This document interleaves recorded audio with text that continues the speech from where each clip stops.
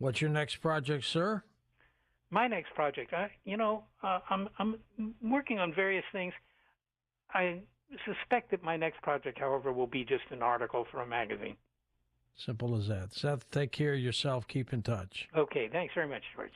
Seth Shostak from the SETI Institute. His website is linked up at coasttocoastam.com. He's been a guest of ours for years. As a matter of fact, as we mentioned, when I was doing my local Nighthawk show in St. Louis, locally, I interviewed him when he was at the Arecibo Telescope in Puerto Rico, and I never, ever forgot him. For Dan Galante, Tom Danheiser, Lisa Lyon, Lex Lowenhood, Sean Ladesseur, Stephanie Smith, Chris Boros, Tim Banal, George Knapp, Richard Serrett, and Connie Willis, I'm George Norrie, somewhere out there on Coast to Coast AM. We'll see you on our next edition. Until then, be safe, everyone.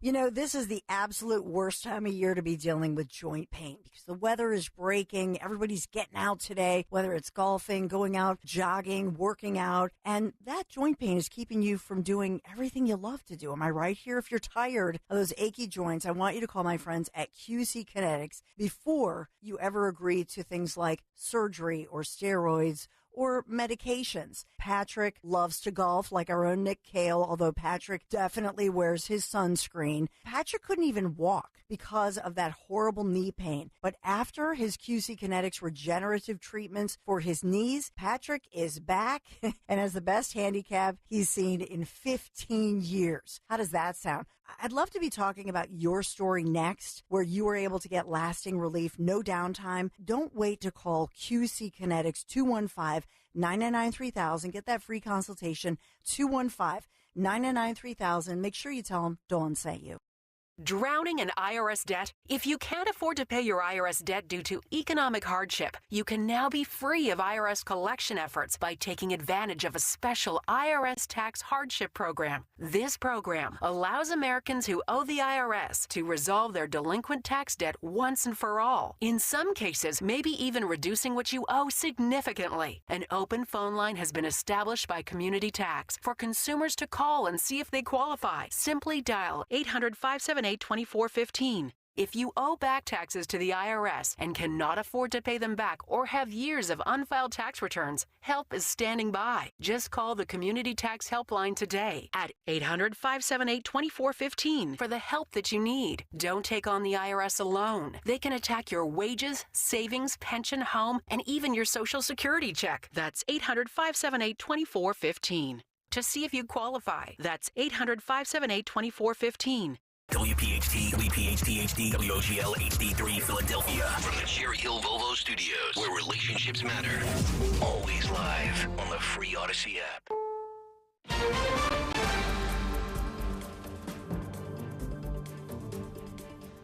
I'm Deborah Rodriguez. Drama at college campuses from East Coast to West. Let's move, folks. Come on, let's go. Let's move. Police in riot gear moved in on pro-Palestinian student protesters who took over a building on Columbia University's campus a day ago and made dozens of arrests. CBS New York's Allie Bauman reports. They drove right up to the second floor window. They put what looked like a cherry picker type ramp up to the second floor window, and then one after another, dozens of officers started going through that window. Police in riot gear have just arrived on campus at UCLA, where pro-Palestinian and pro-Israel demonstrators have been clashing. Secretary of State Blinken is in Israel this morning as part of the Biden administration's push for Hamas to accept a deal to release hostages in return for a temporary ceasefire. CBS's Deborah Pato. He's here in a last-ditch bid to secure a deal to stave off the Rafah offensive and ensure Gaza is flooded with humanitarian aid. Florida's new 6-week abortion ban takes effect today. National Right to Life President Carol Tobias. I'm very excited. About 50% of all abortions occur after that point in pregnancy. So this bill is going to save a lot of lives. Planned Parenthood's Michelle Quesada. There are not enough states left with abortion access in the South. This will essentially cause an abortion desert in our area. A deadly tornado has torn through northern Kansas. At least one person was killed in the tiny community of Westmoreland. Almost 24 homes destroyed. The U.S. Preventive Services Task Force is recommending women begin regular mammogram screenings at the age of 40 instead of 50. CBS News medical contributor Dr. Celine Gounder. The science now shows that all women should get screened for breast cancer at least every other year, starting at age 40. This approach has the potential to save about 20% more lives from breast cancer. For women up to 74, screenings recommended every other year. Harvey Weinstein is expected to be at court in New York today for a rearraignment hearing after his sex crimes conviction was overturned. CBS's Matt Piper in New York. Weinstein spent the weekend at a hospital after his conviction was vacated less than a week ago. The 72-year-old was undergoing tests amid a host of health issues, including diabetes and sleep apnea. The New York Court of Appeals erased his 23-year prison sentence and ordered a retrial. Weinstein's attorney says that should happen sometime after Labor Day. S&P futures are down 16. Dow futures off 51. This is CBS News. Think O'Reilly Auto Parts for all your car care needs. Get the parts and service you need fast from the professional parts people at O'Reilly Auto Parts. Kayal and Company, weekday mornings 6 till 10. After further review, they need to get Wally, pull him back out of the swamp, and put him on that boat in Florida with those trash dumpers. Wally's got a lot of things he can do. He can clean that up and then take him to Colombia. You get Fetterman, a bison, and Wally the crocodile. Yep. And we just unleash all three of these creatures on campus. We got to have a little fun. We were serious for like 3 straight hours with these protests. Start your day with Kayal and Company, weekday mornings 6 till 10 on Talk Radio 1210, WPHT, and the free Odyssey app.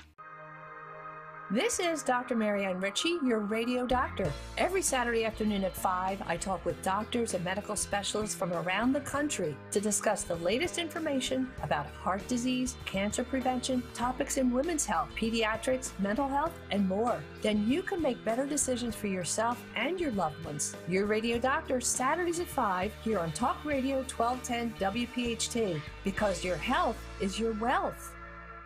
Don't miss Good News in Real Estate with Deanne Katsaros and Mark Cumberland, Saturdays at 1 p.m. Find out all you need to know about home buying and selling. Considering a career in real estate? Visit PhiladelphiaRealEstateClasses.com. Good News in Real Estate, Saturdays 1 p.m. on WPHT. Cards issued by Sutton Bank and Celtic Bank, members of FDIC. Terms and conditions apply. Are you the decision maker in your company? Consider this. For the first time in decades, there's a better option for a corporate card and spend management platform. Meet Ramp, the only corporate card and spend management system designed to help you spend less money so you can make more. Most corporate credit cards offer points as incentives, but those points amount to less than their worth in real cash value. Ramp's business cards offer you cash back, real money in your pocket. Plus, you control who spends what with each vendor. And Ramp's software collects and verifies receipts automatically, which means you'll stop wasteful spending and close your books in hours instead of days. Businesses that use Ramp add up to 5% to their bottom line the first year.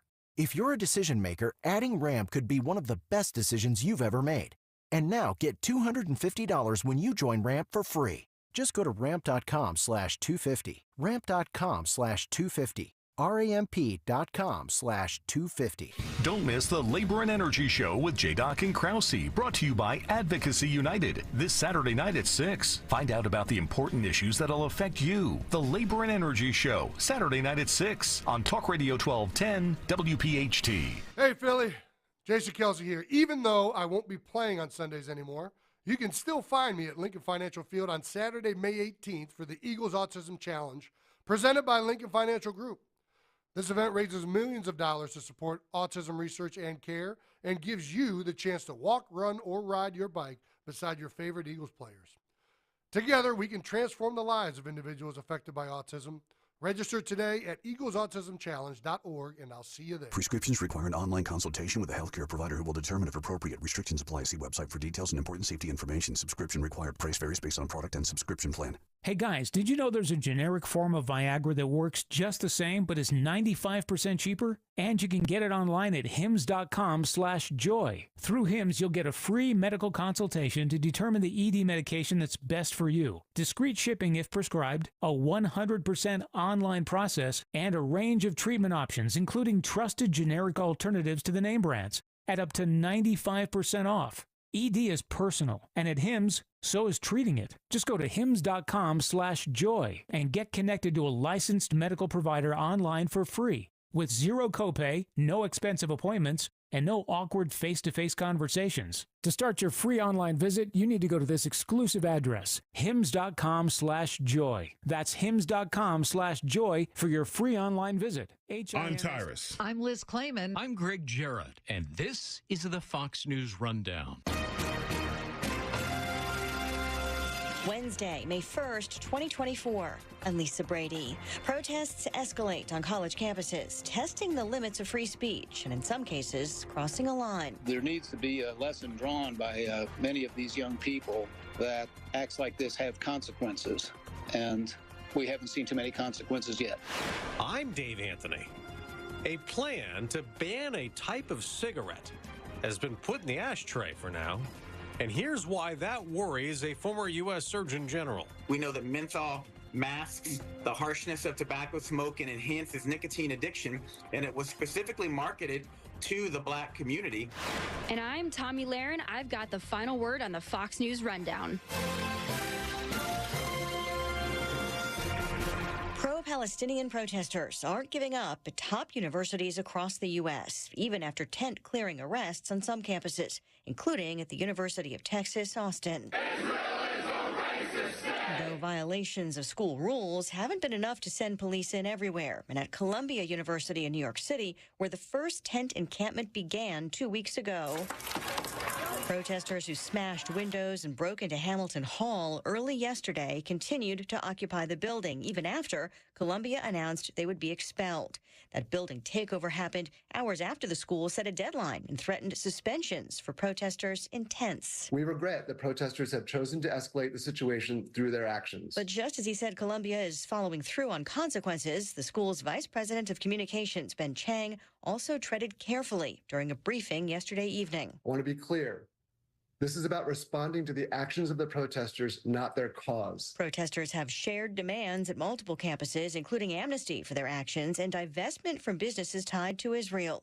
Many Jewish students say they don't feel safe. Well, we are trying to be students. We are trying to take our finals. Sarah Renbaum is a junior at George Washington University. Nick Baum, a freshman at Columbia. And when they wave a banner that reads Intifada, I think of my own safety first and how that's been completely compromised by this obscene instigation on campus. At many protests, it's outsiders, not just students, leading to questions about protest funding and security concerns. Anti-Semitism is a virus, and because the administration and woke university presidents aren't stepping in, we're seeing it spread. House Speaker Mike Johnson announcing that multiple Republican-led House committees will investigate. The White House says protests must be peaceful and lawful when that forcibly occupying buildings is wrong.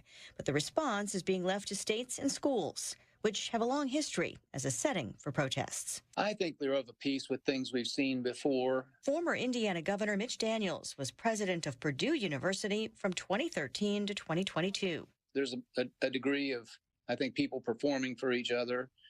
People have convinced themselves they're sincere about these issues, although, as we've learned, many of them, for instance, half of the students in the initial protest didn't know what river their chant was all about. So I think there's a degree of ritual, and every so often an issue emerges that provides an opportunity for people who, I think, have this mistaken idea of what going to college is all about. Have you been surprised at all by the spread around the country? Not really. There's a lot of imitation, as I say, goes on in these situations. I think it's been more common than not that once something flares up, others elsewhere catch the spirit, so to speak. So no, I'm afraid we've seen this movie before. It's not one we enjoy seeing, but I guess I can't say I'm that surprised. Is there anything that schools could have done from the beginning to prevent escalation and have better control over the situation? And I realize it hasn't been the same on each campus in terms of the degree of control, but is there anything that should have happened in the beginning? I want to start by saying that I try to take a somewhat charitable view toward this. These college presidents are in very difficult situations. They're not always entirely of their own making. So I'm a little careful coming to harsh judgments. I will say, however, that a few prompt expulsions would have been therapeutic. There were some clear acts of violence, threats, and even physical harm early on.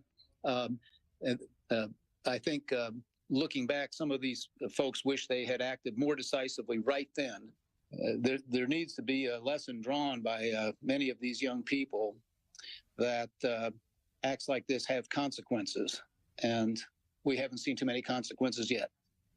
Right, and we now hear the White House kind of drawing more of a definitive line between peaceful protesting and things like, taking over a building. But haven't the schools ended up kind of in a box with this, where calling in the police can escalate things, and then not calling in the police maybe hasn't worked either, because demonstrators just get more, dug in with their demands? I mean, it seems at this point, at least, kind of like a no-win situation on some of these campuses for the administrations. I'm sure in some cases that's right, but I don't think there's a substitute for drawing very clear and bright lines about what is and isn't permitted, and acting very quickly when somebody trespasses those lines. The university I served for 10 years took a very clear stance on free speech. We had virtually no limits on what someone or where someone could express themselves, provided that they didn't trespass on the rights of others. But we did not hesitate to act on those very rare occasions when someone did violate the rules. I think being clear about it and making plain that violations will not be tolerated is the best way to deter them. How big is the issue of outsiders coming into campuses and perhaps organizing some of this? Should the schools and the White House, for instance, be paying more attention to that? It's a very big problem. In fact, we know some of these people are paid to do or subsidized to travel around and foment difficulty of this kind. These are people who, for reasons best known to them, have decided that they despise this country and are eager to express that their disdain for it in any way they can. They seize on these opportunities. Those people ought to go to jail. Somebody ought to press charges. And unfortunately, in many places in this country today, we have prosecutors who don't want to prosecute even worse offenses. So, but no, I think that specifically because we know in every such case I'm aware of, there are always people outside the campus community taking part where they're discovered and apprehended doing something wrong. The consequences need to be, if anything, more severe. Private universities can receive billions in federal funding through grants and contracts, for instance. There's one House Republican proposal that would expand the definition of anti-Semitism so that the federal government would have more of an option to cut funding under an anti-discrimination provision in the Civil Rights Act. How effective could that be in your view? It could be a deterrent. I'd be very careful with it. The federal government throws its weight around far too aggressively now, in many cases threatening this and that, usually involving money. And so I think any such proposal needs to be very carefully drawn so that it's not subject to abuse as today. Some of the statutes, so-called anti-discrimination statutes, are stretched and frequently, I think, abused. The U.S. Education Secretary says there are more than 100 cases open already under that Title VI anti-discrimination provision. Is that a line that's already been crossed in these protests? I don't think there's any doubt it's been crossed. I'm not sure in exactly which instances it has or hasn't. I'm not there to see, and so I'm slow to judge. But there's no question that there have been many, many violations of both federal, but certainly state and local laws, and certainly of campus, perfectly legitimate and necessary campus rules. And I do think we're seeing here, as maybe in some other contexts, a slight motion of the pendulum back in the other direction. And I'm happy to see at least a few schools promptly suspending those who have committed the most clear and egregious violations. And I think that that's the answer really to limiting and perhaps this experience and perhaps preventing the next one. I guess I'm just wondering, how hard is it to prove a Title VI violation on a college campus? I mean, I heard one protester say, don't conflate anti-Zionism with anti-Semitism. So, is holding up the wrong kind of sign enough to be a Title VI violation? How hard is it to prove this kind of thing? No, you have to be careful, but unless the accounts we've read so frequently are all incorrect, there have been physical assaults, Jewish students called names and physically threatened when they weren't actually injured. That's pretty clearly something other than anti-Zionism. I know there's been some parallels drawn between what's happening right now at Columbia with the takeover of Hamilton Hall and when that happened back in the 1960s, same building being taken over by protesters. Is it very different in your view, though, or is it only different in terms of how it's being handled? I don't recall it being handled very effectively then either. It's ironic that these young people are paying all this money to schools because of what they don't know. In my own view, those who decide that this is the way they want to spend their college experience are disdainful of rules of which they're very well aware and which are very justified.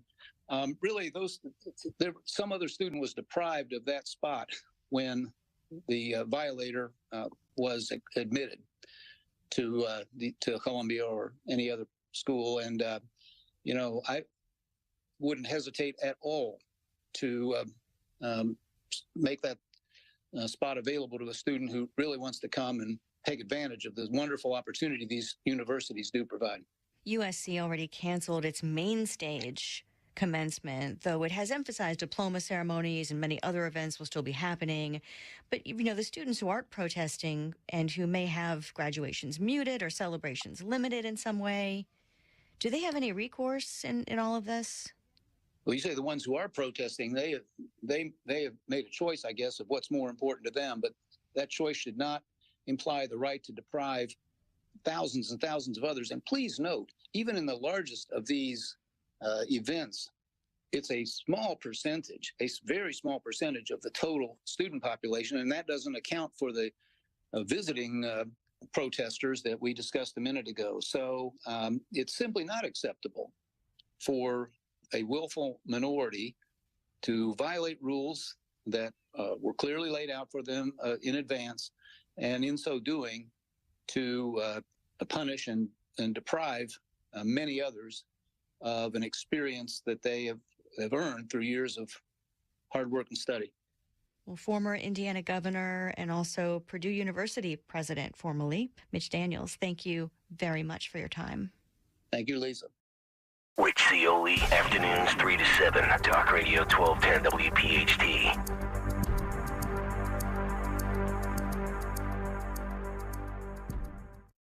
It's happening daily. We're being conned by the institutions we used to trust. The mainstream media is distracting us with meaningless headlines instead of focusing on the harsh realities facing American families. Time is short before something big happens, and that's why so many folks are preparing.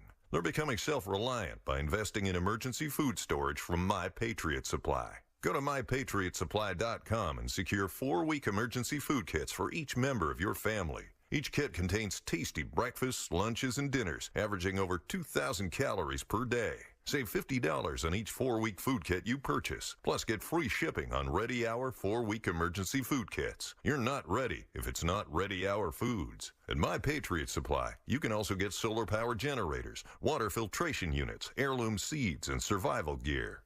Order by 3 p.m. and your unmarked boxes ship the same day. Shop MyPatriotSupply.com today. MyPatriotSupply.com. If spring allergies keep you trapped inside, then you need Navage Nasal Care to keep you breathing clearly and enjoying all the beauties of spring. Navage helps clear nasal passages that are often clogged because of seasonal allergies. Navage gently flushes a pure, refreshing saline solution through your nasal passages to clear out congestion, sucking out that springtime pollen and other irritants trapped in your nose. Navage is available online at Navage.com or in stores at Walmart, Walgreens, CVS, Rite Aid, and Target. Navage, Navage.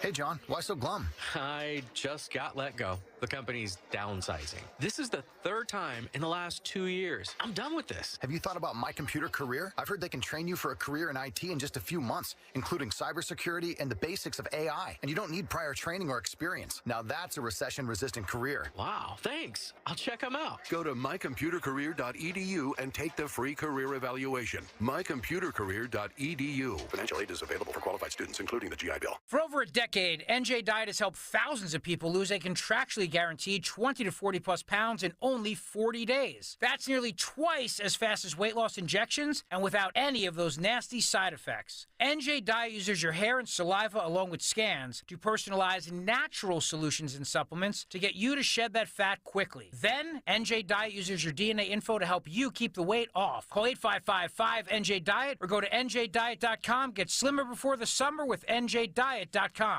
Hey, Dawn Stensland here. You've heard me talk about Chapman Windows, Doors, and Siding, how much I love my new patio doors. You know by now, if I needed windows, doors, or siding, I'd only trust the Chapman team. If you're thinking of updating your current siding or removing your current stucco and replacing it with siding, think Chapman. With the new updated siding choices available, the curb appeal of your home will pop. If you currently have stucco, updating it with James Hardy plank or vinyl siding will truly add value to your home. If you're looking to sell, you can bet buyers will value updated new siding. And right now would be a good time to get ahead of the ball and plan your siding project for 2024. The certified Chapman installers are the folks you want on the job. If you or someone you know are looking for windows, doors, siding, stucco remediation, shutters, or hardware, give them a call or text them 610-431-8898, ChapmanWindowsDoors.com. Chapman, the name I trust. Tell them Dawn sent you. Don't miss the annual Bear Affair Gala on May 2nd at the iconic Lincoln Financial Field. Celebrate the mission of Philadelphia Children's Alliance and join them in the fight against child sex abuse. Get your tickets today at bearaffair.org. Philadelphia Children's Alliance believes that all kids deserve to be kids. Abuse occurs in every neighborhood in our city, and the Children's Alliance does everything they can to stop it. From child-sensitive interviews to therapy, medical exams, prevention, education, and more, all of their services are at no cost to families and our community. Get your tickets today at bearaffair.org. Diabetes, high blood pressure, anxiety meds, everyone's on them. If you're a 50-year-old male, maybe a bit porky, and you may even have type 2 diabetes, $1 million of term insurance may only cost you about $200 a month. Call Term Provider. Speak with Big Lou at 800-700-6898. Big Lou will find a term life policy for you even if you have type 2 diabetes, are overweight, or have high blood pressure. Term Provider has helped thousands of people like you who think they can't afford term life insurance. To buy $1 million of affordable term life for you, all you need to do is call Big Lou at 800-700-6898. Lou will make sure the scales are tipped in your favor. Call 800-700-6898. Big Lou will answer your call and work to fit you into a term life policy that you can afford. Remember, Big Lou's like you. He's on meds too. Call 800-700-6898. 6898, 800-700-6898, or biglou.com. Calling on Levittown. Hello there. To follow 1210 WPHT on the free Odyssey app. Download it now. Now, a look at what's happening from the Fox News Rundown. Good morning. It's Wednesday, May 1st, first day of May 2024. I'm Ted Lindner. This is the Fox News Rundown. Protests continuing to spark on more and more college campuses as many call for an end to the Israel-Hamas war. Fox's Ashley Strohmeyer with the very latest. All of this coming just weeks or even days before commencement ceremonies are set to take place at university campuses all across the country. Now, Columbia University's is set to happen May 15th, and we're now learning the university has asked the NYPD to stay there until the 17th, so 2 days later. And while Columbia initiated the pro-Palestinian encampments on campus, it's only emboldened similar situations across the nation.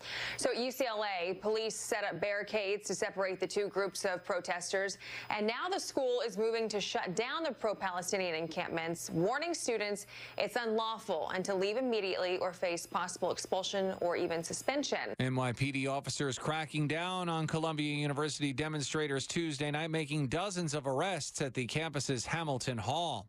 Well, today is a day of tradition, a day of protest. It's May Day, and it's being marked around the world. Fox's Jonathan Savage with more. Some celebrate May 1st as a festival of spring. Maypoles will be danced around and May Queens crowned. But the celebration that marks the changing of the seasons coincides with International Workers' Day and a chance to protest injustice.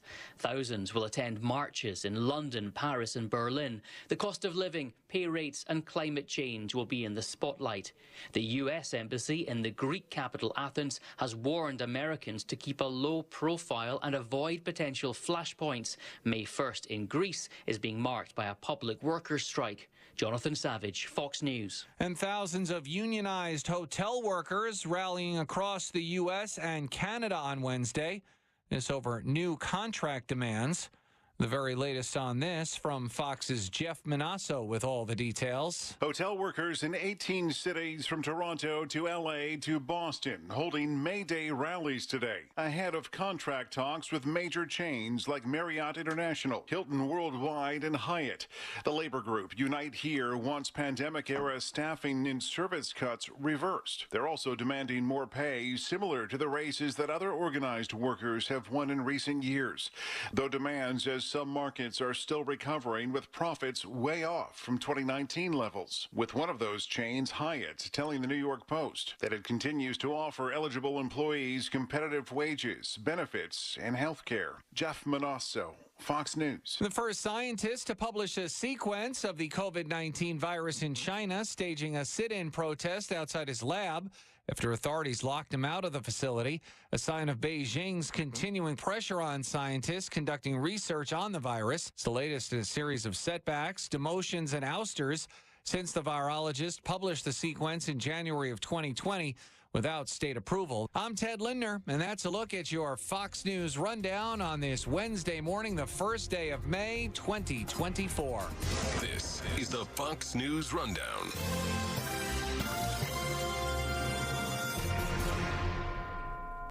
Wake up with Kayal Company. Mornings 6 till 10. Talk Radio 1210.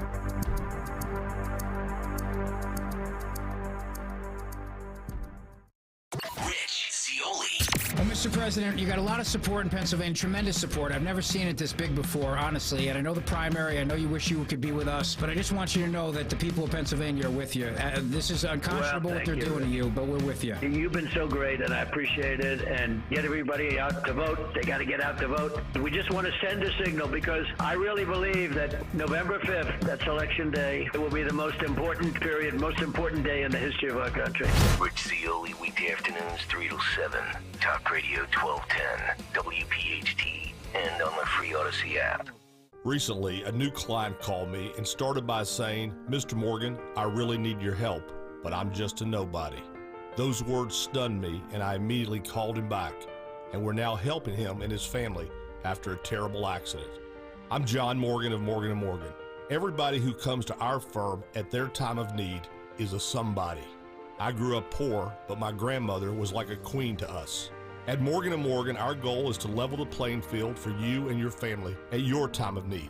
The insurance company has unlimited money and resources. You need a firm who can fight them toe-to-toe. For right at 30 years, we have fought them in courtrooms throughout America. Our results speak for themselves. And always remember this, everybody is a somebody, and nobody is a nobody. Visit forthepeople.com to learn about our firm, Morgan & Morgan, for the people. Injured? Visit forthepeople.com for an office near you.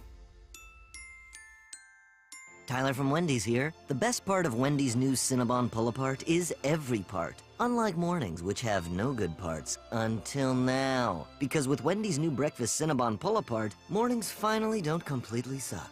And now that mornings have warm cinnamon sugar rolled dough and ooey gooey frosting, are they the best part of every day? Probably not, but you get the idea.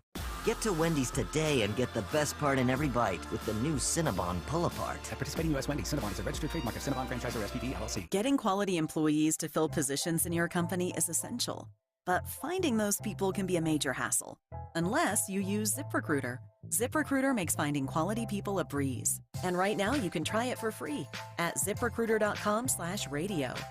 With ZipRecruiter, one click sends your job to hundreds of top job sites.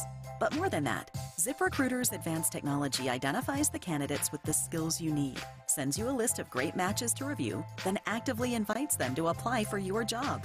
And the results speak for themselves. 4 out of 5 employers who post on ZipRecruiter get a quality candidate within the first day.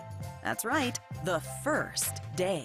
Now you can focus on your business and let ZipRecruiter do the work finding the best people for you. See for yourself. Experience the ease, efficiency, and power of ZipRecruiter for free. Just go to ZipRecruiter.com/radio.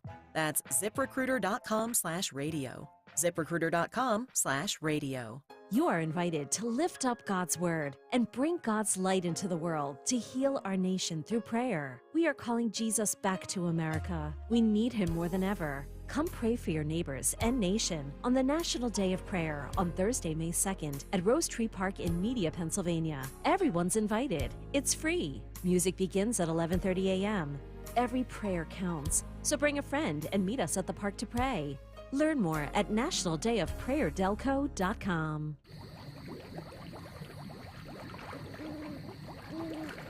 Oh, I'm sorry. Were you expecting a commercial there? Well, when describing the feeling of owning your own swim spa or hot tub, sometimes words can be hopelessly inadequate. If you like what you hear, Jacuzzi Hot Tubs of Southeastern PA can help by transforming your outdoor living space. Build your outdoor sanctuary at any one of 5 area jacuzzi locations.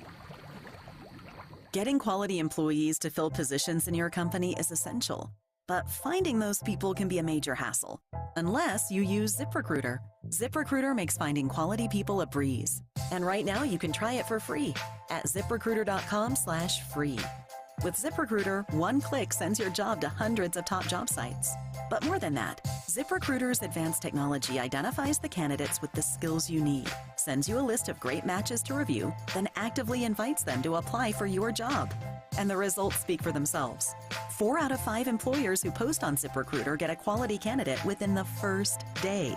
That's right, the first day. Now you can focus on your business and let ZipRecruiter do the work finding the best people for you. See for yourself. Experience the ease, efficiency, and power of ZipRecruiter for free. Just go to ZipRecruiter.com/free. That's ZipRecruiter.com/free. ZipRecruiter.com/free. Calling on Blackwood to follow 1210 WPHT on the free Odyssey app. Download it now. Rundown now. The latest from Fox Business. I'm Maria Bartiromo, and this is the Fox Business Report. A bad close of the month on Wall Street Tuesday. The Dow lost 570 points. The Nasdaq down 325. The S&P 500 down 80. The 3 major indices suffering their worst monthly percentage declines of the year. The S&P 500 and the Nasdaq, their biggest monthly percentage declines since September of 2023. The Federal Reserve will announce its latest interest rate decision today. It's expected to remain unchanged at a range of 5.25% to 5.5%. Amazon's net sales increased 13% year to year. The company reporting over $143 billion in sales in the first quarter, compared with over $127 billion in the first quarter a year ago. Starbucks sales fell, though. Net income for the company's latest quarter, $772.4 million, down from $908.3 million a year ago. That's your Fox Business Report. I'm Kevin Uretsky. Invested in you.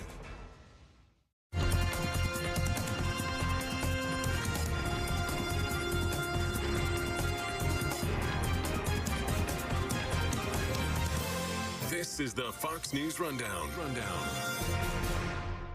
You can still smoke them if you got them. A proposed menthol cigarette ban has been put on the back burner. I think that's a basic, like a human right to buy the favorite cigarette if they want. Anna Yao owns the Elmsford Smoke Shop in New York, where menthol cigarettes are her store's second biggest seller. But anti-smoking advocates are disappointed after pushing for menthol cigarettes and flavored cigars to be banned. It has a numbing and cooling effect and leads to deeper inhalation. The deeper you inhale, the more toxins and nicotine you take in. Dr. Philip Gardner co-chairs the African American Tobacco Control Leadership Council. He says a ban would especially be beneficial for the health of black smokers who overwhelmingly favor menthol cigarettes, much more than white smokers. But some civil rights leaders oppose the ban. So Health and Human Services Secretary Javier Becerra said in a statement last week, putting a ban on hold, they need more time to make the decision. Dr. Jerome Adams thinks that's a mistake. The former U.S. Surgeon General in the Trump administration favors a ban. I actually wrote an op-ed about this a few weeks ago with former Surgeon General under Obama, Dr. Regina Benjamin. And our concern at the time, which is even more intense now, is that this is going to cost lives, and particularly it's going to cost black lives. Dr. Adams is now the executive director of Purdue University's Health Equity Initiatives. More than 80% of black people who smoke use menthol cigarettes compared to just 35% of the white population who smokes. We know that menthol masks the harshness of tobacco smoke and enhances nicotine addiction, and it was specifically marketed to the black community. And so a failure to remove these products from the market is actually going to very specifically harm black communities. We can't obviously see tobacco ads on television. They're not on the radio. You know, we don't see as much advertising. How were they so successful in marketing menthol so that they have so many more users of the product in the black community? Well, it's a great question. And if you look back at the tobacco playbook, they were in magazines that were specifically targeted to the black community. They were in stores that were specifically in the black community. They were even made less expensive, menthol, because again, less addictive on TV commercials and beyond. And like you said, you don't see this anymore, particularly if you aren't in these communities, because we're in a better place with cigarettes. We absolutely are. It used to be that 42% of people in America smoked in 1964. Today, less than 12% do. But again, we know certain communities, Native Americans, African Americans, the LGBTQ community, all smoke at higher rates and smoke menthol cigarettes at higher rates. And it's the biggest preventable cause of disease and death in this country still. Now, I know that part of the strategy behind the ban of menthol would be to improve what are considered disparate health outcomes, black versus white. I was reading National Review, they put something out, and they said that like many anti-racist arguments, this one is more racist than you think. Not being able to ban a product in general, but settling for banning the version of it popular with black people doesn't put very much faith in the decision-making abilities of black people who are fully capable of evaluating their decisions just like anyone else. So they're taking the side of we don't need the ban necessarily. It's interesting because here's what that counter-argument misses. It misses the fact that menthol is the only flavor that is still currently allowed amongst tobacco. Literally all other flavored products have been banned by the FDA. And so menthol is the only characterizing flavor that's still allowed. So it's not that we're removing a product specifically because we're paying attention to denying black people choice. It's that that's the only dangerous product when you look at flavors that's still allowed on the market. It's actually the converse. It's saying, why are we only letting something stay on the market that specifically harms a certain group of people. So why hold off on this? If you and someone from the Obama administration agree, and so many people fear the health situation for Black Americans who are smoking menthol cigarettes, why delay this? You always run into a tension when health goes up against economics. And the tobacco industry is a big part of the U.S. economy. They have a strong lobby. As a matter of fact, they have reached out to and supported members of the Black community, including Al Sharpton, who receives funding from the tobacco industry. And so you've seen him out there arguing for a delay. And I think that puts the Biden administration, to be fair to them, in a tough situation when you have someone like Al Sharpton out there saying that we should delay this ban. But what I will tell you is the health experts, the people who make no money off of the tobacco industry, will tell you this will save lives. It will specifically save Black and brown and LGBTQ and young lives, because again, younger people favor menthol cigarettes and flavors. And it will save us money when you look at the fact that healthcare is 20% of our GDP, and costs more in the United States than anywhere else on the planet, and a lot of that cost is being driven by smoking. Let's get into cigarette alternatives. There have been people who want vaping bans. There is certainly less science on what vaping does to us than smoking. Smoking's been around a lot longer than vaping. What's your view on e-cigarettes? Again, many people will know that I put out a call to action and advisory warning about rising use of e-cigarettes when I was Surgeon General back in 2017. Fortunately, youth use has come down. I do believe that vaping products can be less harmful than combustible tobacco products if you are substituting one for the other. Okay. However, they're not less harmful if you're a young person who otherwise would not have consumed them at all. You're just giving them something that's more dangerous than not consuming nicotine. And we also know that many adults who vape don't use them as a substitute for cigarettes. They actually stack, is what we call it. They smoke in places where they can smoke combustible cigarettes, and then they vape in places where they can't smoke combustible cigarettes, and they're actually getting more nicotine and becoming more addicted. So we need more science. We need more research on who, where, when, how vaping could be a good alternative and a good means to help people quit smoking. There's something else in the last couple of years. These little pouches, Zyn, they're like, I guess, in some ways, like the old chewing tobacco pouches, Yes. or snus in the last couple of years as well. But there's no tobacco in these little Zyn pouches that you put, between your cheek and gum, and essentially use like chewing tobacco. There's no tobacco in it. What's the harm for Zyn? Well, again, there's no tobacco in many of them, but there's a lot of nicotine.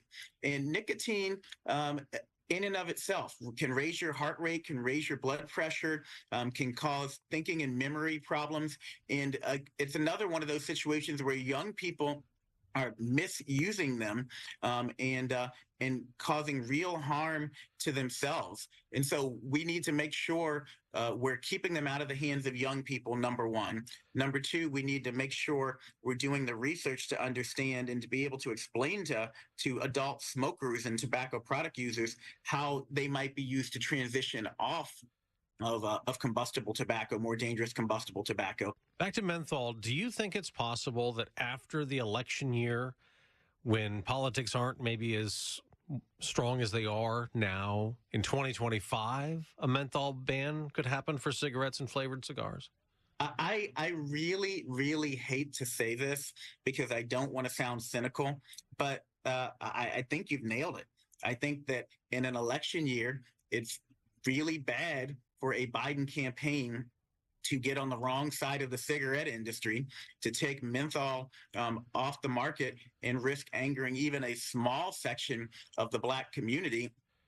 Many of whom consume these products. But once you get past the election and the politics, everyone knows that this makes sense. I wouldn't be surprised, quite frankly, if Trump were to win if they were to ban menthol products in a new administration, because from a health perspective, it's costing our economy, it's costing Medicare and Medicaid millions upon millions of dollars to take care of tobacco-related illness, disease, and death down the road. You worked for former President Trump for several years. Do you want him reelected? Do you have a stake in this 2024 campaign? Well, I think we all have an incredible stake in this campaign, and I'm going to work with either administration. I'm going to work with anyone out there who has as their goal a healthier America. I don't care about politics. I'm not a Republican or a Democrat. I'm an independent. I care about health. Your book that came out late last year, Crisis and Chaos, Lessons from the Front Lines of the War Against COVID. It's been quite a long journey to get to where we are now. Indeed. What stands out to you as you looked back at the pandemic?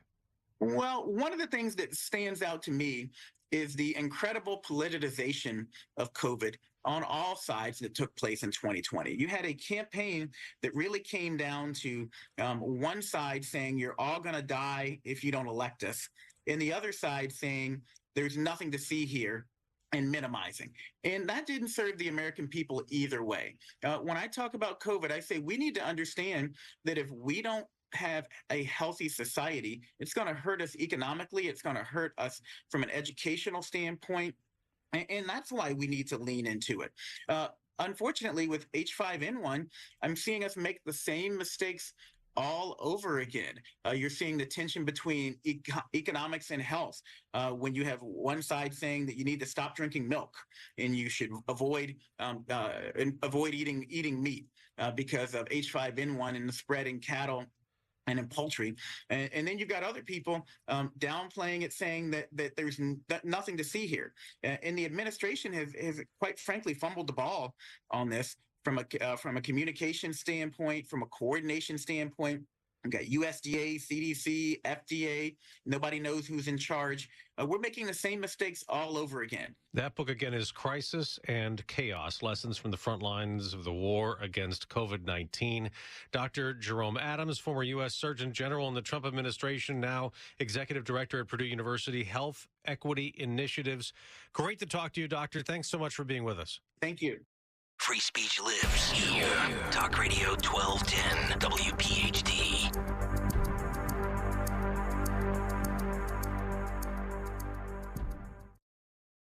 Getting quality employees to fill positions in your company is essential, but finding those people can be a major hassle, unless you use ZipRecruiter. ZipRecruiter makes finding quality people a breeze. And right now you can try it for free at ZipRecruiter.com/free.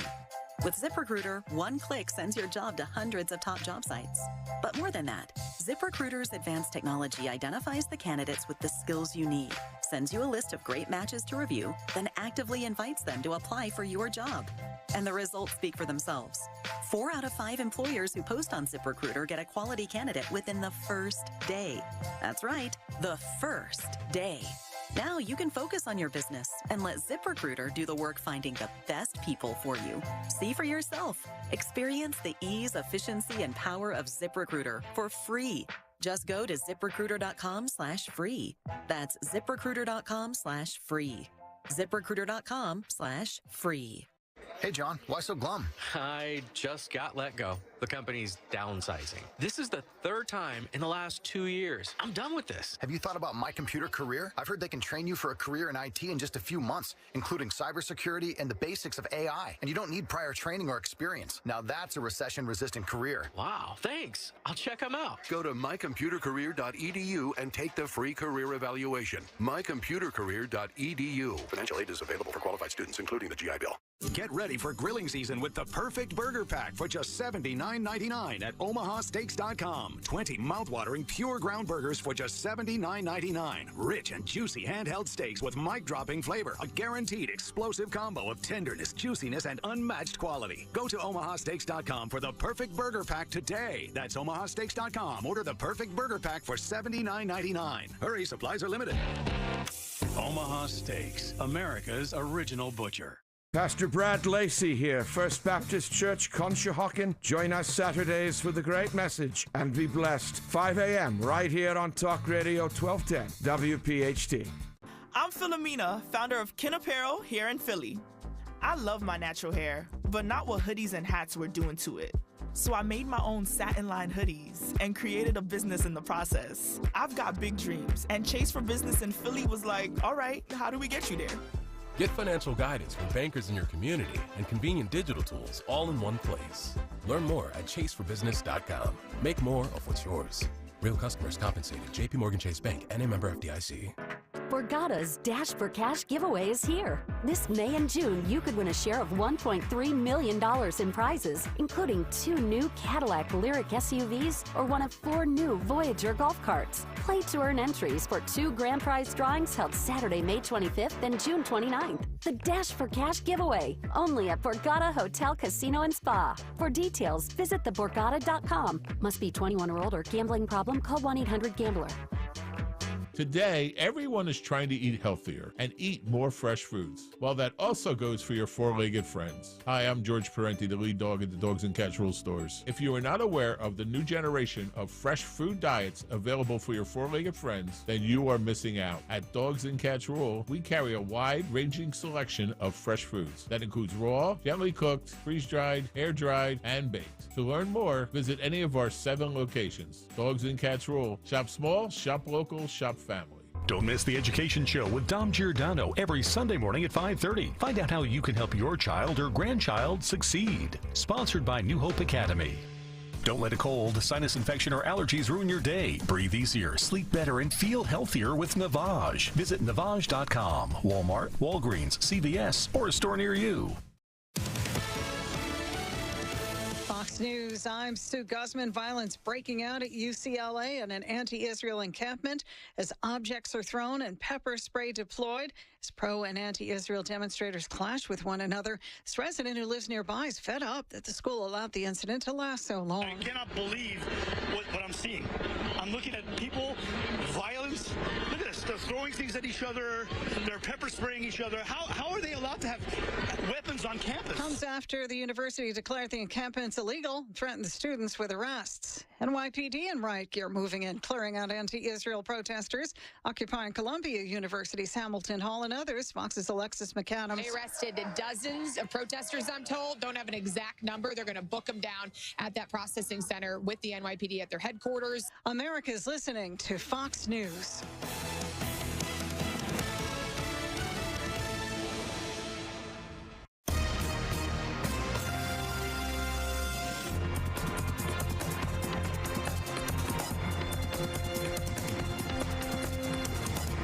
Is the Fox News Rundown. Now a look at sports. There have been some phenomenal finishes in the NBA playoffs, but injuries to star players have made headlines. On Tuesday, the Celtics announced that Kristaps Porzingis will miss Game 5 of their series against the Heat as he suffered a soleus strain against Miami on Monday night. Porzingis left Game 4 with right calf tightness. According to ESPN, it's the same injury suffered by Bucks star Giannis Antetokounmpo, who has been out for Milwaukee's first-round series against the Pacers, and Porzingis is expected to miss several games. In other injury news, the Clippers have ruled out Kawhi Leonard for Wednesday's Game 5 matchup against the Mavericks, meaning he'll miss his 3rd game of the series. That's sports on the Fox News Rundown. I'm Joe Morgan, Fox News. Take me out to... kids game, we have to go. Take me out to the... Honey, please, just grab the cooler and his bat relief. Root for the all-new Chevy lineup of SUVs at Hester Chevrolet. Big enough for the family and all the stuff this baseball season. Hester Chevy is your local home team with the largest availability of new Chevrolets in Philadelphia, plus the largest selection of Silverados and Trax. No dealer will beat their price. More at HesterChevy.com. See dealer for details. Your way or no way at Hester Chevrolet.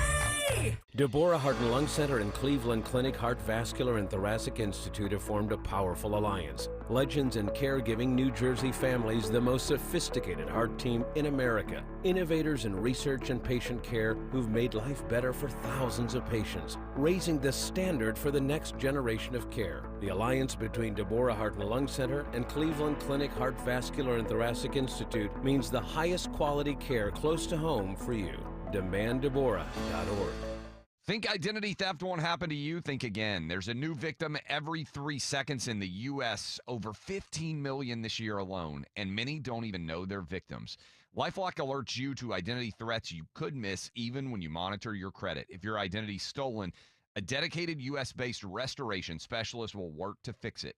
No one can prevent all identity theft, but everyone can save up to 25% their first year with my name, Clay, as the promo code at LifeLock.com. Getting quality employees to fill positions in your company is essential, but finding those people can be a major hassle unless you use ZipRecruiter. ZipRecruiter makes finding quality people a breeze. ZipRecruiter's advanced technology identifies candidates with the right skills, sends you great matches, then you can easily invite them to apply. 4 out of 5 employers who post on ZipRecruiter get a quality candidate within the first day. See for yourself. Go to ZipRecruiter.com/free to try ZipRecruiter for free. That's ZipRecruiter.com/free. Getting quality employees to fill positions in your company is essential, but finding those people can be a major hassle unless you use ZipRecruiter. ZipRecruiter makes finding quality people a breeze. And right now you can try it for free at ZipRecruiter.com/radio. With ZipRecruiter, one click sends your job to hundreds of top job sites. But more than that, ZipRecruiter's advanced technology identifies the candidates with the skills you need, sends you a list of great matches to review, then actively invites them to apply for your job. And the results speak for themselves. 4 out of 5 employers who post on ZipRecruiter get a quality candidate within the first day. That's right, the first day. Now you can focus on your business and let ZipRecruiter do the work finding the best people for you. See for yourself. Experience the ease, efficiency, and power of ZipRecruiter for free. Just go to ZipRecruiter.com/radio. That's ZipRecruiter.com/radio. ZipRecruiter.com/radio. If you're drowning in IRS debt and can't afford to pay, then you need to take advantage of special IRS tax programs that are available and free yourself from IRS collection efforts once and for all. Due to the financial hardship consumers are facing throughout the country, the Internal Revenue Service has made it easier to settle delinquent tax problems. An open phone line has been established by Community Tax for consumers to call and see if they qualify. Take down this number or store it in your cell phone, but call the Community Tax Helpline at 800-254-4574. If you owe back taxes to the IRS and cannot afford to pay them back, or even if you have years of unfiled tax returns, there's no need to fear anymore. But you have to call the Community Tax Helpline today at 800-254-4574 for the help that you need. Don't take on the IRS alone. They can attack your wages, savings, pension, home, and even your Social Security check. Call 800-254-4574 for your free consultation and to see if you qualify. That's 800-254-4574. Hey, Philly. Jason Kelsey here. Even though I won't be playing on Sundays anymore, you can still find me at Lincoln Financial Field on Saturday, May 18th for the Eagles Autism Challenge, presented by Lincoln Financial Group. This event raises millions of dollars to support autism research and care and gives you the chance to walk, run, or ride your bike beside your favorite Eagles players. Together, we can transform the lives of individuals affected by autism. Register today at eaglesautismchallenge.org, and I'll see you there. Without the ones like you, who work tirelessly to keep things running, everything would suddenly stop. Hospitals, factories, schools, and power plants, they all depend on you. No matter the weather, emergency, or time of day, you're the ones who get it done. At Grainger, we're here for you with professional-grade industrial supplies. Count on real-time product availability and fast delivery. Call, click Grainger.com, or just stop by. Grainger, for the ones who get it done. Celebrate the ladies in your life on Mother's Appreciation Day, presented by Pep Boys, when the Phillies play the Giants on Sunday, May 5th at 7:10, and women 15 and over receive a Phillies bucket hat. Get tickets now at Phillies.com. Let's be frank, you don't want to miss Hatfield Phillies Frank's BOGO Night, when fans can purchase 2 hot dogs for the price of 1. Join the fun on Tuesday, May 7th at 6:40 when the Blue Jays are in town. Snag tickets now at Phillies.com. At Independence Blue Cross, we take care of the people who take care of you. Everyday heroes like firefighters, police officers, teachers, farmers, and healthcare workers. Doctors and hospitals across the region have IBX, and they know what it means to have reliable access to care. So whether you're saving lives or just trying to live a healthier life, count on IBX, the region's #1 health insurer for 85 years. Learn more at IBX.com. Get slimmer for the summer by losing a contractually guaranteed 20 to 40 plus pounds in only 40 days with NJ Diet. Call 855-5NJ-DIET or go to njdiet.com. Get ready for spring with njdiet.com. WPHT, WPHT HD, WOGL HD3, Philadelphia. Always live on the free Odyssey app. From the Cherry Hill Volvo Studios, where relationships matter. Live and local from Philadelphia. Free speech lives here. It's Kayal and Company on Talk Radio 1210 WPHT.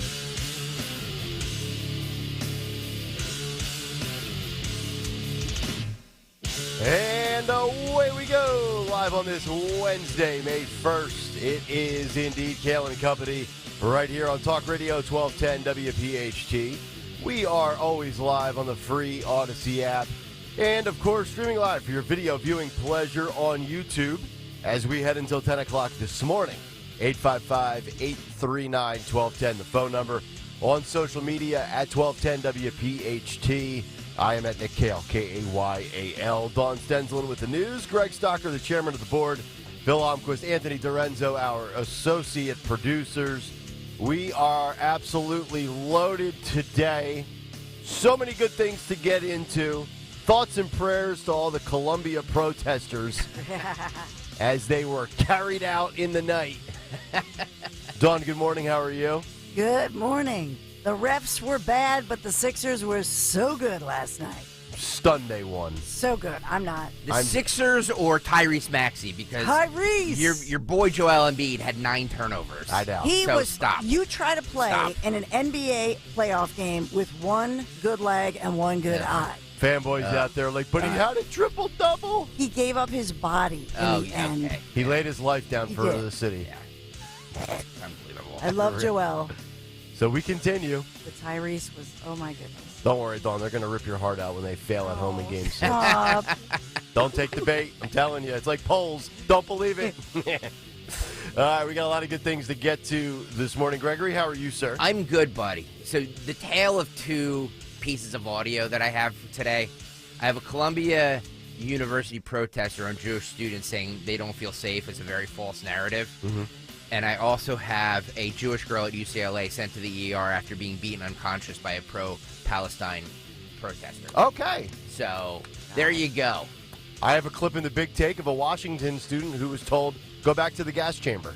So what a time to be alive. There's no Jewish hate behind any of this. It's all just, we just don't want war. Fake news. The children that are dying. That's what we're really upset about. Yeah. Okay. It's a sin. Columbia, UCLA, Tulane University, just to name a few, dealing with all sorts of protests that turned violent, police presence. I got to tell you, the video last night, seeing New York's, I think they were New York's finest, law enforcement officials, we'll call it that, climbing a ladder to go into a second-story window at Columbia, like, we're coming to get you. The gig is up. Party over. It's like when you're up in your treehouse when you're a youngster and you won't come down, and your parents are like, come down or I'm coming up there to get you. Mom and Dad go up the ladder.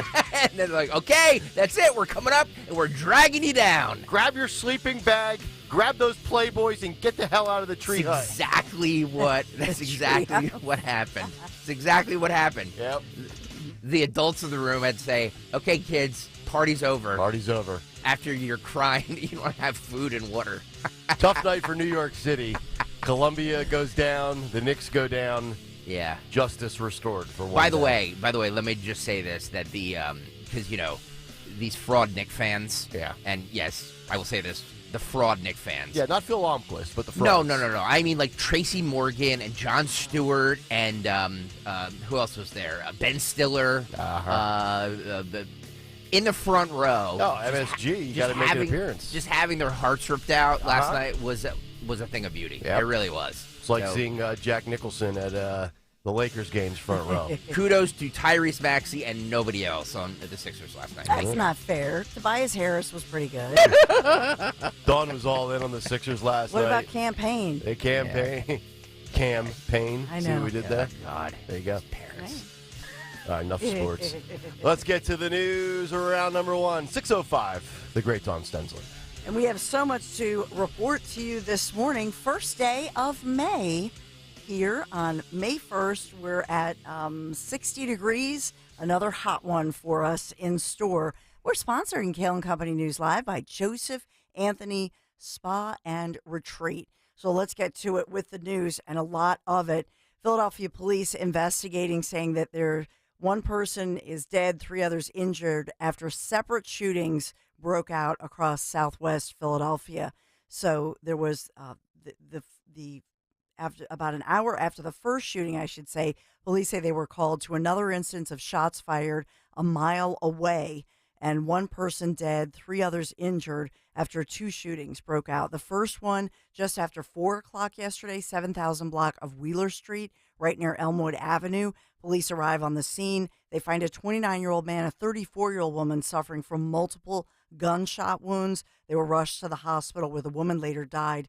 We have no word yet on her identity, but the man in that situation is still in critical condition. I just checked on that one. He's still in critical condition as of this minute. And then, like I said, about an hour after that first shooting, they were called to another instance of shots fired about a little over a mile away. They say a man had been driving on 72nd Street right near Passyunk Avenue when gunfire rang out, and he gets out of his vehicle. The shooter gets out of the vehicle, starts shooting in the direction of a pizza shop that was across the street. That report from Philadelphia police. So they find a guy in front of the pizza shop who'd been shot in the leg. He was rushed to the hospital. Right now he's in stable condition. And so they said another injured victim in that shooting arrived at the police station. We see that all too often. Both of these under investigation, okay? A 15-year-old girl this morning is in police custody after police suspect her of stabbing her own grandmother to death. This happened in West Philadelphia early this morning on the 300 block of Cobbs Creek Parkway. So in this one, the victim, they say, is a 67-year-old woman. She's the teen's legal guardian, the grandmother. They say it was some kind of a domestic situation. They're not saying exactly what. The teenage girl calls 911. Police arrive, start questioning the teenager, and they realize the teen who called is their suspect. Oh, that's just sickening. It is. Grandmothers are they're like the best, the best people on the planet, right? Like if you're to rank all of your family members that you love the most, like grandma's like always number one. Curious to know why grandma had to take care of 15-year-old Sweetie Pie. Yeah, where are the parents, right? Yeah. Well, and perhaps that's what we don't know. We don't know. Jail? We also don't know, have police been called to this grandmother's home in the past? Was there a situation where the teenager was placed in this home because there were problems elsewhere? Mm-hmm. We don't know any other history. Yeah. So all of this will come out, no doubt. Well, I'm guessing tragedy. It's a she, right? Yes. If she really did stab her grandmother, and obviously we don't know that, or kill her grandmother, that there's some background history going on there. You know what I mean? That's you just don't randomly stab grandma because she forgot to give you a birthday card. Just my opinion. Yeah. Yes. And a new low as SEPTA Transit Police are asking for the public's help in trying to identify a suspect accused of attacking a man on the Broad Street line. A young man. This happened on March 14th, 8:30 p.m. as the northbound line train was approaching the station of Cecil B. Moore there. So the person, the suspect, assaulted this 25-year-old young man who has autism. Oh. And so the young man's mom, the victim, also attends special classes at Temple University where he's beloved and suffered severe injuries to his face. He's identified as Isaiah Miller, his parents speaking out and saying that they absolutely believe that Isaiah was attacked because he's autistic. Which makes you an even bigger coward for attacking somebody with some sort of disability, so to speak. 100%. And so it's very upsetting. It's making national headlines at this point because Isaiah's family is coming out speaking about this. He's adorable and sweet. And so I have no doubt they're releasing a lot of different suspect descriptions, some surveillance images. So I don't have a reward at this point, but perhaps maybe he'll get to go to a Phil's game or something of that nature. Yeah, that'd be very cool. cool. Help him heal for sure. Absolutely. All right, should we talk about sports? I stayed up for the whole game. I I'm just know. going to make my confession. I stayed up. Tyrese Maxey. Covering the game like a Sixers beat reporter. Oh, my goodness. Dawn Stensland. It was so awesome, as Greg Stocker said, to see it happen in the New York Knicks' own house. Mm-hmm. That was, I think, one of the best parts of last night. I've got to give the Sixers credit. I thought that at the first sign of adversity, if they went down 12, 13 points, or the Knicks go on like a 15-2 run or something like that, they would close up shop and quit. But they fought back, I don't know, 3 or 4 different times where I thought the Knicks had it in the bag. And every time I thought they did, all of a sudden, here come the Sixers again. So the final was 112 to 106. In Tyrese overtime, Maxey. yeah. What? In overtime, I said. Yeah. And because of Tyrese, they got into overtime. Yeah, that three he drained. Oh my gosh. It was like half court I know. almost. I know.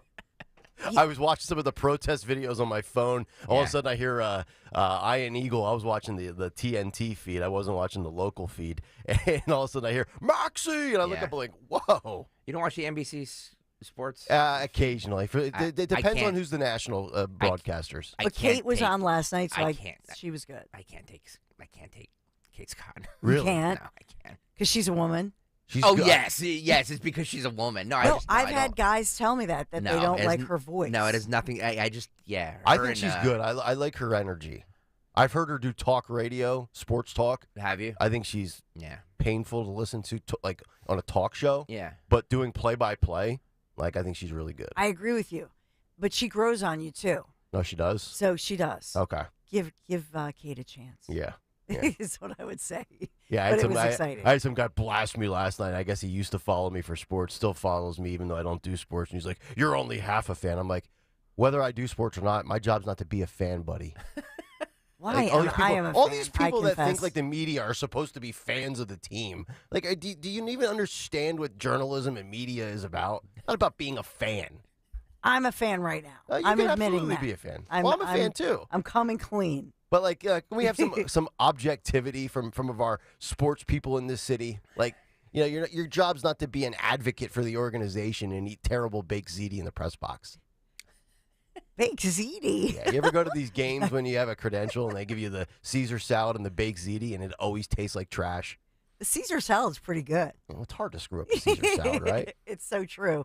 And Phillies, we had both of it was nice last night. It was just a nice feeling. Let me have this. Phillies 7-5 against the Angels. Yeah, we look good. 20 wins in April. Stunning for the Phillies. Never thought that was possible. It's like a franchise record, I think I heard. I was like, you know what? Let's just get out of April at 500. Like 11-11 or something like that. So Phil's Angels today 4:07 p.m. and then our Phillies against the Giants will be this Friday, May 3rd. As far as Sixers, even though I stayed up last night, and I know Nick did too, because I was texting, the GOP needs to be like Maxey. They do. They do. Young, energetic, and successful. Yes. And persistent. Yes. Yeah. Never give up. 9 p.m. start tomorrow night? Yeah, is that that's what time it is? Yeah, it's ridiculous. Greg knew where I was leading with that. Yeah. I won't be up tomorrow night. 9 o'clock start? What? How is an Eastern time zone game at 9 o'clock? That's what I want to know. That just shows you that they didn't think we were going to go 6. Either is that what or that means? they're just greedy. It depends on what the schedule is. I don't know how many games there are league wide tomorrow. Probably a triple header again. Oh, okay, that's true. Yeah. So 59 degrees, mostly cloudy right now, and we're still in this unusual heat wave, if you want to call it that. Well, it's not a true heat wave by definition, obviously. So don't DM me. Today, 81. Stay out of Dawn's DMs. Dawn gets weather DMs. Like, technically, a heat wave is 3 days. Oh, God. Yeah, I know. People are just nauseating. 81 remember degrees. Remember when audience members didn't have access to us? Yes. I like that. Can we just go back to the day where we had a phone number and that's it? And I include, we have a chat, we have Twitter. Yes. I read everything. Give I them read an inch, emails. they take a mile. I know. I actually love Everybody thinks that they're a Brian Stelter out there.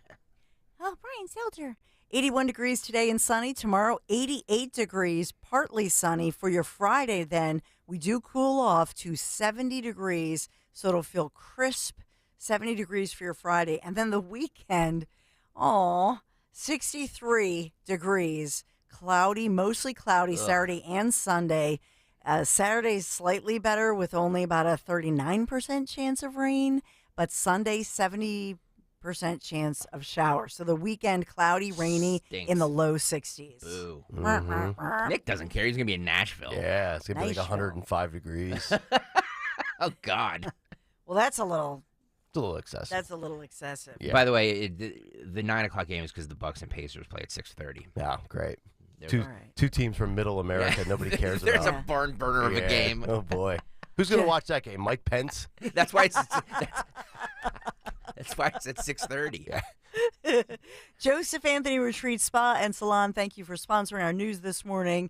Yes, the secret to spoiling the moms in your life. This spring, remember TikTok Mother's Day, May 12th. 3 locations, Glen Mills, Springfield, Center City, Lowe's Hotel.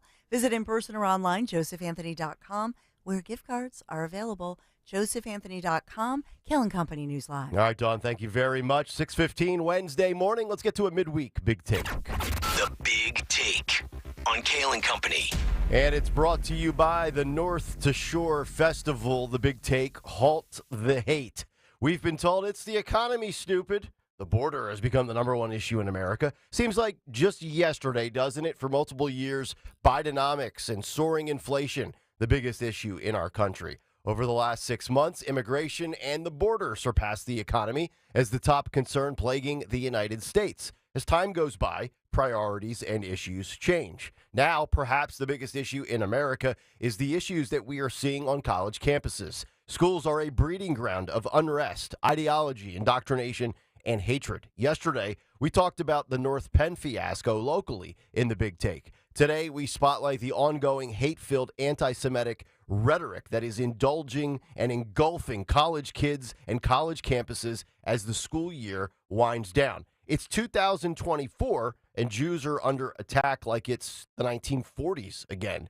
And for a day and age in which everybody claims that they are under attack, it's Jewish Americans that can truly, sadly, state this as fact, not just hyperbole. But make no mistake about it, hate speech is not protected speech. Free speech doesn't give you the right to threaten, harass, intimidate, and harm others and have no consequences. Preventing people from moving from point A to point B is not protesting. In fact, it's against the law. Fox News legal scholar Jonathan Turley tweeted the following yesterday. According to the Columbia Spectator, a facilities worker inside of Hamilton Hall yelled, quote, "They held me hostage." Just for the record, Section 135-05, unlawful imprisonment in the second degree. A person is guilty of unlawful imprisonment in the second degree when he restrains another person. Unlawful imprisonment in the second degree, Class A misdemeanor. If true, the charging of a first-degree offense would require not just holding someone or preventing them from leaving, but doing so in a way that raises, quote, a risk of serious physical injury, end quote. Anybody who still calls these mostly peaceful protests is a delusional and oblivious hack. Oh, and by the way, there's nothing peaceful about chanting death to America and death to the Jews. This is happening because of failed leadership. And it starts at the top with the Biden administration and works its way down. The White House coming out and issuing a statement yesterday, the headline from Axios, the White House is denouncing the decision by pro-Palestine protesters at Columbia University to occupy a campus building, saying, quote, forcibly taking over buildings is not peaceful. It is wrong, end quote. White House spokesperson Andrew Bates said in a statement Tuesday that President Joe Biden condemns the use of hate speech, such as the term intifada, that has been displayed during the protests. So let me repeat that one more time for all of you in the back. Chants and terms such as intifada is hate speech. It's not protected speech. It's not the First Amendment. We've seen how the Biden administration is handling this, how they're straddling the fence on the Middle East crisis and the conflict. And that said, Republicans have been on the same side that about 80% of Americans are on, and that is the side of common sense and Israel's right to exist and protect as well as defend themselves. And we've seen red states deal with these protesters far more swiftly, Florida Governor Ron DeSantis, he's had it with these college inmates running the asylum. We know yesterday that the University of Florida said this is not a daycare. Listen and watch the Florida governor. We're also leading on how to handle things like university decorum and these protests. And I look around what's happening at like Columbia. I look around what's happening at places like Columbia, and the inmates are allowed to run the asylum. It doesn't work that way. In the University of Florida, Florida State, all universities have been very strong in saying, you can say what you want, but you don't have the right to commandeer territory. You don't have the right to harass students or faculty or any of that. And if you do violate code of conduct, we're going to show you the door. You will be expelled. And that's what should be done in every part of this country. So we're going to continue to do that and make sure that we are upholding basic standards of conduct and basic standards of decency. Conduct and decency. You know, the left is always shifting the goalposts on conduct and decency, aren't they? Bobby Barack with a great column at Outkick titled, How the Anti-Semitic College Protests Are a Sequel to the BLM Riots. He writes, quote, DEI is a mind virus. Mainstreamed anti-Semitism and anti-white racism are its symptoms. He says, quote, this is how both demonstrate the consequences of seeing the world through a progressive lens, end quote. I wholeheartedly agree with his points that he makes. Another person I agree with, Piers Morgan, who has a column in the New York Post where he asks the questions of, where the hell are the parents of these Columbia students chanting about attacking Jews? It's a great question. It's a great point. Here's my answer. The parents of these Ivy League snobs, probably some of the same political ideology as their children. The same white progressive parents who donate money to the BLM scam, the same ones with hate has no home here signs, which is the ultimate hypocrisy when you think about it and you see and you hear the hatred that their punk kids are spewing on campus. Probably the same one with a Ukraine flag on their porch or in their social media profile bio. There's your answer, Piers. Our buddy Sean Farish will join us today at 9 o'clock, and Sean tweeted this last night. He said, quote, I will not stop highlighting this. The college protests are 2024's version of the BLM riots in 2020. The key difference, chanting Black Lives Matter sounds nice to those who think it was only about civil rights. Chanting Death to America sounds nice to nobody but radical leftists. This is how they'll lose the middle, including the suburban mothers who they had in the bag with abortion, end quote. Very interesting perspective from Sean. Not sure that Sean is correct on losing the suburban mothers, but I do hope he is right.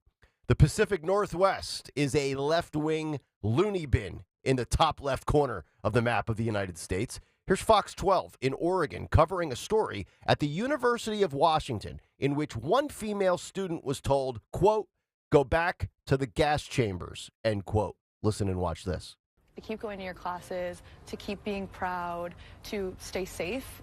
We've warned students about the encampment and told them to stay away from it. Olivia Feldman is the co-president of Students Supporting Israel. Do you feel safe on campus? No, I do not feel safe on campus. I have been called names. I have been spit at. I have been laughed at. And she's a great-granddaughter of Holocaust survivors. It is a very, very visceral feeling in me when somebody tells me to go back to the gas chambers. The people united will never be defeated! She's calling for fellow Jewish students to stay proud, while protesters aren't planning to leave anytime soon. Absolutely abhorrent actions from these individuals terrorizing other students. And that's what this is. This is terrorism. It's terrorism repackaged as pro-Palestinian protests. I'm not buying it, and nor should you. But one man who also is not buying it, Oklahoma Governor Kevin Stitt. He joined Fox News, and he had this to say. Listen and watch. Listen, well, number one, I don't think it's going to be the majority. I think it's a very small minority that are super vocal. They need to be held accountable. I wish every young person could watch the video of the GoPro cameras on October 7th of these people with machine guns that literally there was a concert going on for young people, and they came in and just started mowing them down. That's not right. And I mean, who are these people that are saying that they encourage that or they stand with Hamas? Man, I would kick them out of the universities. This is unbelievable. This is hate speech. The Jewish community, just everybody that's for right and wrong should be absolutely opposed.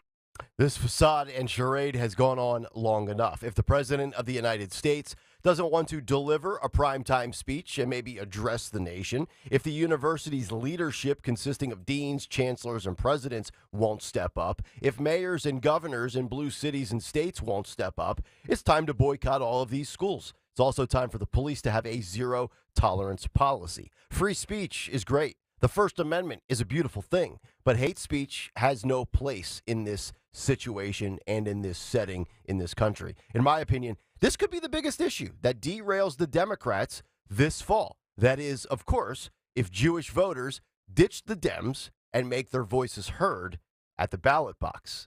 And that's the big take. The Big Take on Kayal and Company. And the big take this morning brought to you by the North Shore Festival. Experience Prudential presents North Shore, New Jersey's biggest music and arts festival, coming up in June, Asbury Park, Atlantic City, and Newark, featuring performances by the B-52s, the Bare Naked Ladies, Stephen Colbert, Happy Together, and more. All June, all Jersey, northtoshore.com. 855-839-1210 if you want to jump in. We'll get some thoughts and reactions to what we saw last night as colleges are starting to crack down and police starting to escort these protesters off the property. We'll delve into that next here on Kayal and Company. Talk Radio 1210 WPHT. I wanted to see what the opening point spread was for a Thursday night's game. By the way, on the FanDuel app here, it has the game starting at 10 p.m. I don't think it starts at 10 p.m., but I should change that. 9 p.m. is late enough. It looks like the Sixers are favored at -3.5 for the game on a Thursday night. I'm going to take the Sixers on the money line at -164. Why not, right? The NBA playoffs have tipped off, and it's not too late to get in on the action with FanDuel in partnership with Valley Forge Casino, because right now new customers get $150 in bonus bets with any winning $5 bet. That's $150 to use on the same game parlays, live bets, championship futures, and so much more. There's no better place to get in on all the playoff action than America's #1 sportsbook. All you have to do is go to FanDuel.com/Greg, FanDuel.com/Greg to get started. FanDuel Sportsbook is the official partner of 1210 WPHT and the official sports betting partner of the NBA. 21 and over, present in PA. First online real money wager only. $10 first deposit required. Bonus issued as non-withdrawable bonus bets, which expire 7 days after receipt. Gambling problem? Call 1-800-GAMBLER. Cards issued by Sutton Bank and Celtic Bank, members FDIC. Terms and conditions apply. Are you the decision maker in your company? Consider this. For the first time in decades, there's a better option for a corporate card and spend management platform. Meet Ramp, the only corporate card and spend management system designed to help you spend less money so you can make more. Most corporate credit cards offer points as incentives, but those points amount to less than their worth in real cash value. Ramp's business cards offer you cash back, real money in your pocket. Plus, you control who spends what with each vendor. And Ramp's software collects and verifies receipts automatically, which means you'll stop wasteful spending and close your books in hours instead of days. Businesses that use Ramp add up to 5% to their bottom line the first year. If you're a decision maker, adding Ramp could be one of the best decisions you've ever made.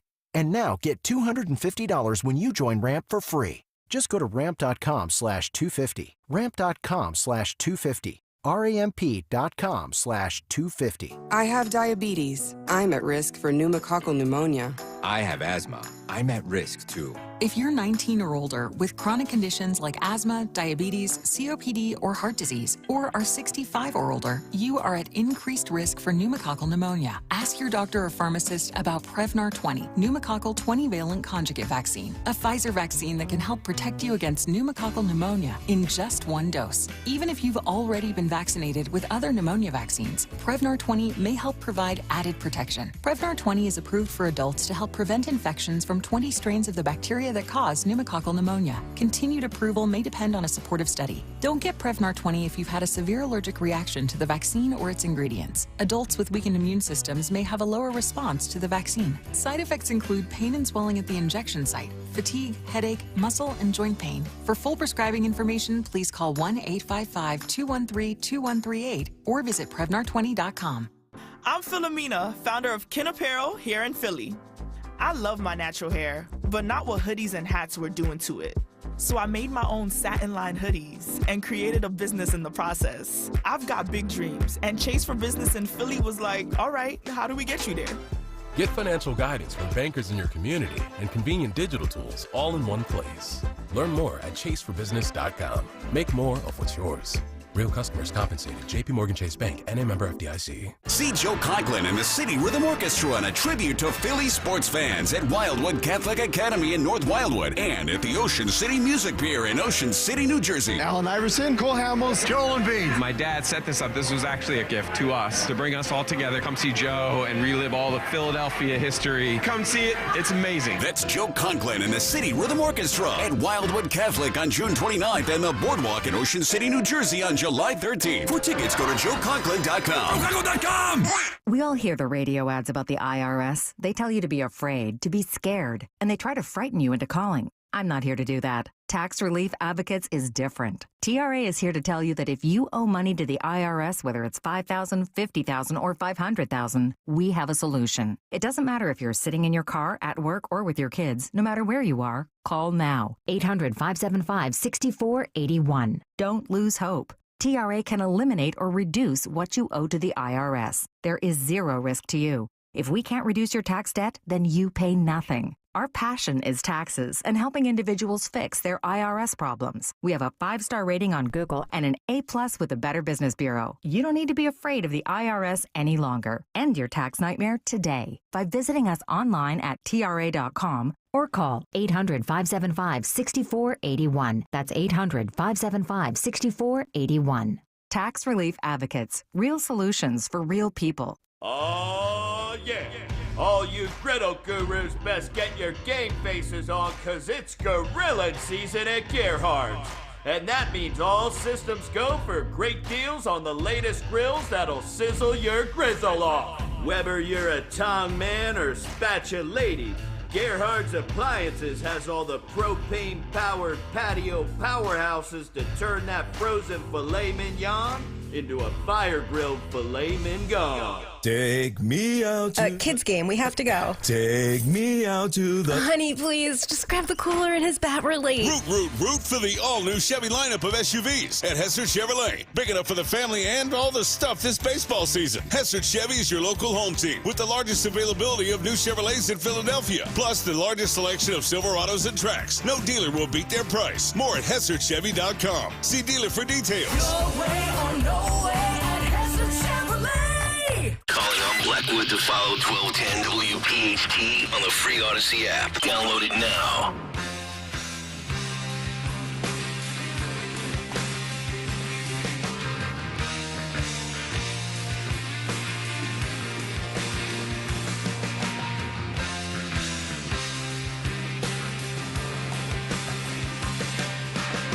.632, Kayal and Company rolling on Wednesday, May 1st. Hopefully all of you off to a great start for your work day.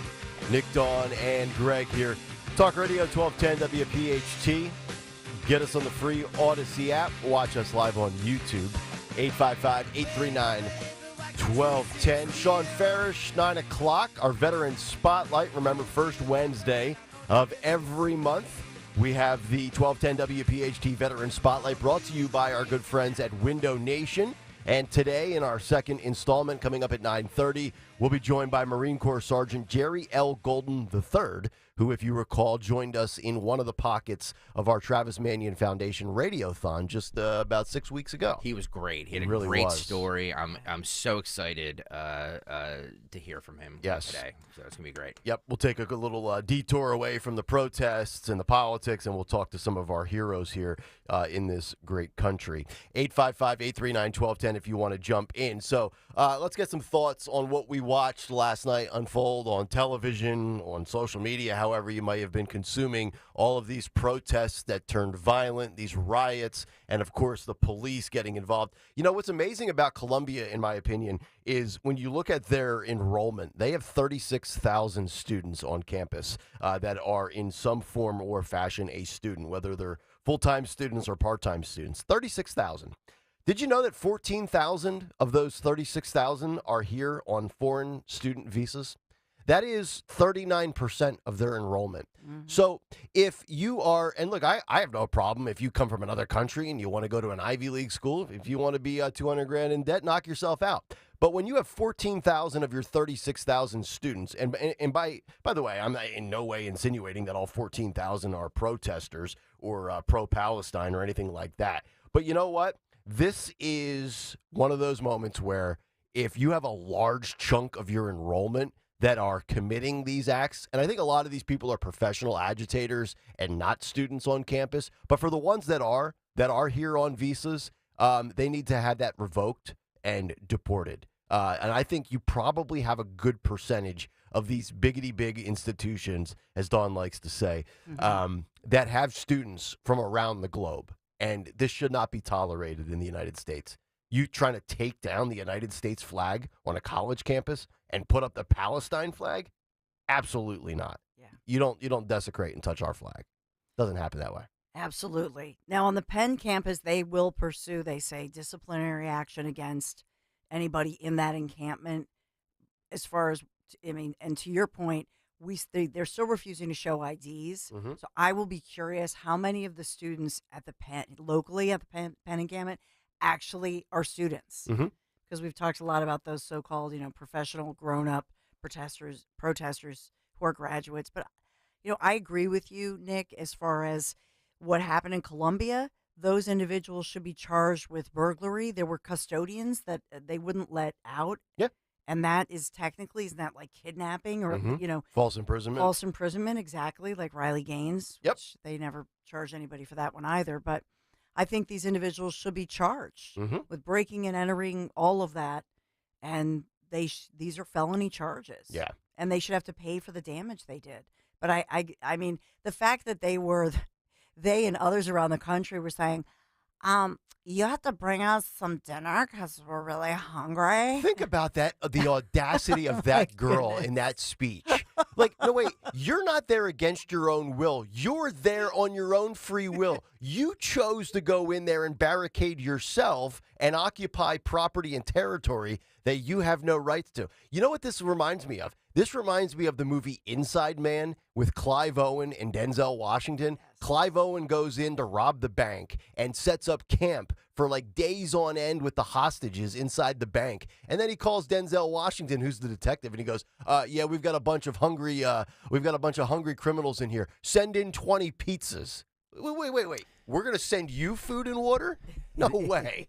This is that audio that Nick and Dawn are talking about. Phil, if you can grab cut 4 here. This is one of the Columbia student protesters. Where do you see this girl's complexion, by the way? Who probably hasn't been outside in years. She demands that Columbia University help feed the protesters occupying Hamilton Hall last night. Cut 4, Phil, go. Why should the university be obligated to provide food to people who've taken over a building? Well, first of all, we're saying that they're obligated to provide food to students who pay for a meal plan here. You mentioned that there was a request that food and water be brought in, unless I misunderstood. To allow it to be brought in. I mean, well, I guess it's ultimately a question of what kind of community and obligation Columbia feels it has to its students. Do you want students to die of dehydration and starvation or get severely ill? Yeah. If they disagree with you, if the answer is no, then you should allow basic, I mean, it's crazy to say because we're on an Ivy League campus, but this is like basic humanitarian aid we're asking for. Like, could people please have a glass of water? But they did put themselves in that very deliberately in that situation. Report. Yeah, you dummy. So we want to be revolutionaries. We want to take over this building. Now would you please bring us food and water? Nobody's asking them to bring anything. We're asking them to not violently stop us from bringing in basic humanitarian aid. They're stopping the delivery of food. We are looking for a commitment from them that they will not stop it. But violently. they haven't stopped it. I don't know to what extent it has been attempted, but we're looking for a commitment. And the Grubhub. Grubhub. Did DoorDash stop by? Yeah, it's amazing that these people, they want freedom, they want rights, yet they're denying other people of freedom and rights while they do this protest, which shows you just how hypocritical and upside-down, bizarro world this is. Yeah, and she, wants freedom, but wants everything free. So absolutely. Kudos to the reporters who are pushing back. But wouldn't you love this, like a Saturday Night Live skit, to say, "I'll give you my popsicle if you say I love Jews." I'll give you my popsicle. You get one lick. I got a hoagie. Yeah. If you just This is childish behavior. It's like, I'm gonna hold my breath until you give me what I want. Yeah. It's that. That's why Florida said it's not a daycare. Yeah. I am a revolutionary. We are fighting for this, and now we want a cheeseburger. Yeah. You know, in a way, if I could remove the Jewish students from harm's way, make sure they're safe and secure, I would like to see Columbia, and I'm being hyperbolic here. I would love to see these woke institutions, these Ivy League schools, just crash and burn, because this is your creation. You created this with this thought process through this progressive lens. And what do we always say? Woke eventually comes back to eat woke. So now this is like the spawn that you generated coming back to destroy the creation that you're responsible for, right? Yep. maybe, but I think we created that. That's what we all have to look at this and look at parenting of today and look at what we're allowing to happen in our schools with indoctrination. And I think, do all of us have to look at this and say, we as Americans in our society, we helped create this. I'm glad you bring that up. I threw up a poll question about a half hour ago on Twitter, and I said, who's to blame most for these misguided protesters on college campuses? All of the above being too easy as an option. The universities, parents, social media, or other. Right now, 48% say universities, 23% social media, lack of parents, 17%. Like, if this was my kid, I mean, not only would I would not wait for them to come home for our summer break, I would go to Columbia and grab Johnny or Becky by the back of their hooded sweatshirt and slap them right upside their head. I really would. Like, don't embarrass me with your ill-informed protest, right? Because we've seen the older generation, the older the demo, the more pro-Israel they are, a.k.a. I think the more educated you are. It's the 18 to 24-year-olds that are all pro-Hamas and pro-Palestine. And they're not, and they're so, you can tell they're Democrats, the fact that they not only are holed up in there, but then they want it all for free. I mean, like, they're saying, can't you order pizza or order Grubhub? We're not going to pay for it. It's they have to send it. It's the meal plan that my parents meal plan that my parents pay for. Right? I need to continue with the freshman 15. You know, I need to get fat my first year on campus. And we have to find some laughter in it, because other than what you've brought up, that these kids are on all of these different campuses, and there are videos and all of that. So I'm confident. I'm hearing it from friends who attend locally. These Jewish students are being intimidated. They're being bullied. You showed it yesterday with that video. If they're not letting kids go to class, and there's graffiti here at Penn. They just did anti-Semitic graffiti again. Yep. So, it's not. They're not just protesting for something silly. They're protesting against the existence of a fellow student and their fellow American because of their faith. It's horrible. Yep.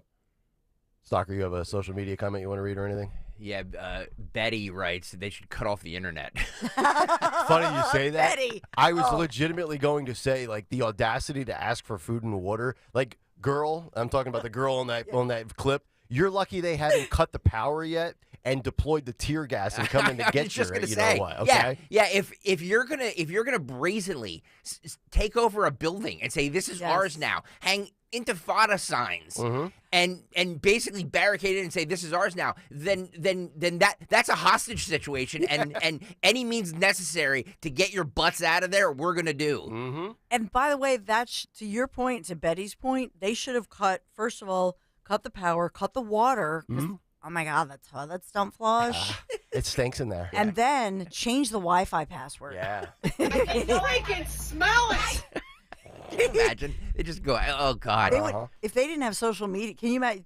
To Betty has the best point. Just cut off the Wi-Fi. Yeah. Or change the campus free password. The youths today have no idea what to do with their life when the internet goes I down. know. That is that clip that we just played of them asking for basic humanitarian necessities. Humanitarian rights. After they infiltrated a building and took it over, it kind of sums up these entire protests. Yep.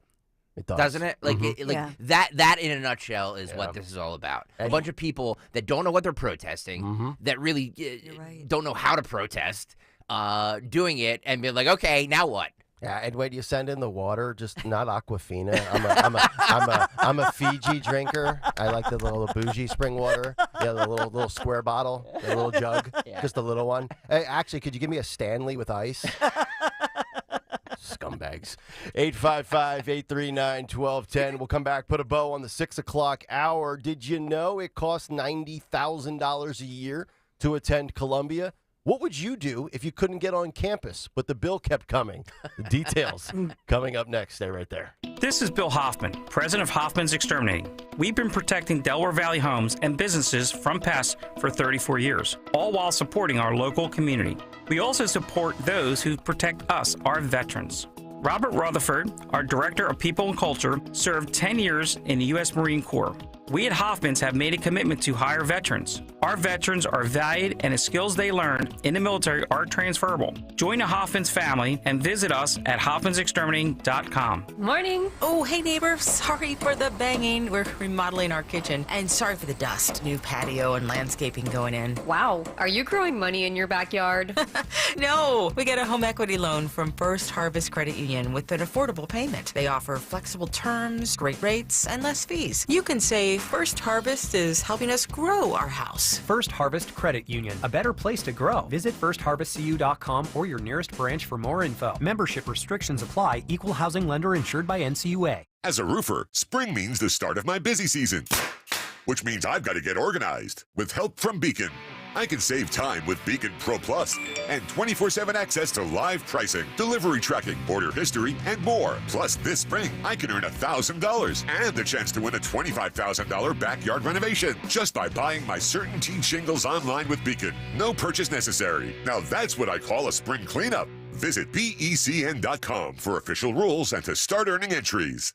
Wow, honey, have you seen the electric bill? Yeah, it's out of control. But have you heard of Navien tankless water heaters? Tankless? How does that even work? Well, instead of constantly heating and storing water, it only heats water when we need it. So much more efficient than our giant tank heater. That sounds great. Let's look into Navien. Already on it. Imagine all the hot water you need only when you need it. Bulky tanks are history. Navien high-efficiency tankless is the future. Compact, wall-hung units free up floor space, lower energy bills, longer life than tanks, and a 15-year warranty. Find out more at tanklessmadesimple.com.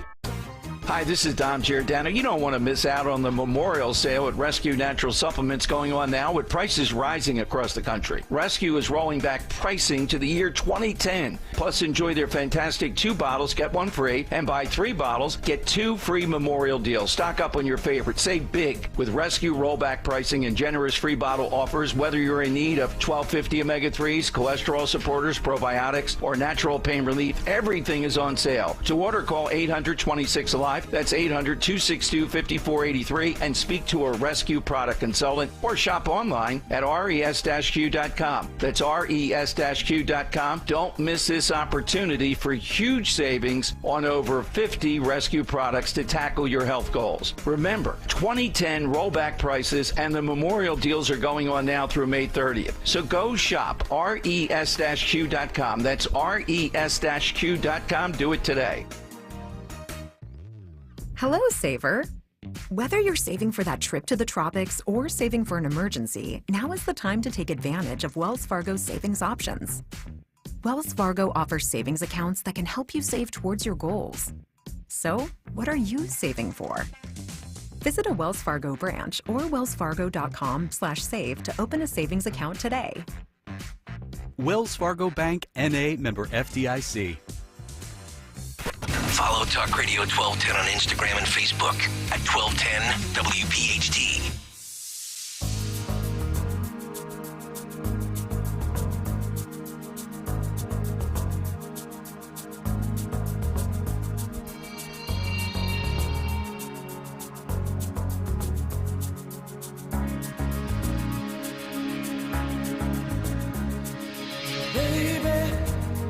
understand why we can't just hold on to each other's hands.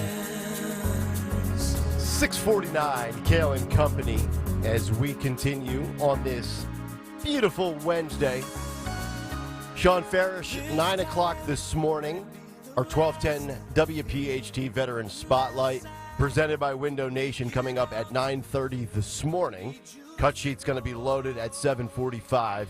We will get to some stuff with Donald Trump, Joe Biden, and also RFK Jr., perhaps a swing state savior for Donald Trump, coming up in the second hour.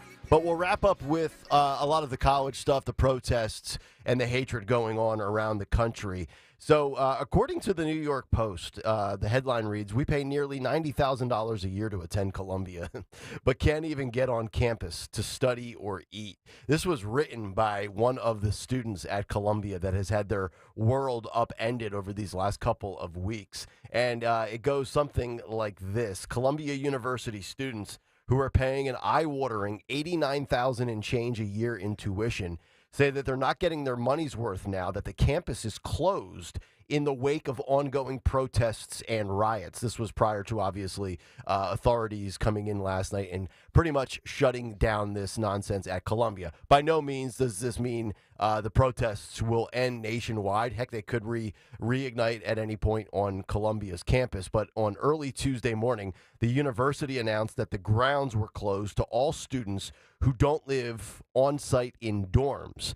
This student writes, "As a part-time student myself, I was outraged when I showed up to campus Tuesday in the afternoon, swiped my ID card, and it set off an alarm. Even though I'm paying Columbia tuition, I'm barred from using the campus grounds. It feels though students like me are being punished for the actions of a rule-breaking few." The writer's name, A.V. Weinberg, a Jewish student who is not part of the protest, says the situation makes him feel like he's been suspended. He said, quote, "They locked down the campus and they basically suspended the entire student body for the actions of probably 100 kids who are inside of campus right now," the 25-year-old senior told the New York Post. "The kids, quote, who are breaking rules are the only ones with access right now. As a student at Columbia, I want to be able to access all the resources and all the spaces that any student should be allowed to access. And it's all happening just as students are preparing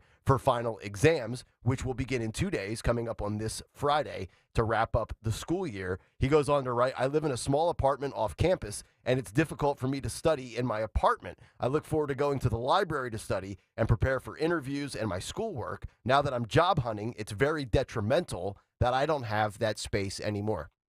I would be outraged as a student or a parent.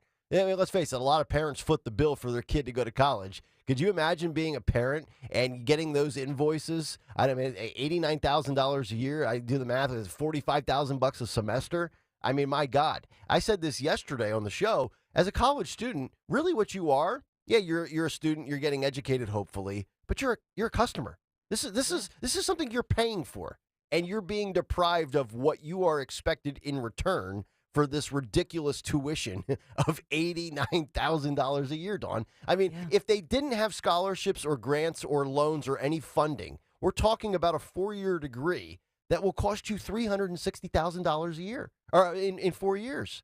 You know, that's if you end up in debt like that, I mean, unless you become a doctor, you're not paying that off until you're 50 or 55 years old. I would be livid. Yeah, and to your point, though, how many of these individuals won't pay the debt because their parents will pay it or are paying the bills? Or the Biden administration will give you a debt tuition free card, which is absurd. And these are the kind of kids that will fall for, hey, student loan forgiveness. Let's pass the bill on to somebody else. Could you imagine going? I mean, you know what? In this world of upside down thinking, we should all just go enroll at Ivy League schools, get a 4-year degree, and say we're not going to pay off the bill. Why not? Right? It's like squatters. Just do whatever the hell you want. Squatters. Do you think we'll actually? Daniel asked a great question. Do you think we'll actually know how many were actually students? Probably with our media, no. But and think about how crazy it is. Again, especially at Penn or any of these schools where they're asking for ID and people won't comply. It's the same absurd logic of, oh, you need ID to vote? Yeah. That's racist. You don't need. No, I need identity confirmation so that you have the right to be here or don't have the right to be here, or you can confirm who you say you are to, I don't know, partake in something as important as voting in an election. Because as we know, elections have consequences. Well, they will have to for those in Colombia, they were arrested. Yeah. So generally speaking, that their name, their address, their basic information becomes public information. Good. And so we should be able to parse through that and look through to see.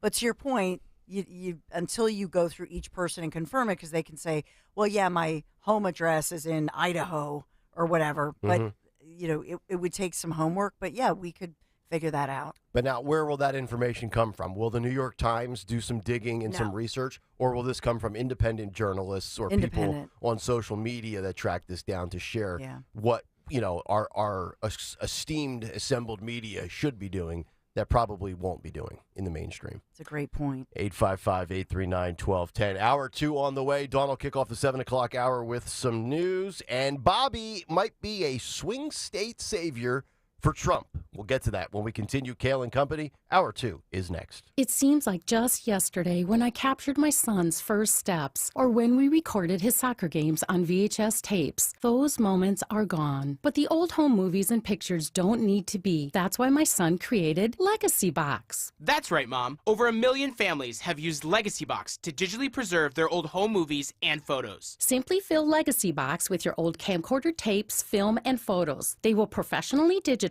and send them back on DVDs, thumb drive, or the cloud. With Mother's Day around the corner, it's the perfect time to get your Legacy Box and save your family's history. After all, few things are as important as protecting your precious memories. Give your mom a Mother's Day present she'll never forget. Legacy Box is offering a 60% discount. Order yours today and take advantage of our best Mother's Day sale ever. Visit legacybox.com/value, and for a limited time, get an incredible 60% off your order. That's legacybox.com/value for 60% off. legacybox.com/value. Hi, it's John DeMasi, host of Health Watch, Sunday mornings at 8 and again at 4 here on Talk Radio 1210. If you or someone you know has been diagnosed with cancer or undergoing treatments that cause severe fatigue or brain fog, medical hydration may be right for you. Dr. Molly Fantasia of Innovative Medical Associates has more than 30 years experience in helping cancer patients to improve their quality of life. We believe in medical hydration. We've improved it so much that we are able to help people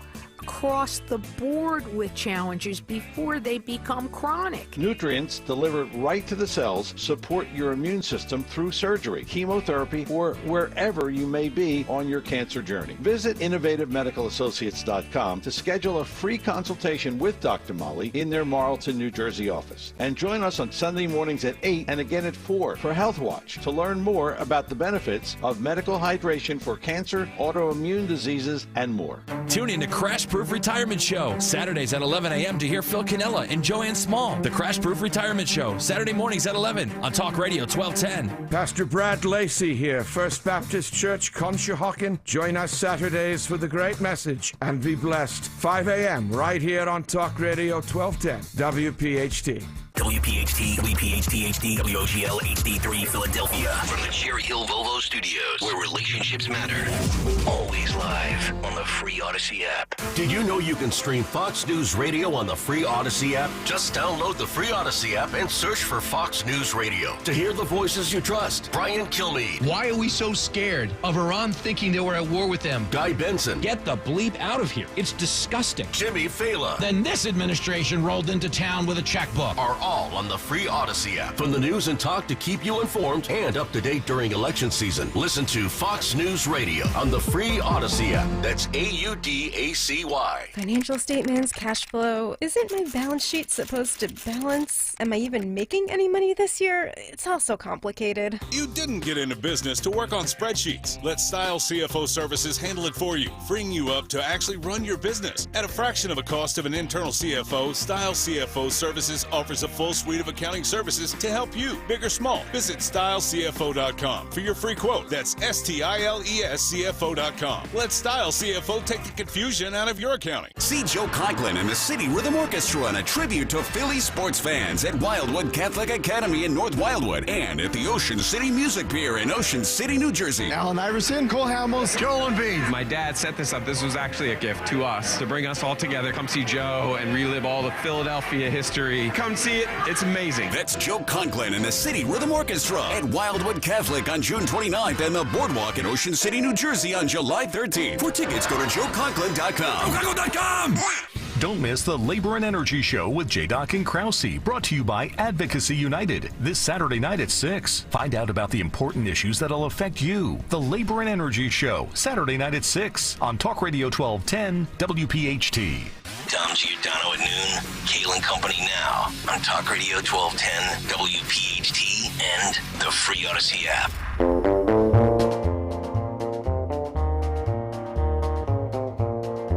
If I were smart, I'd say thank you and leave. It's Kayal and Company. 7 o'clock. It is hour number 2 on this Wednesday. Nick, Dawn, and Greg.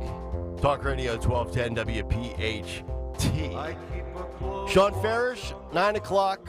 Veteran Spotlight, 9:30. Cut sheet coming up in just about 45 minutes. Before we get there, I've got some polling numbers to get to. RFK Jr. continues to help Trump.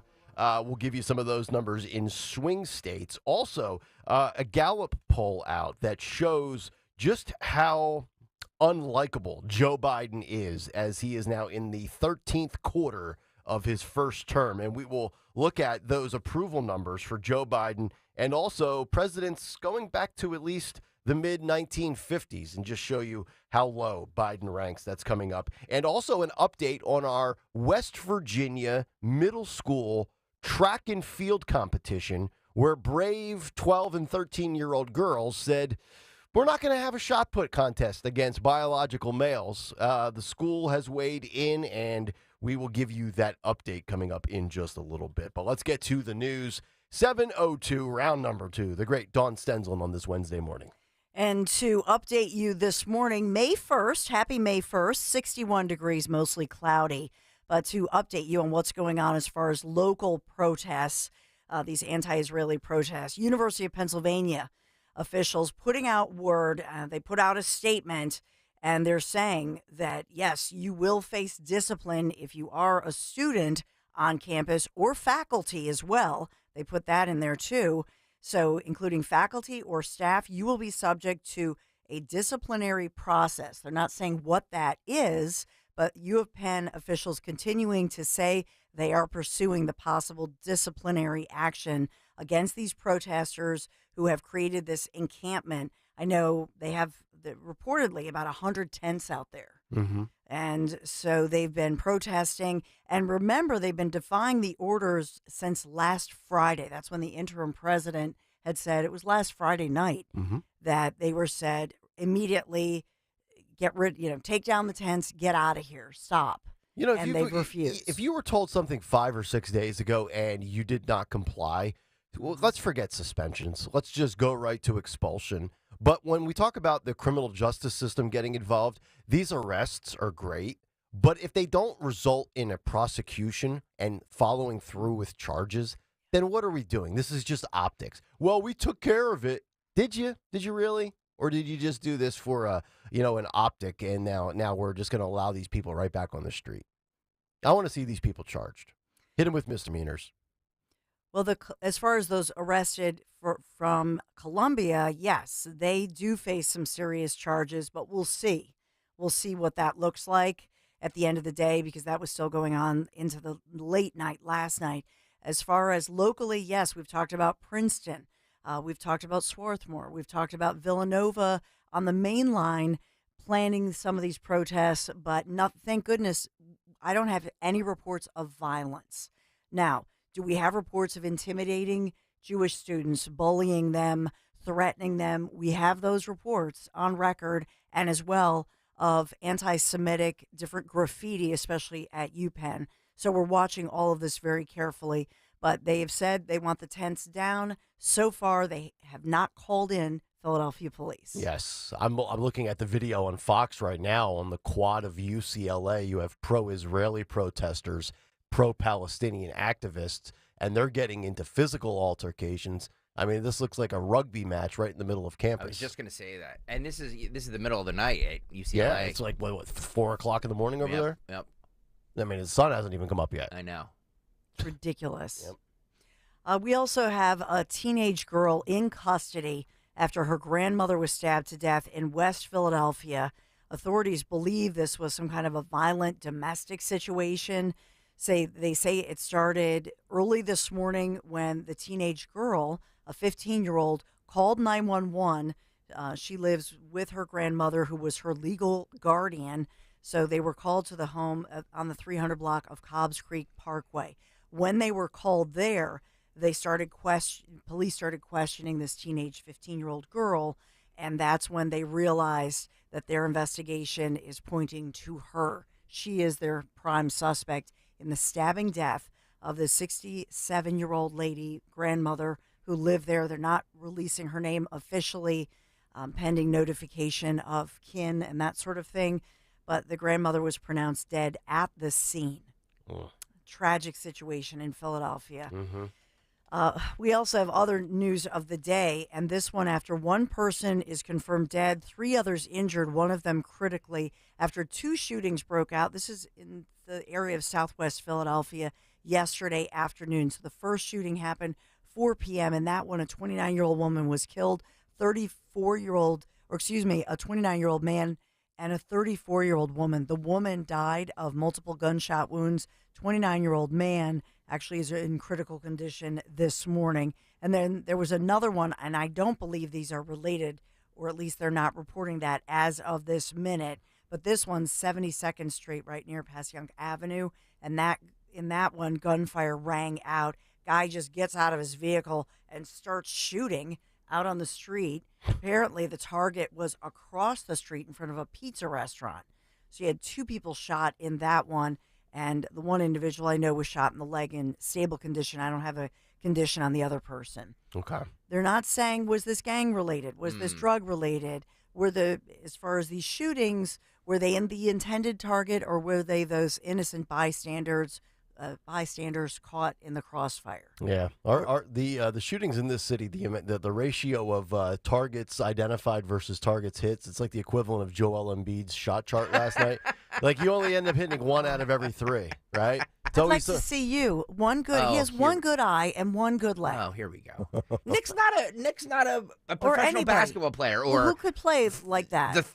Supposedly the third best player in the league. Dawn, I gutted out a shotgun scramble on Monday of golf in 90-degree weather. That's true. I unlike Joel Embiid, I don't make excuses for my poor performances. I'm making excuses for Joel, and if you had sucked on Monday, I would make excuses for you, and I too. did suck on Monday, by the way. I sucked bad. No, you didn't. It was for a great cause, for Yep. Travis Manion Foundation. What'd you shoot? We're proud of you. Well, it was a scramble, so it's our group finished 5 under, but the winners were 17 under, which is a complete lie. There's a bunch of frauds out there that are fudging their numbers. Yeah. Look, you're calling shenanigans. Stop the steal. You're calling shenanigans on a charity golf game. I'm gonna need identification. Wow. Okay, I'm gonna need 2 forms of ID. I think somebody from the Travis Manion Foundation needs to come in and regain their name. Yeah, I think you're right. I'm calling BS. Tough course. I can't. Bunch of ringers out there. Yeah. Woo. Did Harry Mays play with you? He did. He stunk too. By the way, Harry will be in on Friday and Monday. Yeah, that's right. Woo. With Bruno. Yeah. By the way, no Bruno today because Bruno will be in the rest of the week. Yeah. Oh, okay. But President Trump will be here. Oh, of course. Yeah, Sean. Yeah. AKA Sean. Sean Ferris. Well, since you brought up Joel Embiid, Joel is not the talk of the town, and I hope he's healing with his leg. And the God. refs were horrible. Can we just call an investigation into the refs are horrible? How many times was Maxey fouled? Come on. I agree with you there. Every time I looked up at the TV, he was on the floor. Yes. And I'm not talking about playing on the floor, like legitimately laying on the floor. Like the guy got knocked down. He's got to be in an ice tub last night. There's no doubt about it. He still smiled. Late game heroics delivering an amazing night for Philadelphia fans. I'll talk about the Phillies first and end on the Sixers. Phils came back to defeat the Los Angeles Angels 7-5 last night. This afternoon at 4:07 p.m., Zach Wheeler takes on Patrick Sandoval in the rubber match. Sixers forcing Game 6 tomorrow night. Last night, it was It was something special.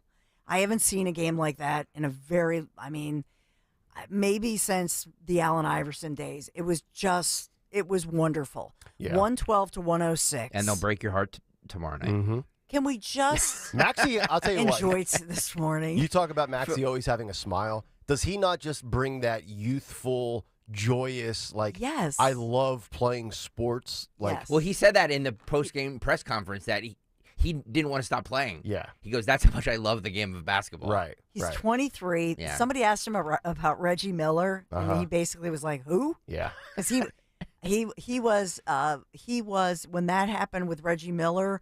They were reporting, I think, in the Inquirer somewhere that Maxey it was 6 years before he was born. It was 1994. Yeah, Reggie Miller went off for 8 points in 8 seconds against the Knicks at the Garden. By the way, Patrick Ewing was at the game last night. Was he? He was in attendance. So that's the first. When I saw them flash him up on the screen, that's the first thing that came to mind. He's like, is he putting Tyrese Maxey and Reggie Miller in the same? Yeah. Yeah, that's a good point. It's so cool. Yeah. I mean, it was a wonderful night for our Sixers. And to come it was back. Game 5. Come on. Come on. It was What epic. are we doing? What? I get it. It was a good game. I predicted but they were going to come back. I had the faith.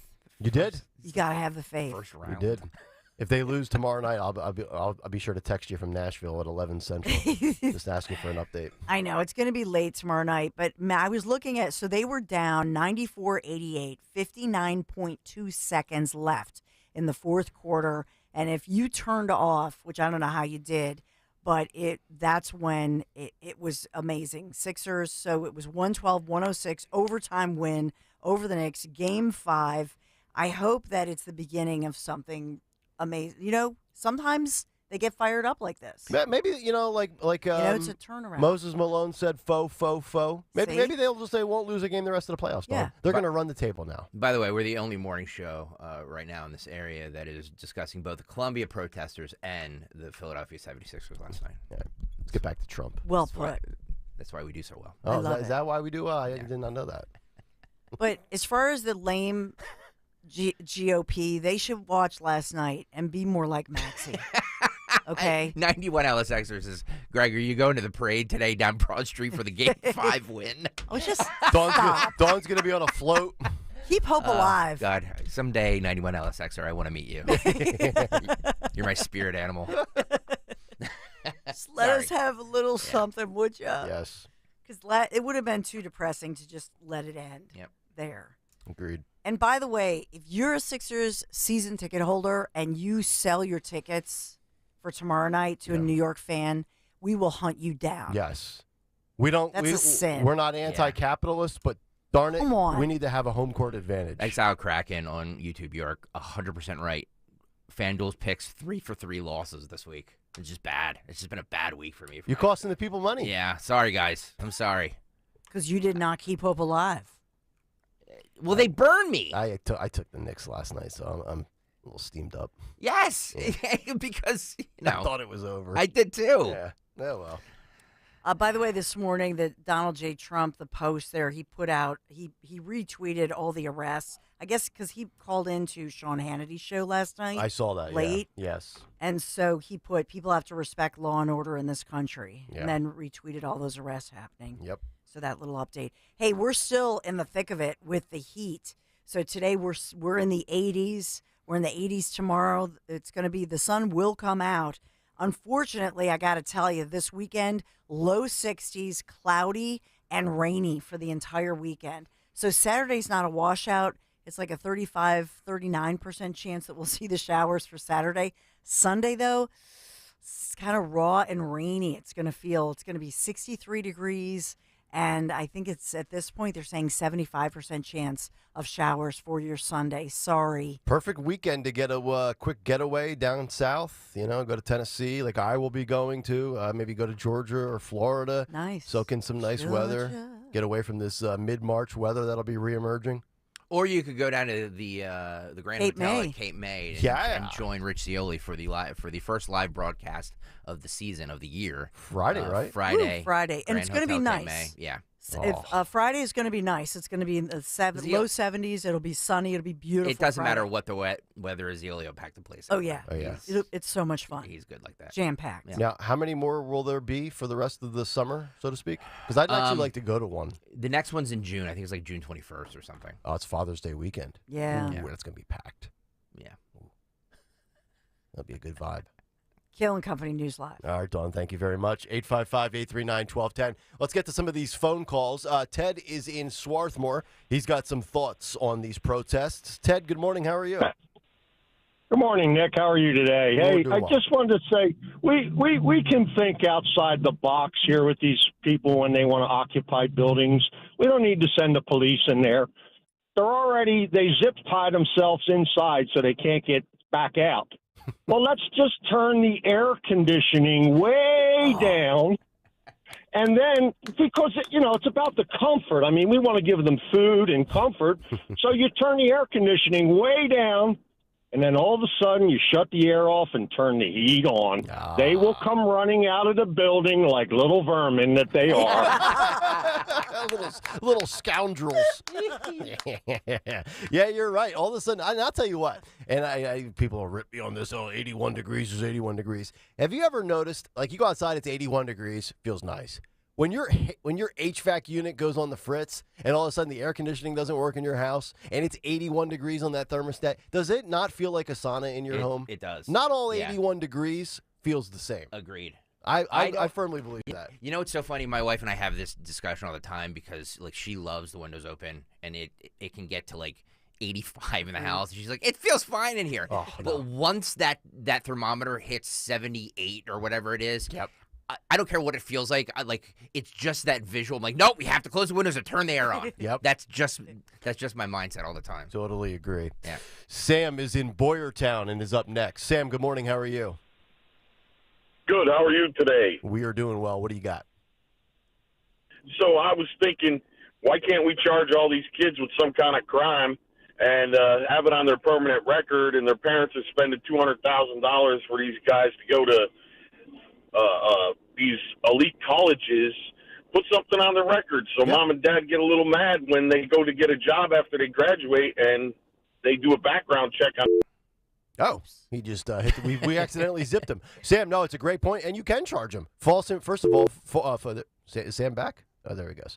False imprisonment. I mean, I laid it out for you. Jonathan Turley, the legal scholar from Fox News, broke it down. It's a Class A misdemeanor. You do not have the right to, number one, first of all, it's trespassing. The video that we showed you yesterday, smashing the windows, that's breaking and entering. And, of course, kidnapping, false imprisonment. Those are things that obviously are crimes, and that's what these people would be found guilty of because there's footage. But my biggest fear is, even with the arrests, I mean, this is New York City.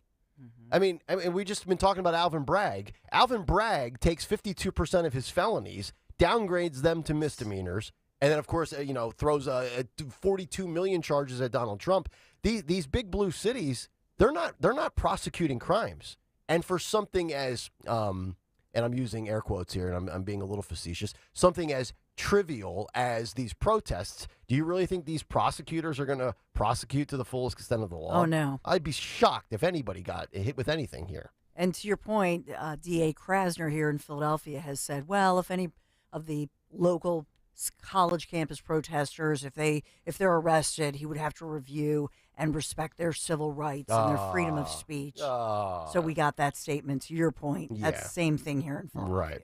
Now, I mean, look, obviously you might not end up with a criminal record if you don't get prosecuted, but some of these people that are actually students, if they get expelled, I mean, that's going to be on their academic record. That's going to be on their transcript. So if you get the boot from Columbia and then you try to apply at Princeton or go to a state school or come all the way down to the lowly levels of community college, no matter where you go, that's going to be on your file. So I hope from that standpoint, at least that sticks, because I have no faith that prosecutors will do their job.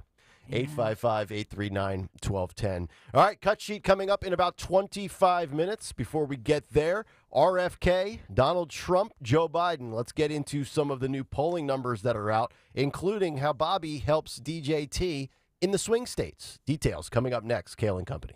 Yeah, I was talking about Magic this morning with regard to the Sixers, and I loved last night watching in part in my kitchen. So if you're tired of your old kitchen or your bathroom, you need to give my friends at Kitchen Magic a call. Yeah, they offer no shortage of solutions for any room in your home. With a new vanity and a tub shower conversion, you're going to love that new bathroom. Plus, Kitchen Magic offering an industry-leading warranty. They are the 10-year recipient of the Lehigh Valley's top workplaces, and that says so much about the Kitchen Magic team, their local employer.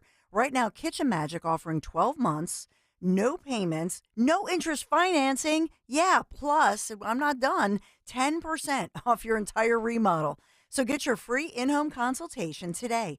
KitchenMagic.com. KitchenMagic.com. Tell them Dawn sent you.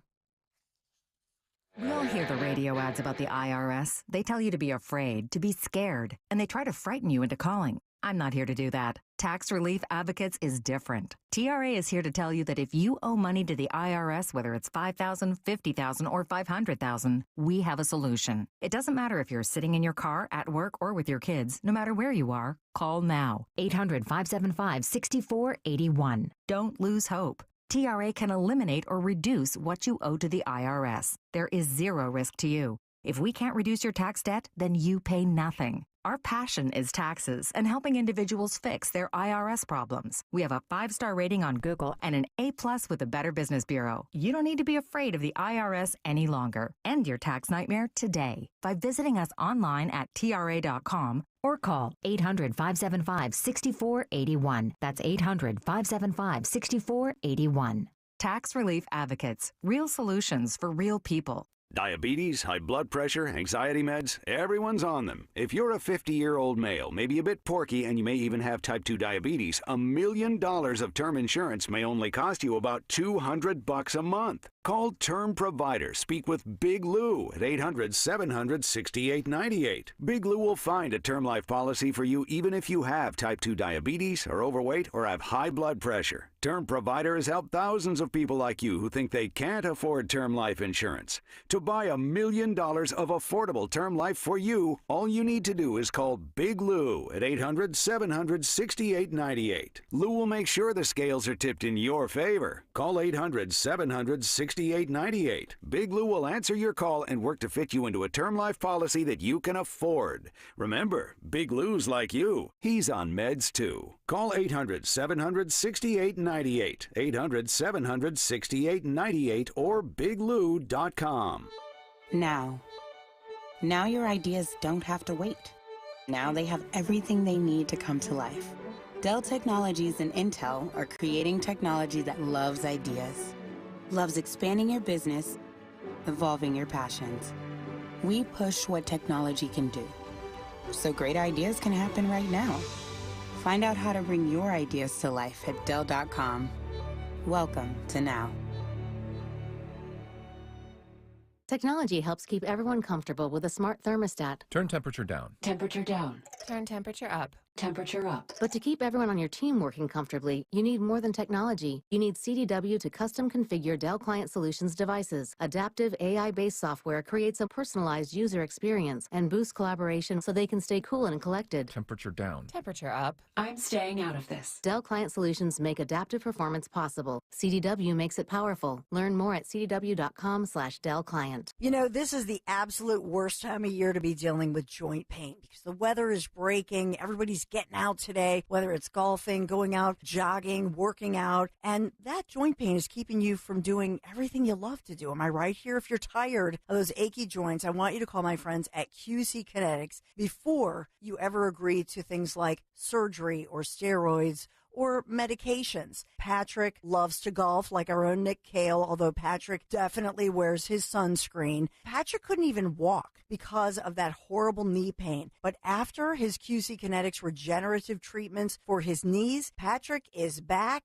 and has the best handicap he's seen in 15 years. How does that sound? I'd love to be talking about your story next, where you were able to get lasting relief, no downtime. Don't wait to call QC Kinetics 215-999-3000. Get that free consultation, 215-999-3000. Make sure you tell them Dawn sent you. Hey, Southampton. We know your favorite station is Talk Radio 1210 WPHT.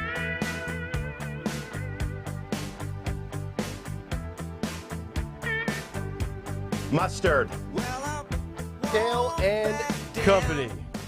As we continue, 7:25, cut sheet in about 20 minutes. Nick, Dawn, and Greg, 855-839-1210. As we roll on, Sean Ferris, 9 o'clock, 2 hours out from our 1210 WPHT Veteran Spotlight presented by Window Nation. You know, we've been talking a lot about, obviously, Joe Biden, Donald Trump, looking at different polling numbers. We gave you specifically yesterday some of the results from the CNN poll where Trump had a 6-point lead. And I have thought all along that pretty much across the board, no matter how you want to slice it or dice it, for every vote that Kennedy takes away from Trump, I think he takes more than one away from Joe Biden. And we've got some numbers here, courtesy of a new poll out from the Hill and Emerson University that shows RFK Jr. is a huge help to Donald Trump in swing states. In the latest Emerson Hill poll, in a head-to-head matchup, Donald Trump with the lead in the following states. Arizona, he leads Joe by 4. In Georgia, he leads Biden by 3. Wisconsin and Pennsylvania by 2. North Carolina by 5, and in Nevada by 1. However, when you insert RFK Jr. into the mix, Trump's lead grows. In Wisconsin, it goes up to 5 points. In Pennsylvania, it goes up to 4. In Nevada, it's at 5. And in North Carolina, it's 9. Trump saying on Truth Social, quote, RFK Jr. is a Democrat plant. A vote for Jr. would essentially be a wasted protest vote that could swing either way, but would only swing against the Democrats if Republicans knew the true story about him. So the more I look at these swing states, the more I feel comfortable in saying two things. One, I think when you look at Georgia, North Carolina, Nevada, I feel very comfortable with Trump winning those states. Arizona feels like a true toss-up because of the border advantage Trump, but with that 1864 abortion ban that came back into the news, I think that kind of balances things back out again, advantage Democrats, which makes it a toss-up. My concern right now is the 3 states that we care about, or we are technically closer to, Pennsylvania, Michigan, Wisconsin. Those, I think, are going to be the 3 that decide everything. Ultimately, Pennsylvania, heck, Bucks County could be the legit reason why Trump wins or loses. But right now it feels to me, and I've got this story also here about how the White House is having conversations and open to and welcoming refugees from the Middle East in light of what's going on. And I think the reason why you are seeing so much fence straddling, but really pro-Palestinian, pro-Gaza, pro-protest commentary from this administration is they know they need Michigan. Michigan is a big, big swing state. And Joe won Michigan by 154,000 votes 4 years ago. And there are a lot of people from the Middle East that live in Michigan, specifically the Dearborn, Michigan community. And I think this is nothing more than appeasing people in a major swing state with major ramifications for this outcome. Coming up at 7:45, I have Michael Moore, who I know everybody's going to, kind of scoff at, but he did in 2016. He predicted that Trump would win. He gave a warning to Joe Biden and said his chances of not being elected is so great, and it's all because of Michigan. Well, he says because Michigan right now is turning because of the Muslim population there. They don't want to vote for Joe Biden. Mm-hmm. So Take it what it's one man's prediction, but he was right in 2016. 855-839-1210. And then on the other side of the equation, you have James Carville going completely postal, yelling and going on a ranting tirade as a 79-year-old raging Cajun, saying all these young voters out there, if you're not going to vote for Joe Biden, F you. I never really heard James Carville curse. I saw that yesterday going viral, so we'll get to some of that as we continue. We'll get to the Gallup poll on the other side. In the 13th quarter of their first term of their presidency, Joe Biden's approval rating, wait till you hear this, in comparison to predecessors. We'll get to that as we roll on. Kayal and Company, cut sheet in 15 minutes. Back after this. Talk Radio 1210, WPHT. If you're dealing with joint pain, something that maybe you're waking up with, I would say this is the worst time of year to deal with that kind of joint pain. The weather is beautiful and warm and summer-like, and you can't do all the outdoor stuff that you love to do. So if you're tired of those achy joints, and I know you are, call my friends at QC Kinetics before you agree to surgery or steroids and a lot of medication. That's what tens of thousands of patients around the nation and right here in our area have done, and they're living their best lives right now. Robert, a retired Marine business owner, had debilitating shoulder pain, couldn't take time away from work to have the surgery, heard about QC Kinetics, and is so thankful that he turned to QC Kinetics, just got that free consultation first before going in for surgery or steroids or anything like that. He also heard how a lot of elite athletes, they've been doing things like QC Kinetics for years, but now it's available to all of us. Dan, an electrical engineer, he had to be physically active for his work, couldn't do his job because of horrible arthritic hip pain, and even made his home life tough, he says, but he was just struggling. Called QC Kinetics, again, another one of these success stories. So glad he did. The doctor had actually told Dan that he needed hip replacement. Imagine that. He avoided all of that and was a great candidate for regenerative treatments at QC Kinetics. Now Dan is feeling good, living his best life. So QC Kinetics, you got to just call them, get a free consultation, put this on the calendar. Please stop putting it off. 215-993-3000, 215-993-3000. QC Kinetics, would you just call 993-3000? Tell them Dawn sent you. For more expert appliance shopping advice, here's National Appliance Warehouse's own appliance guru. Hello, let's talk premium. These are top-of-the-line appliances that dream kitchens are made of. If you're planning an investment like this in your home, where you buy is as important as what you buy. At National Appliance Warehouse, we're committed to delivering the superior buying experience you deserve. Our showroom features beautifully displayed premium appliances of every major brand, including highly sought-after Sub-Zero, Wolf, and Cove. Our team of gurus is well-versed at guiding you as you navigate the same appliances you'd find in the most magnificent homes and kitchens of cooking enthusiasts. And the National Appliance Warehouse team has the expertise to properly deliver and install your stunning new appliances. Spring into savings at National Appliance Warehouse. Purchase a qualifying Sub-Zero, Wolf, and Cove appliance package and choose 3 years of additional warranty or a rebate up to $2,500. Click nationalappliancewarehouse.com or visit their showroom in tax-free Wilmington today. We gathered real Pennsylvania seniors and asked them how they would benefit from an extra $1,000. Here's what they had to say.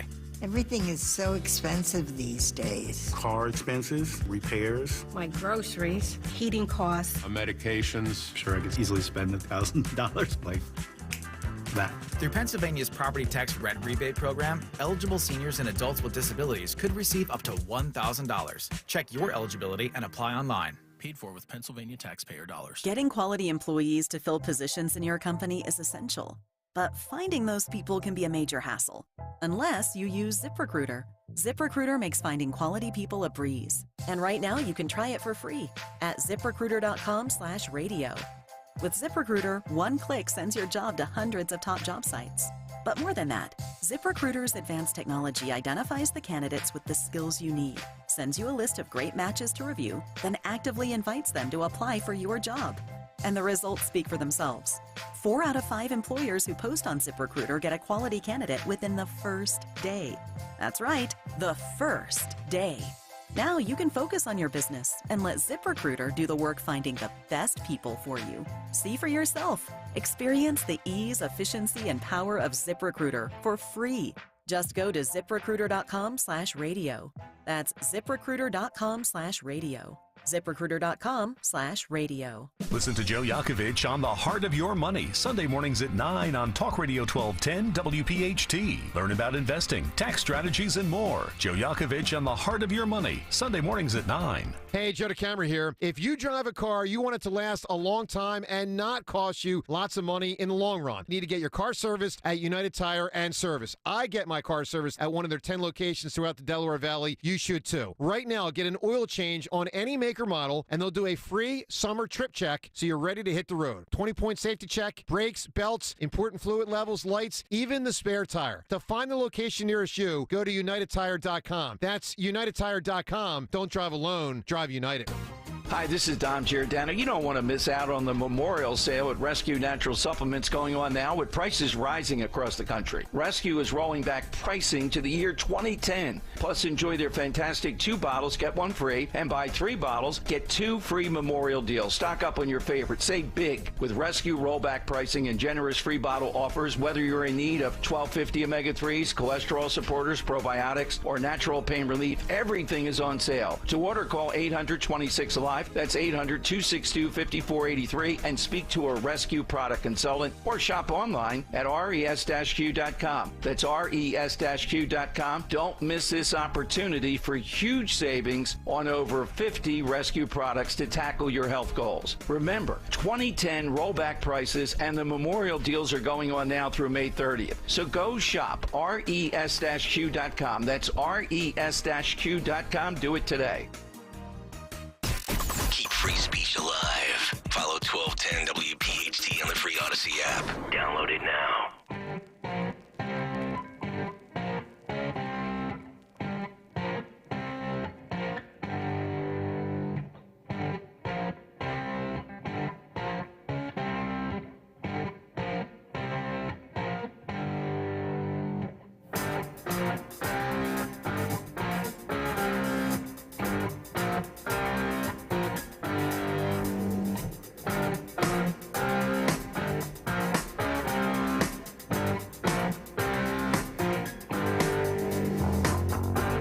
.36, Kayal and Company, working our way towards what's on the cut sheet. We will find out in just about 8 or 9 minutes. 855-839-1210. We're going to get to this Gallup poll in just a moment. Average approval ratings over the last, we'll call it 70 years through 10 different administrations, just to show you where Joe is compared to Trump, compared to some others. 855-839-1210. Let me squeeze in a call before we get to some of these numbers and polling data points. Elijah is in Montgomery County. He has some thoughts on the protests this morning. Elijah, good morning. How are you? I'm doing fine. How you doing? We're doing well. What do you got? It amazes me what people don't know. You know, you can go on Craigslist, go to community services, and this is across the country. They advertise for these protesters. They offer them training, health benefits, travel. These people don't just show up. I mean, they get bonuses if they are injured, if they go to jail. They tell them these are in blue areas. You know, you won't stay in jail. You got 3 levels. The top levels are the ones who are trained, okay? Matter of fact, some of them go from country to country. Mm-hmm. The next level down are the ones they go in and hire. They just are there for money. You ask them questions, they have no clue what's going on. And the third level are mostly your college students. People don't understand the last 20 years. Activism isn't just emotional. They're taught in school it has to be physical. If you know what I know and you're there, you can see who's in charge, because if there's any problems, they'll go up to the person. And the person is usually dressed conservatively. This is going even back when they had the protests before, and they're all in black and everything. They're paid to do this. The pattern repeats itself across the country. It repeats itself internationally, these color revolutions. This is all planned. You're right. There's a lot of these, to your point, paid professional. What they are is agitators, if you think about it. And I'm glad you bring up the coordinated point because that's something I've been saying all week long. I think these things are, you mentioned online for sure, but in today's world, it's not so much websites and the internet, it's social media, right? And you have a lot of these people that communicate this way, and then they get in little groups and they follow each other and they have these direct messages. You know, if the feds can track down people from January 6th, 3 years later, based on a post on a social media platform or messages that were shared amongst people that showed up on January 6th, if they want to, if they make it a priority, they would be able to track down each and every one of these people left and right. All right, we got the phone thing again on the air here.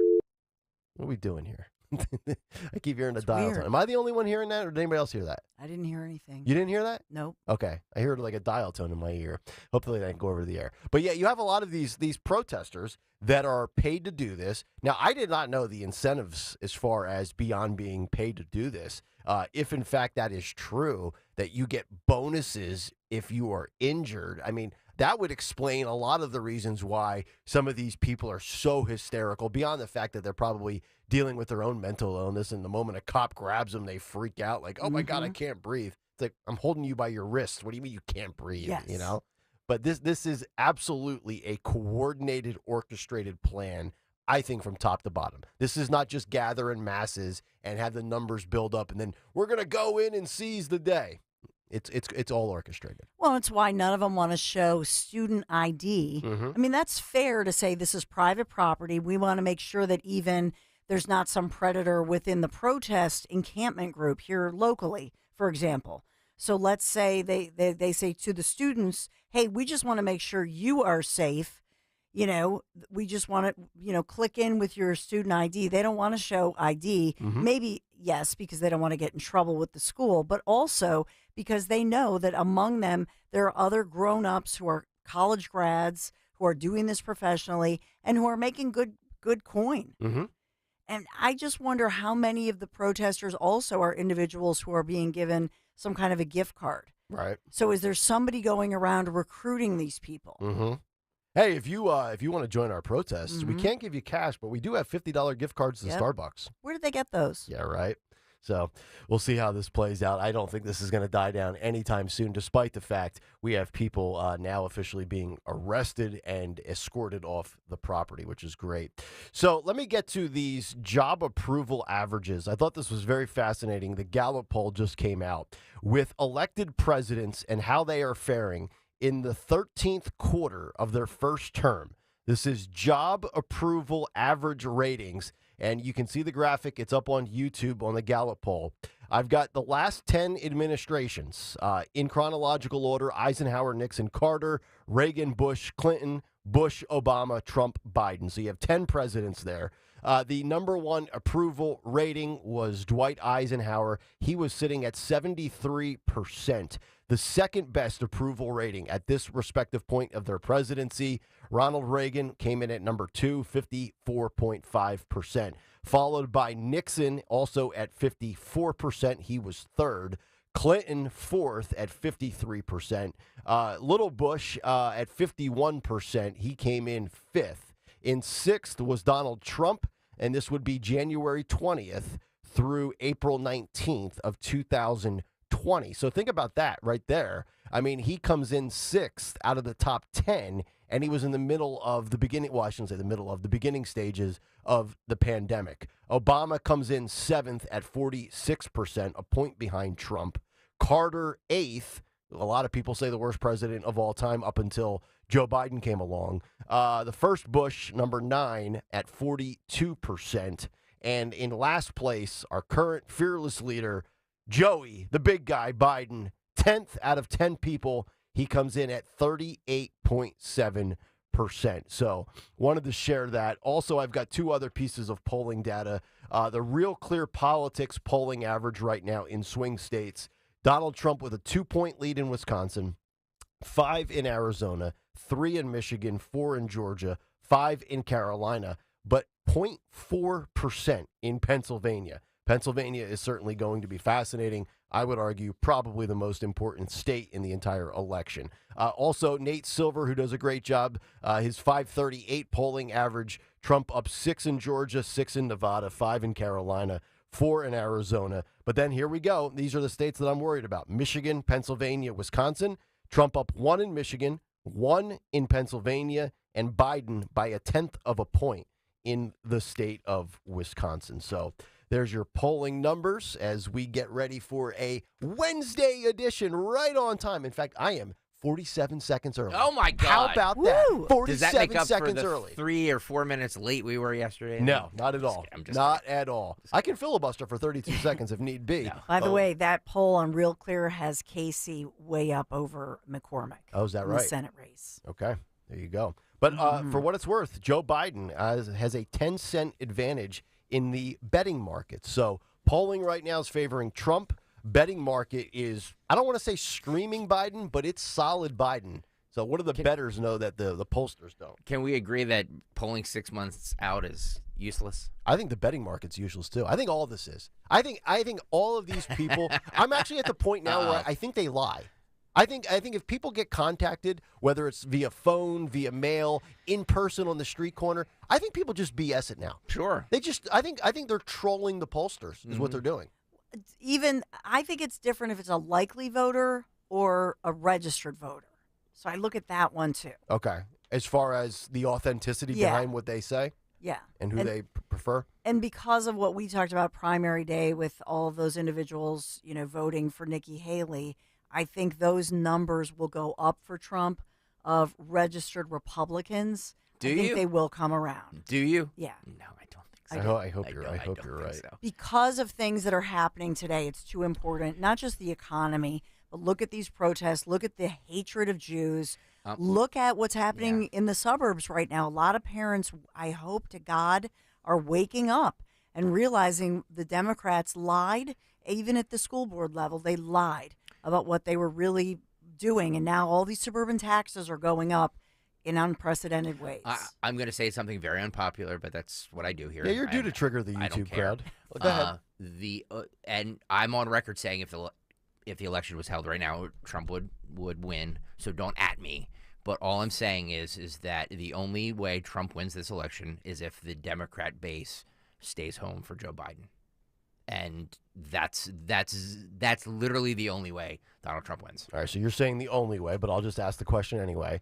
Is it possible that Trump can win if Jewish Democrats They're not going to bail on They're Joe? not going to. Not in any great numbers. Okay.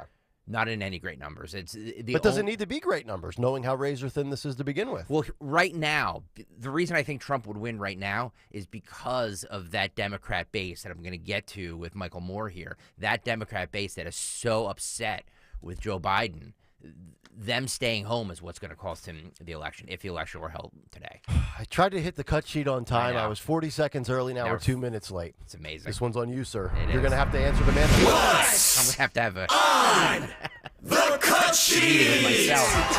I'm going to start with cut 12 here, Phil. What's on the cut sheet? What's on the cut sheet on this? What's today? Wednesday is brought to you by Cherry Hill Volvo, where they have ample inventory of brand new and beautiful pre-owned Volvos. Enjoy the luxury experience you deserve. They always go the extra mile for their customers because relationships matter at Cherry Hill Volvo. Check them out on Route 70 in Cherry Hill Volvo, where relationships matter. Tell them you heard about them on 1210 WPHT. Yes, Michael Moore was on with Caitlin Collins. I don't think this was last night. I think this was the night before. And he is sending out a warning sign, or a warning to the Biden administration, saying his chances at not being reelected is so great. And he said, we always say Michigan, or we always say Pennsylvania determines the election. He's saying Michigan does. Pretty close. I think it's apples and oranges. Yeah. This is cut 12, Phil, go.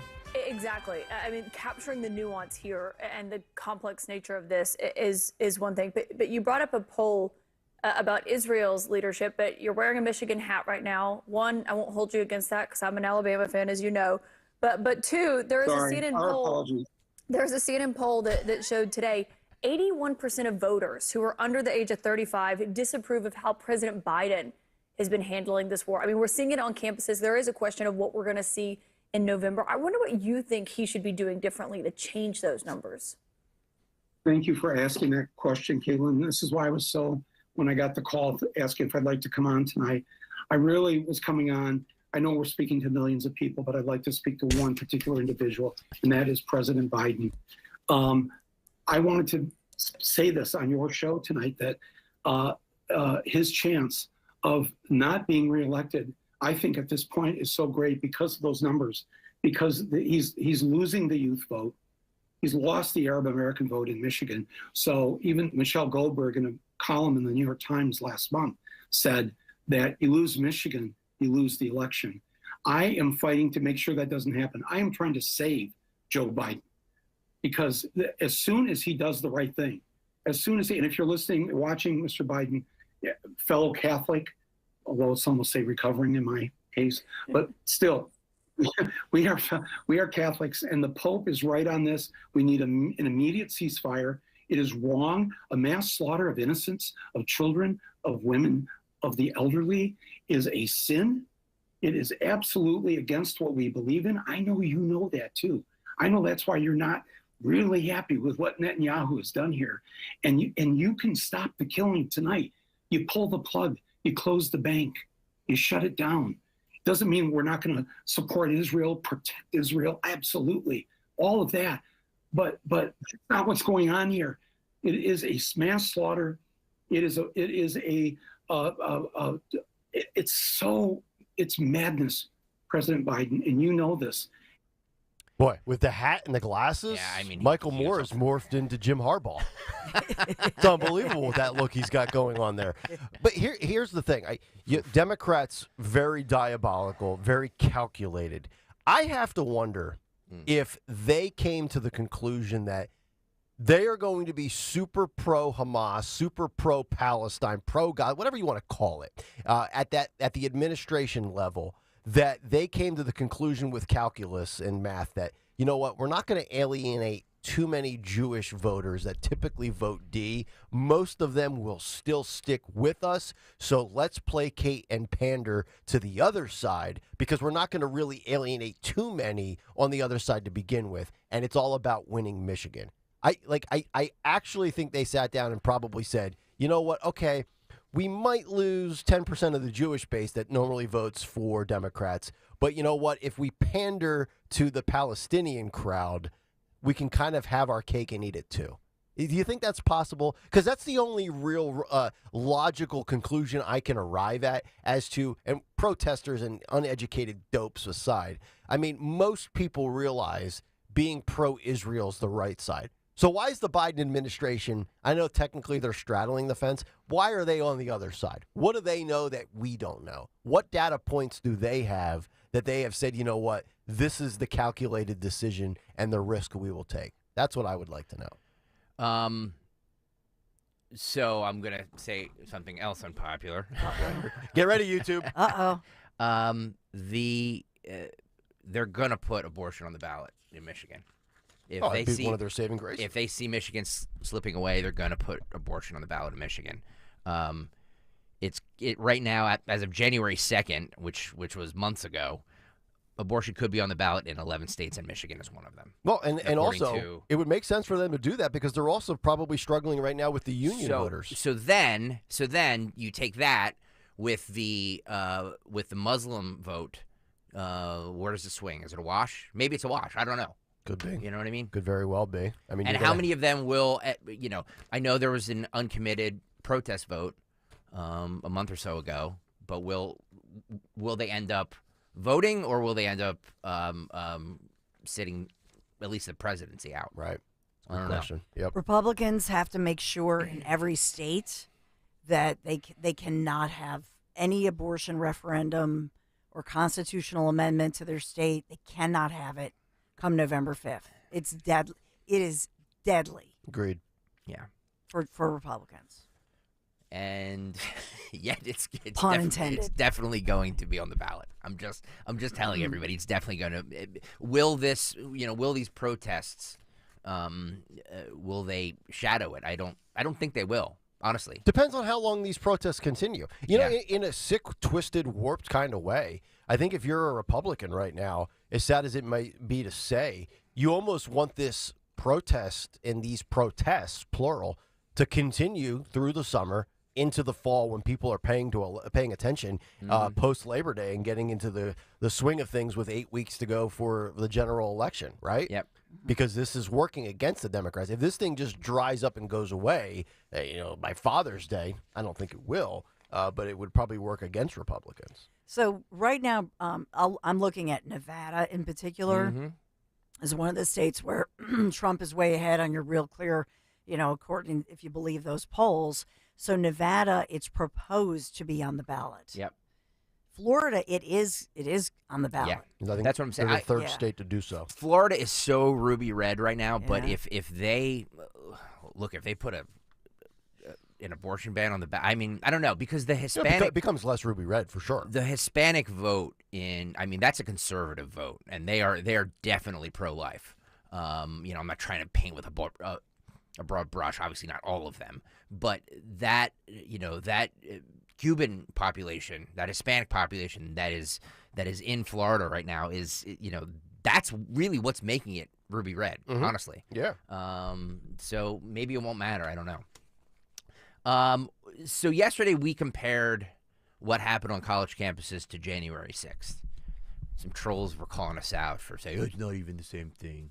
Oh, the trolls were out? You don't even know what you're talking about. I mean, you guys block them all, which I guess I is mute them. Fine. I mute people now. But I like to see what the trolls are saying. I think it's funny. Yeah. You know what I mean? It doesn't, I don't care. I only mute you if you get like personal. Doesn't offend me at all.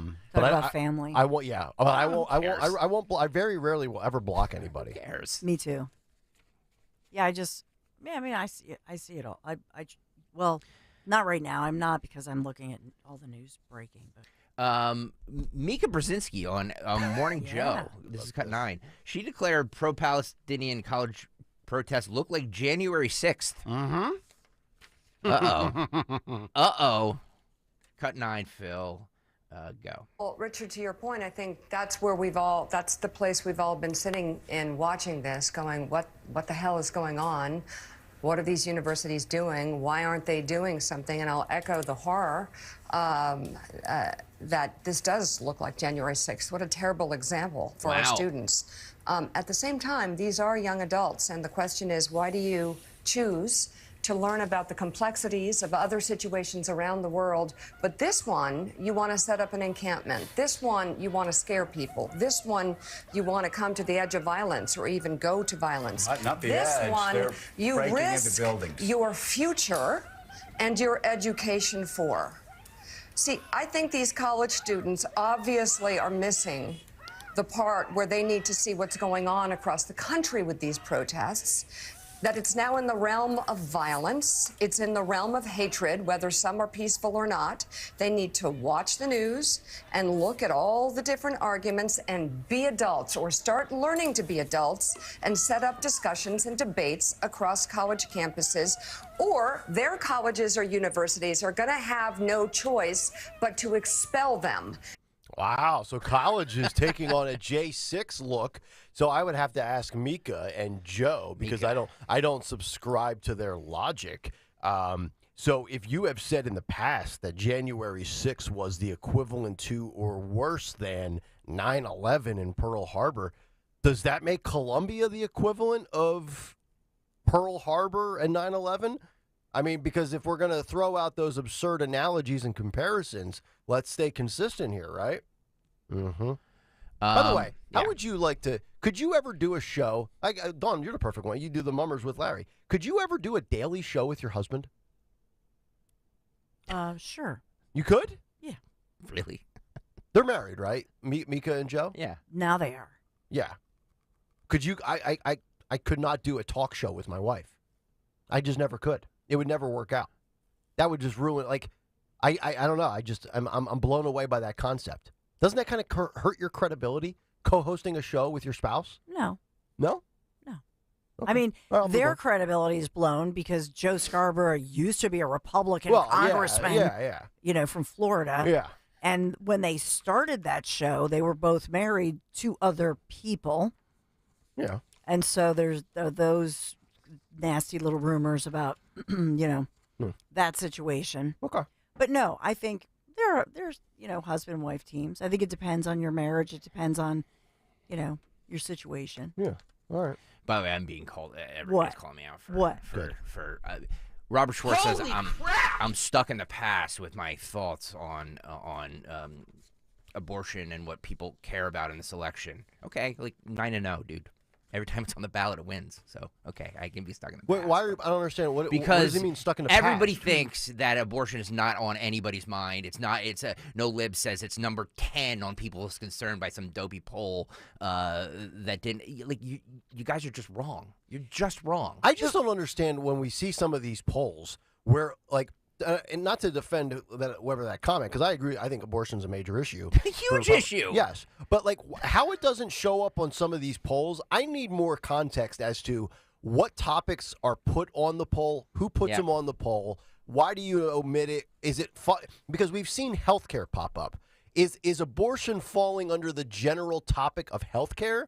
Because if so, then maybe it's not an issue, because we've seen healthcare is like 7% and it's well below immigration and the economy and inflation and things like that and crime and wars. So I need more context as to why it's not showing up, and does it fall under the umbrella, so to speak, of healthcare? I will say this, that I think that it depends on the wording. For example, in Florida, I do worry about this because it's going to be on the ballot, and the debate is because they just passed that 6-week ban on abortion that's starting. So on the ballot, it'll be, should abortion be allowed? And I think they say around 24 to 28 weeks. Should it be allowed until then rather than 6 weeks? It depends on all of these, Florida, New York, etc. If they write in that pain threshold, and they talk about should they consider a pain threshold for the fetus, and they can put that on the ballot, I think that does not hurt Republicans as much if they put on the ballot the pain threshold. I think it's difficult to vote to say, I don't care about an unborn, whether you think, whatever you think about that procedure, okay? I think it's very difficult for somebody to go push a button and say, I don't care about a pain threshold. So it does matter how it's written.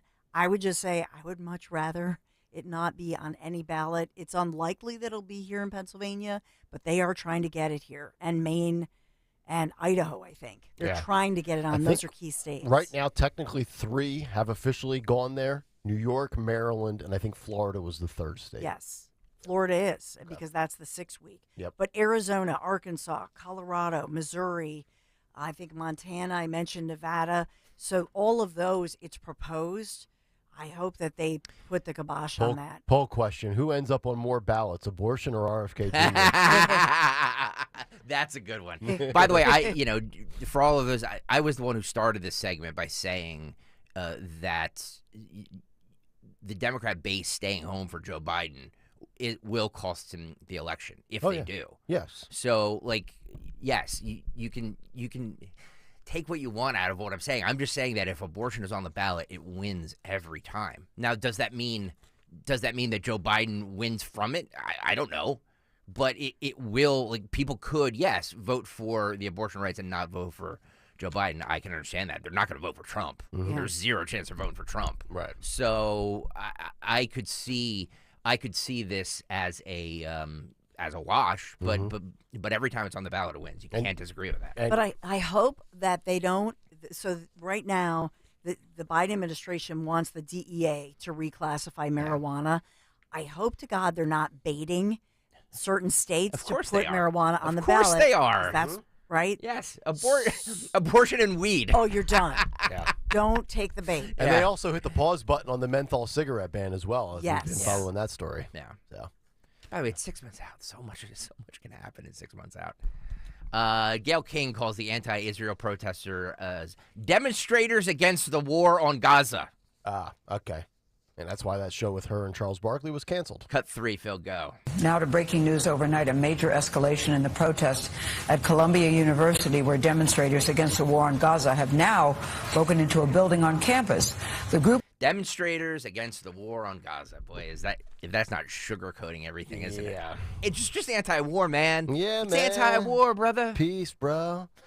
This is another reason why I can never be in the mainstream media. I just can't lie to hundreds of thousands, if not millions of people over what this really is. You can classify it whatever you want. This is nothing more than Jewish hate speech that's going on. And really, it's beyond speech. It's beyond protests. I mean, when you're breaking and entering, I'm looking at a video now. You've got cops tackling people on a quad in Los Angeles. Looks like some sort of spray is being deployed. I think that's a pepper spray. This is not an anti-war demonstration. We played this earlier, but I'm going to play it again. This is one of the protesters who's giving her list of demands, and one of them is basic humanitarian rights. Grubhub. Grubhub, yeah. Food. And a $5 footlong. Basic human necessities like Grubhub. No tomatoes. This is cut 4. Phil, go. Why should the university be obligated to provide food to people who've taken over a building? Well, first of all, we're saying that they're obligated to provide food to students who pay for a meal plan here. Yes, meal plan. Requested that food and water be brought in, unless I misunderstood. To allow it to be brought in. I guess it's ultimately a question of what kind of community and obligation Columbia feels it has to its students.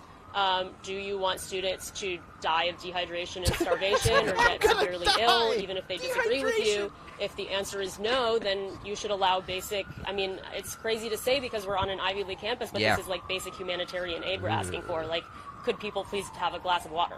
But they did put themselves in Don't they have water bottles?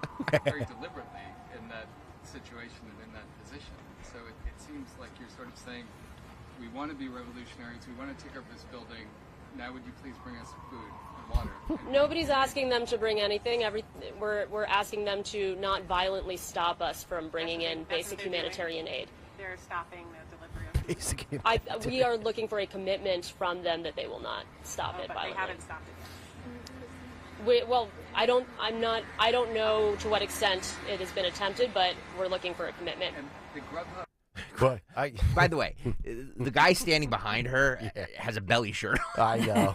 I didn't know the belly shirts were still a thing. I thought that was like an 80s thing. His midriff is exposed. I'd love to see what her TikTok feed looks like. If I was on TikTok, I'd scroll her timeline for hours and see all the deranged videos that she has posted. The other thing with this as well, when you watch some of these punks out there and they're talking about humanitarian aid, like do we want to really show them like what humanitarian aid looks like for the innocent people that are living in deplorable conditions as their city gets destroyed and turns into rubble? Like that's humanitarian aid, not your little entitled DoorDash and your water bottles on campus. Yeah. By the way, I love how she says, well, this is an Ivy League school. I believe Columbia was one of the Ivy League schools that moved on from the SAT score as a requirement to get in.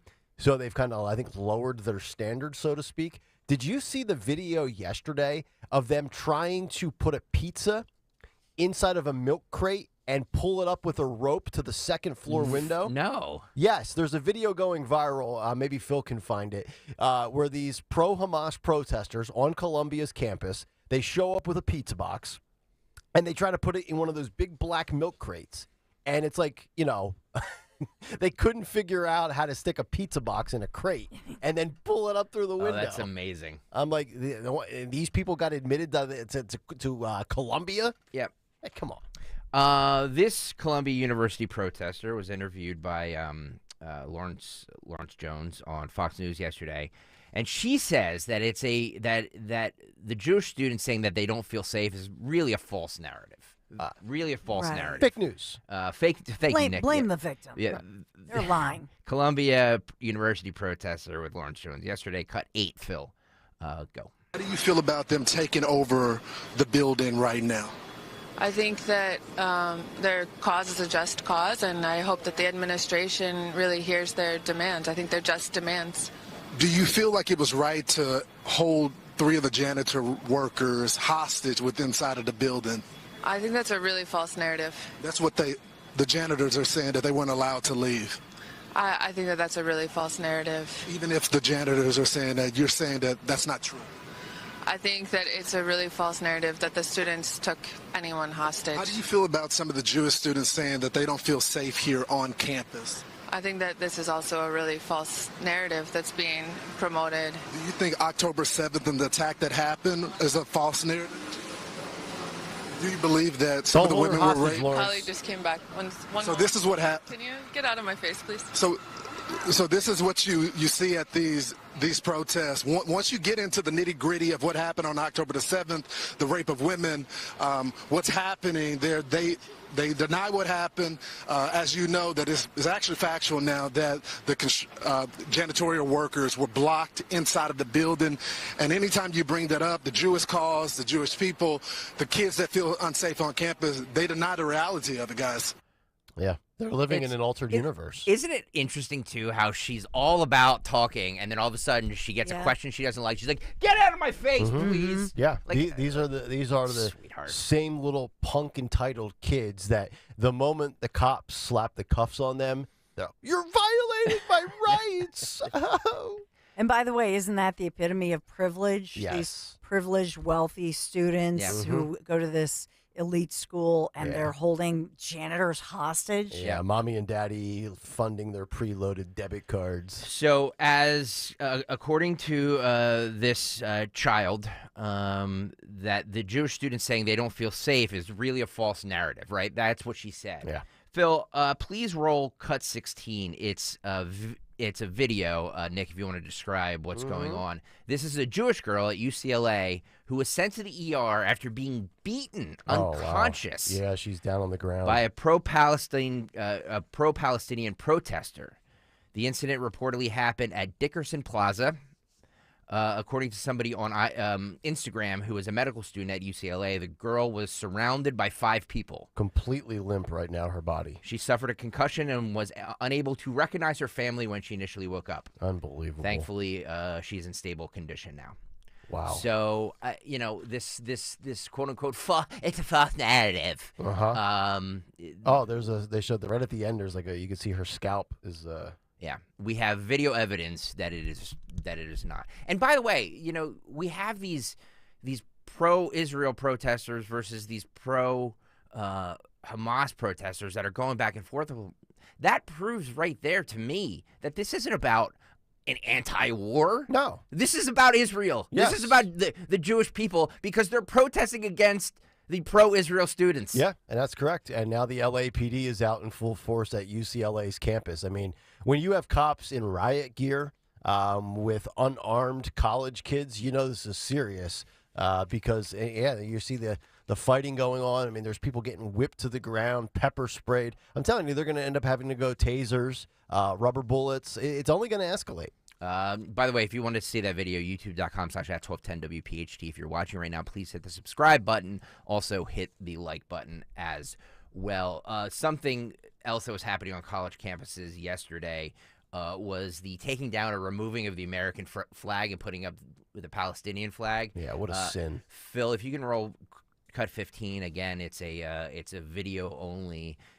This is the NYPD recapturing the City College from protesters and raising up the American flag on the campus flagpole. So there you see they're taking it down. Yep. They're taking down the pro-Palestinian Yanked flag. It right down. And there they are putting up the American flag. That's good work out of these officers. So, look, this stuff going on right now is just...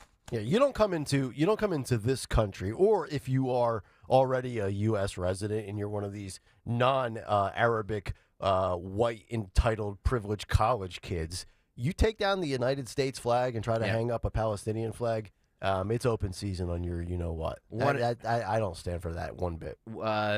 This is cut 17, Phil, and thank you. You're doing a good job. I'm jumping all over the place here. These are the Columbia protesters who locked themselves in the building after getting surrounded by police. So the police wouldn't let them out yet. And one of the protesters like, it's finals. Can I go home? This is cut. I've got a biology final. This is cut 17, Phil. Go. They just barricaded us in. Oh my God. No way. It's finals. Can I go home? It's finals. Can I go home? I'm done playing protester. I'm done playing dress up. I got to go home and study. Expel them. Then you won't have to take your final and study. Skippy. By the way, I sent a Getty Images photo of that janitor being held. Just because there's photo evidence. Yeah. Oh, so is we there? have visual Yes. confirmation. He's got a New York Yankees ball cap on. All right. After further review, leave him in there. So, and he's not a white guy. Okay. Interesting. So false narratives. So yeah. So I guess, the African American gentleman who's the hardworking custodian there. Yep. He's a big liar. Yeah. He's embellishing. This sweetheart who was protesting, this old woman who is, I'm sure, is rich and entitled, waving the Palestinian flag here. This is if you have kids in the car, please come back to us in 2 minutes. This is cut 11, Phil. I don't even want to say what she says. It's so gross. Okay. Cut 11, Phil, go. They wouldn't baptize women. They're too ugly. Jewish women are way too ugly to be raped by you. And maybe with a condom. Jewish women are too ugly to be raped? How nice. So basically she's saying everything that happened on October 7th is not true because to quote her, Jewish women are too ugly to be raped. Too ugly to be raped. What a sick, sick woman. You think she has a home in New Hope? What a sick old cow she is. A sick old cow. Oh God! Now, look at that coat she's wearing too, Dawn. She has like this. Hey, can we break down her fashion freeze frame style? She's just this rich, entitled. That's New York City, so she's probably wealthy and just like. Ugh. Is that Keith Olbermann's sister? AKA his roommate. Oh God. And that's just it. They don't, there are witnesses. There's video. It was sick what they did on October 7th. And the women who were raped and many of them murdered were also, as Hamas was weaponizing that, many of them were the ages or younger than these women who are college students protesting. These were college students that they did this to. And to have another woman of a similar age, right, to say something so horrifying. Oh, God. Wow. Yeah. Remember we saw the sign back in the fall after October 7th. It was one of the protesters had a sign that said LGBTQ for Palestine. Well, there was a sign yesterday. I forget which campus it was on. It might have been Columbia. And the sign said gays for Gaza. I was just thinking, what we ought to do? We ought to do like a study abroad program. Yeah. So field trip. Yeah, we'll do a little field trip to the Middle East, and you can take your signs that you've doctored up with markers, and we'll let you over there for a semester, and then you report back to us with how your experience was. By the way, Lisa on YouTube says at least that false narrative twit didn't have a mask on. I agree with that. Good point. But I would not call her a twit. I would put an A in there. Wow. Holy crap!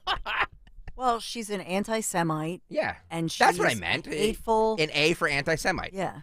And she's a hateful individual who is glorifying rape and the she's weaponization of sexual violence. Yep.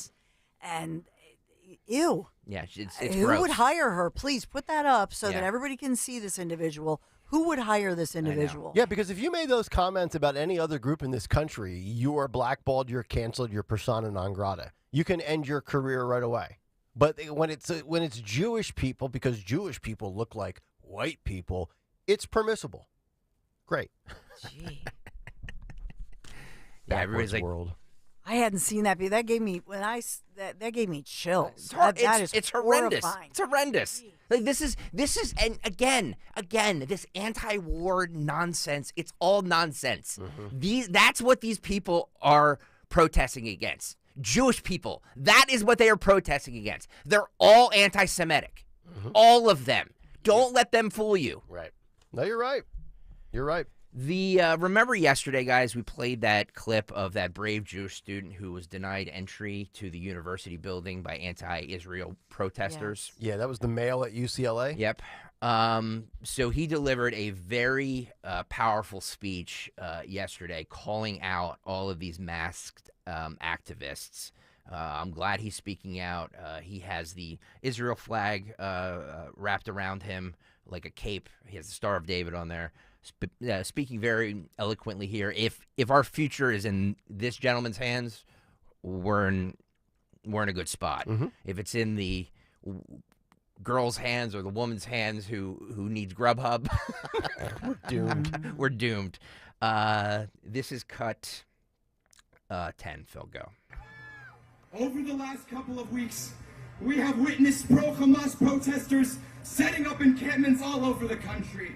While they cower behind their masks and hide who they are, we stand tall and proudly and voice our message to the world. Israel is not going anywhere. The Jewish people are not going anywhere.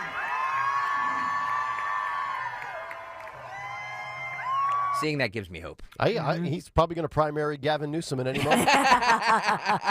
Nice work out of that guy. Got the good curls going too, as well. Yeah. Chicks dig the curly hair, by the way. Yeah, he's a yeah, man. He's a handsome dude. Yeah, as the kiddies would say, he's probably slaying it on campus. Stop. Nick. Slaying it. Yeah. I'm sorry, Don. Were you going to say something? No, I just think I'm glad that he's out there and that this is going viral. But I think to myself, they want to make this the Middle East. I know. These pro-Hamas, these pro-terrorist protesters. It's not about being an anti-war protester. It's using our freedoms and our freedom of speech for something that's ugly and something that's so un-American. Yeah. And we just need to all agree on this one and shut it down. Yep, there you go. If you don't, look, if you set the tone right off the top, you immediately establish what will be permitted and what will not be tolerated. Yep. And I think when you allow, look, you said yesterday multiple times, Stalker, Colombia has fallen. Colombia has fallen. Yep. I mean, they were literally breaching the campus on a spot where they had no right to be. So you look at places like Florida where they said, this is not a daycare. We told you what the rules were. You did not conform, and now you will be dealt with. If you take that approach across the board, this thing can end like that. Colombia released a statement claiming that protesters were led by, quote, individuals who are not affiliated with the university. Okay. And they were left with no choice, meaning, getting them out of there, getting them out of the building that they are occupying. This was that report from MSNBC last night. This is cut 18, Phil, go. I want to read a statement that we just got from Columbia.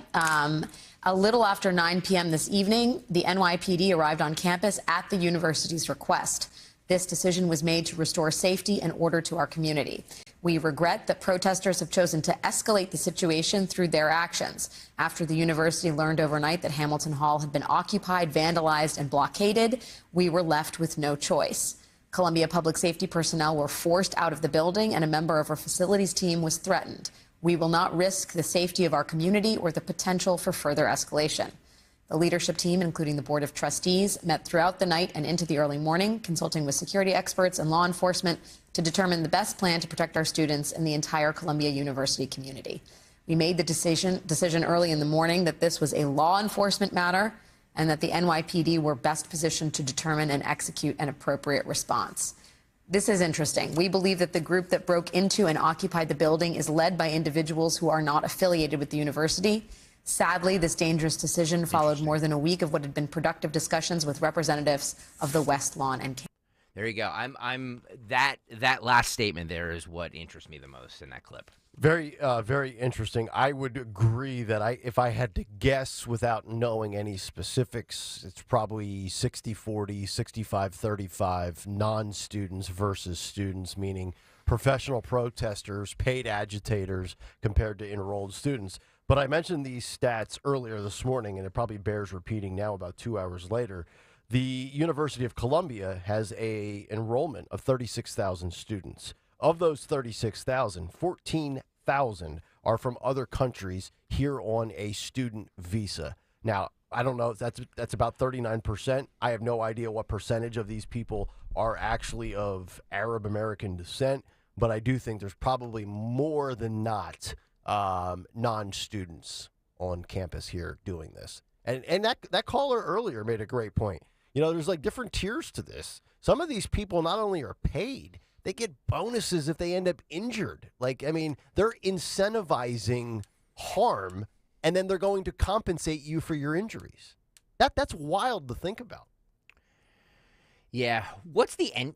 Here's my question, though. What's the end game? Because if the end game is to help, like, you would think that they would be Democrat or liberal activists that want these protesters out here.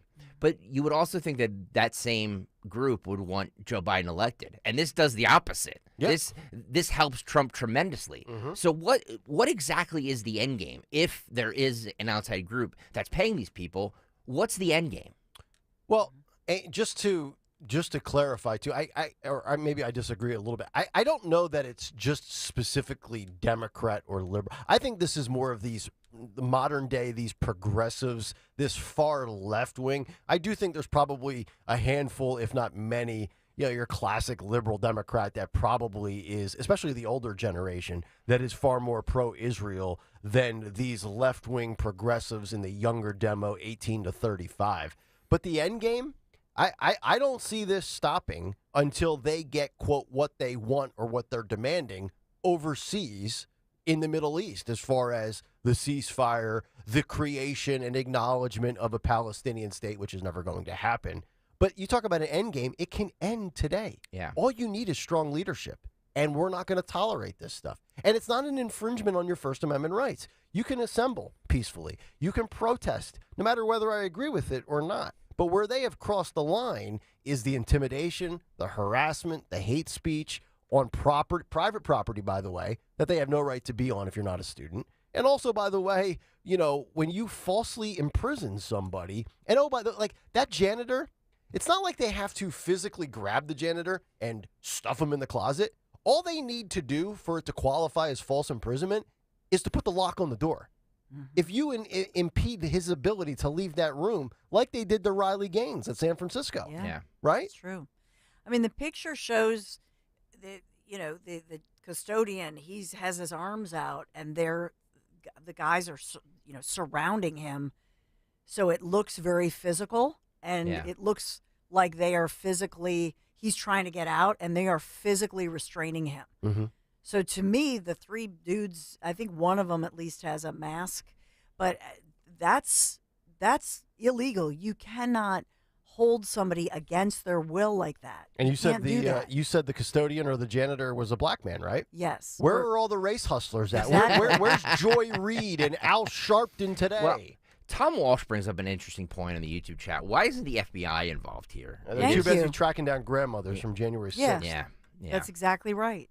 They have all that facial recognition that and I hope that the feds continue to track down all of these individuals for years to come, just like they've done with J6. Mm-hmm. Dave Huber, instead of the greatest generation, is the lamest generation. It's great. Well, not all of them. Nobody's talking about your kids, sweetheart. My boys are perfect. God. David and Michael had good parenting. Yeah. These Columbia students who were interviewed by Fox News yesterday, who stood against the anti-Israel mob, were interviewed, and this is what they had to say. This is cut 19. Phil, go. Two brave students at Columbia faced off against the angry mob as they tried to break into Hamilton Hall. Speaking of angry mobs, Laura Ingraham.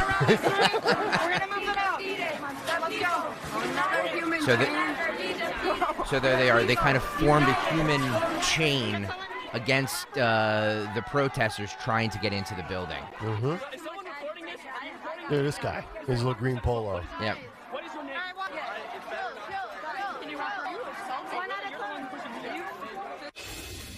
Joining me now, Rory Wilson and Charles Beck, the two students you just saw. You guys, first of all, major kudos to you. I don't know whether just to congratulate you or declare you insane for trying to face off against that mob. But Rory, let's start with you. What made you decide to take that stand? Well, it was Pretty much on the spur of the moment. My friends got me out of bed, told me something was happening on campus. I ran over, and I saw that it was pretty much chaos. People were smashing in the windows. Massive mob gathered outside of Hamilton Hall, piling up chairs on the inside and that sort of thing. So I wanted, just kind of off the cuff of it, wanted to show that I disapproved of what was going on, that this was completely inappropriate, destroying the property of our university, and that this is not at all the way that we ought to conduct ourselves in any sort of discourse. And so I just wanted to register my protest against their protest. That's what I was telling them when they were yelling at me, and say, I'll protest your protest. I'm free to do that. That is the spirit of college. Yes. In my opinion. Yes. And do you hear how loud it is in the background there with the megaphones and the drums? Yeah. You know, we've talked a lot about the protesters versus Jewish students enrolled. But what about the rest of the student body that's not involved in protesting or of Jewish descent, that are just there studying for finals? Yeah. How the hell do you pay attention and focus on studying when that banging and that noise is going on and you can probably hear it for, I don't know, a mile in every direction? I feel bad for the kids that have nothing to do with any of this, that are completely detached from the madness, that are just going about trying to wrap up the final 2 weeks on campus. That's what, in my opinion, that's what it should be. The students should have gotten together and said, you know what, these people, half of them don't even go here anyway. Mm-hmm. You're invading my campus, you're invading my college, and we're not going to stand for it. Right, and you're ruining my experience. Exactly. And you're disrupting my whole, routine. Dawn mentioned earlier that former President Trump called into Sean Hannity's program last night to discuss what was happening and about the NYPD climbing into the windows and taking those dopes out of there. We're coming to get you. We're coming to get you. Cut 20, Phil, go. Now these students that'll be arrested, they'll be released within hours. Probably the charges dropped, and there'll be no consequences, which will only embolden them. Your thoughts? Well, I really think you have a lot of paid agitators, professional agitators in here, too, and I see it all over. And, you know, when you see signs and they're all identical, that means they're being paid by a source. These aren't hand-painted signs where people would go to their basement and paint something because they really believed it. These are all signs that are identical. They're made by the same printer. And, when you see that, that means there's somebody at top that's paying or a group that's paying. And they're doing great disservice to the world, but they're doing great disservice to our country. But when you look at New York in a state like this, but look at other cities, it's not a lot different. It's frankly worse in some places than it is right now in New York. And I think the New York City's finest have been incredible. The way they've been, it's not over yet, but the way they walked in and the way they climbed through that window, they were not afraid of anything. And it looks like they've got it maybe clamped down. But it should never have gotten to this, and they should have done it a lot sooner than before they took over the building, because it would have been a lot easier if they were in tents rather than a building. And tremendous damage done, too. When you look at that building, that's a landmark, and it's really been damaged badly by these people. I actually think if Trump was still in office, he would have came out and had a address the nation type moment to put an end to all of this and told, governors and mayors to handle things accordingly. Unlike the Biden administration, who Joe has, some low-level staffer putting out a statement denouncing and not condoning these actions. But I will say this, and I don't subscribe to this theory, but Trump believes he can win New York. I don't think he can win New York. But if you believe, like Trump, that New York is winnable, those visual images, those snapshot moments would lead you to believe that it's even more attainable, because when you have New York City looking like the way it's looked the last handful of days with these riots, it's not a good look for the Biden administration. And I know Trump believes, and he said it, he can win New York. If you are of that belief, this only adds to that confidence in doing so. One more from Trump, on Biden's support for Israel. And the battle against anti-Semitism. This is Cut 21, Phil, go. What's your reaction to the news unfolding? Well, it's just such a sad thing to see, Sean. When you look at this, it's not even believable. If you go back a year or go back 3 or 4 or 5 years ago, this would not even be possible to think about. Nobody would be thinking this could happen. You look at the anti-Semitism, the hatred of Israel by so many people. You go back 10 years, I mean, Israel was protected by Congress, and now Congress is just doing numbers that are unbelievable with, I think, a very, very small group of people within Congress, and it's got to stop. But we have to go back to the roots. We have to protect. We have to stop the anti-Semitism that's just pervading our country right now, and Biden has to do something. Biden is supposed to be the voice of our country, and it's certainly not much of a voice. It's a voice that nobody's heard. And look, I don't think he's able to do it. I don't think he's got what it takes to do it, but he's got to. He's got to strengthen up, and he's got to be heard. I'll tell you the ones that you can really blame, these squad dem progressives, because last night Eric Adams had a press briefing at One Police Plaza, to which our favorite squad dem nutjob leader AOC tweeted, "If any kid is hurt tonight, responsibility will fall on the mayor of New York and university presidents. Other leaders in schools have found a safe, de-escalatory path. This is the opposite of leadership and endangers public safety. A nightmare in the making. I urge the mayor to reverse course." I love how AOC, who doesn't even really reside anymore in the district she represents, is talking about who's safe and secure and who's not. Give me a break. One more, and then we can get to Dawn's big three. This has nothing to do with the protest, but I wanted to kind of get away from it for this last segment here, or this last cut. TikTok video? This is a sixth grade girl at in the Lebanon school district who testified about a boy who was allowed to change in front of her in the girls' locker room. Kudos, I believe, Dawn, you found this. Thank you for that. You said Lebanon as in local? Pennsylvania? Not Lebanon, PA. It's not Lebanon, PA. Okay. This, according to her, this is the first time seeing a half-naked male, and she even saw the outline of his. So, sixth grade girl with a boy who was allowed to change. Just warn Nick Hale, his blood is about to boil. Yeah, that's the son. Dad of two little girls. What? No, you're gonna be furious. Yeah.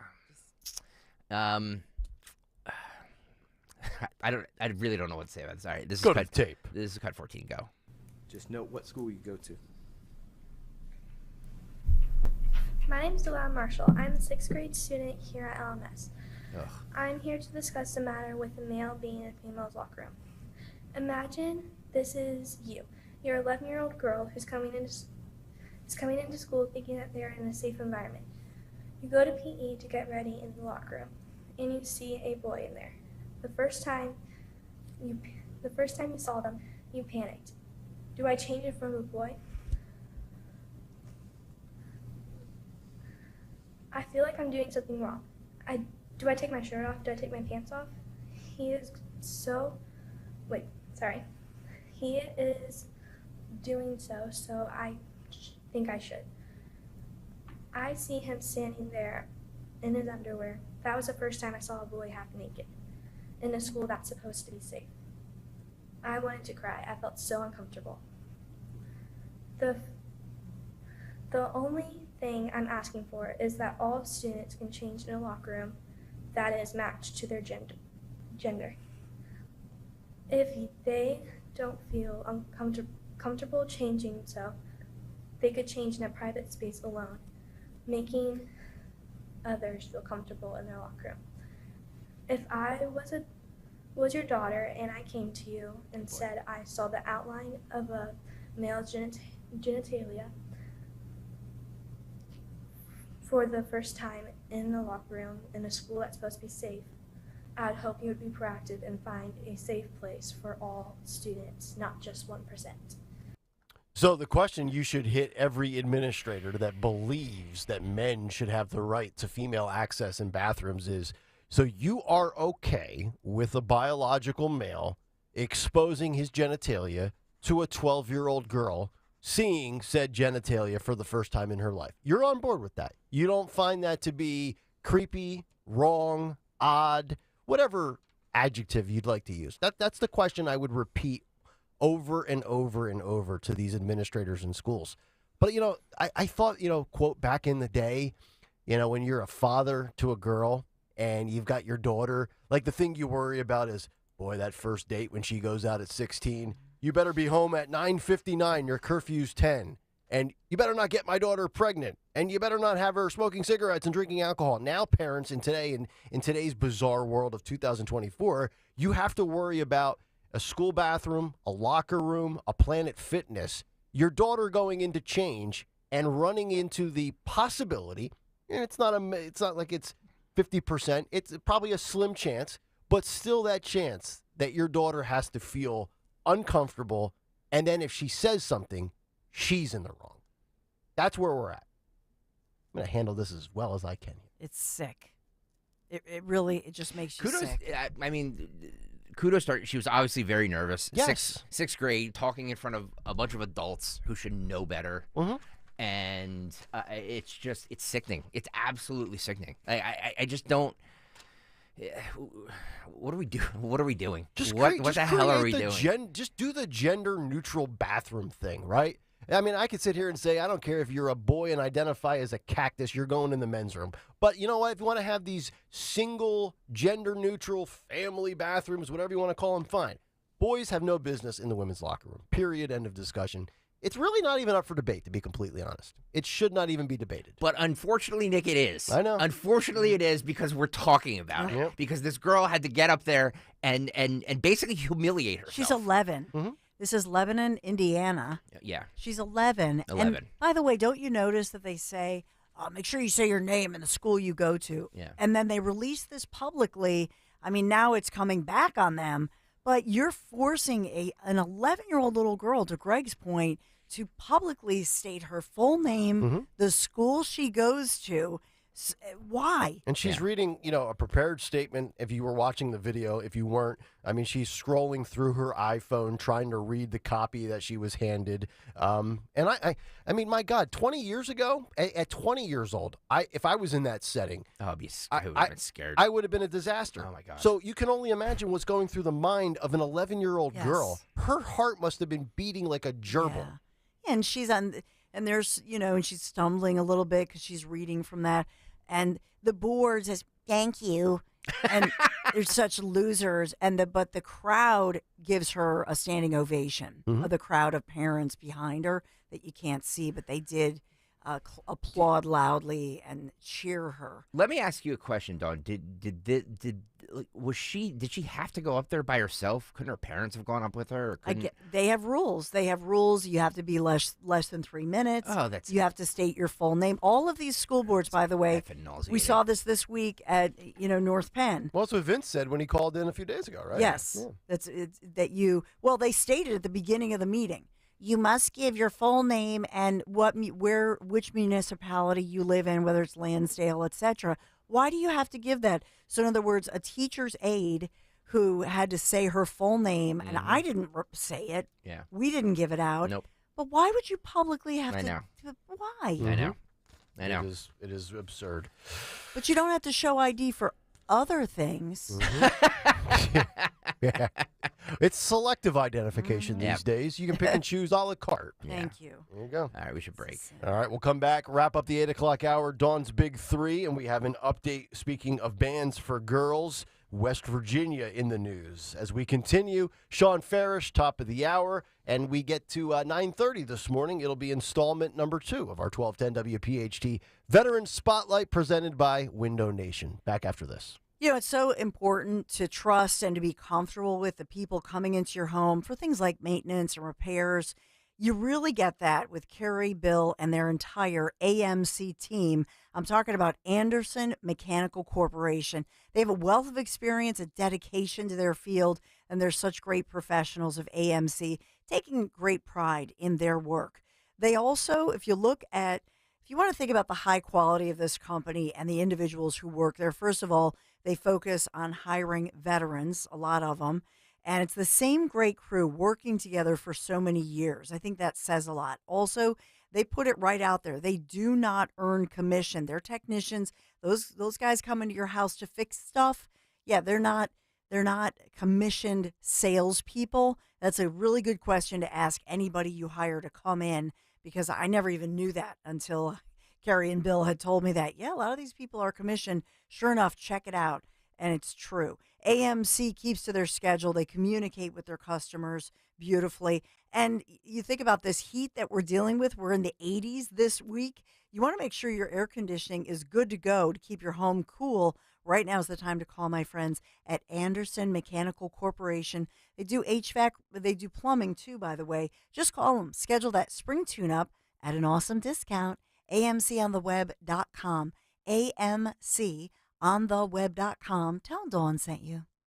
It seems like just yesterday when I captured my son's first steps or when we recorded his soccer games on VHS tapes. Those moments are gone. But the old home movies and pictures don't need to be. That's why my son created Legacy Box. That's right, Mom. Over 1 million families have used Legacy Box to digitally preserve their old home movies and photos. Simply fill Legacy Box with your old camcorder tapes, film, and photos. They will professionally digitize and send them back on DVDs, thumb drive, or the cloud. With Mother's Day around the corner, it's the perfect time to get your Legacy Box and save your family's history. After all, few things are as important as protecting your precious memories. Give your mom a Mother's Day present she'll never forget. Legacy Box is offering a 60% discount. Order yours today and take advantage of our best Mother's Day sale ever. Visit legacybox.com/value, and for a limited time, get an incredible 60% off your order. That's legacybox.com/value for 60% off. legacybox.com/value.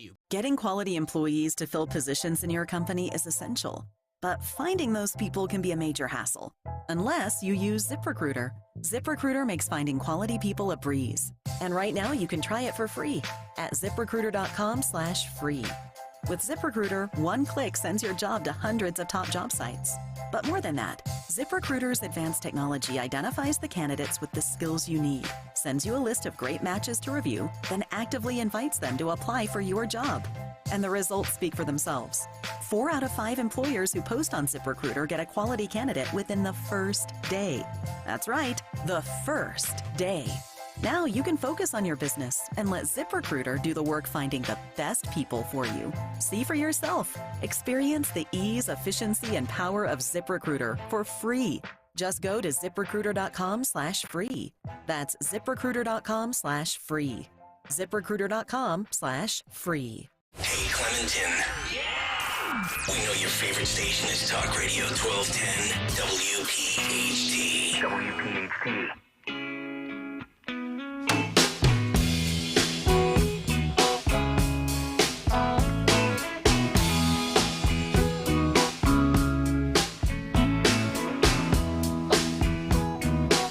Kayal Company, as we continue, 8:46. It is Wednesday morning, May 1st. Sean Farish coming up top of the hour. We'll get his thoughts on all of the issues of the day after we get the thoughts of Donald J. Trump, a.k.a. Sean Farish.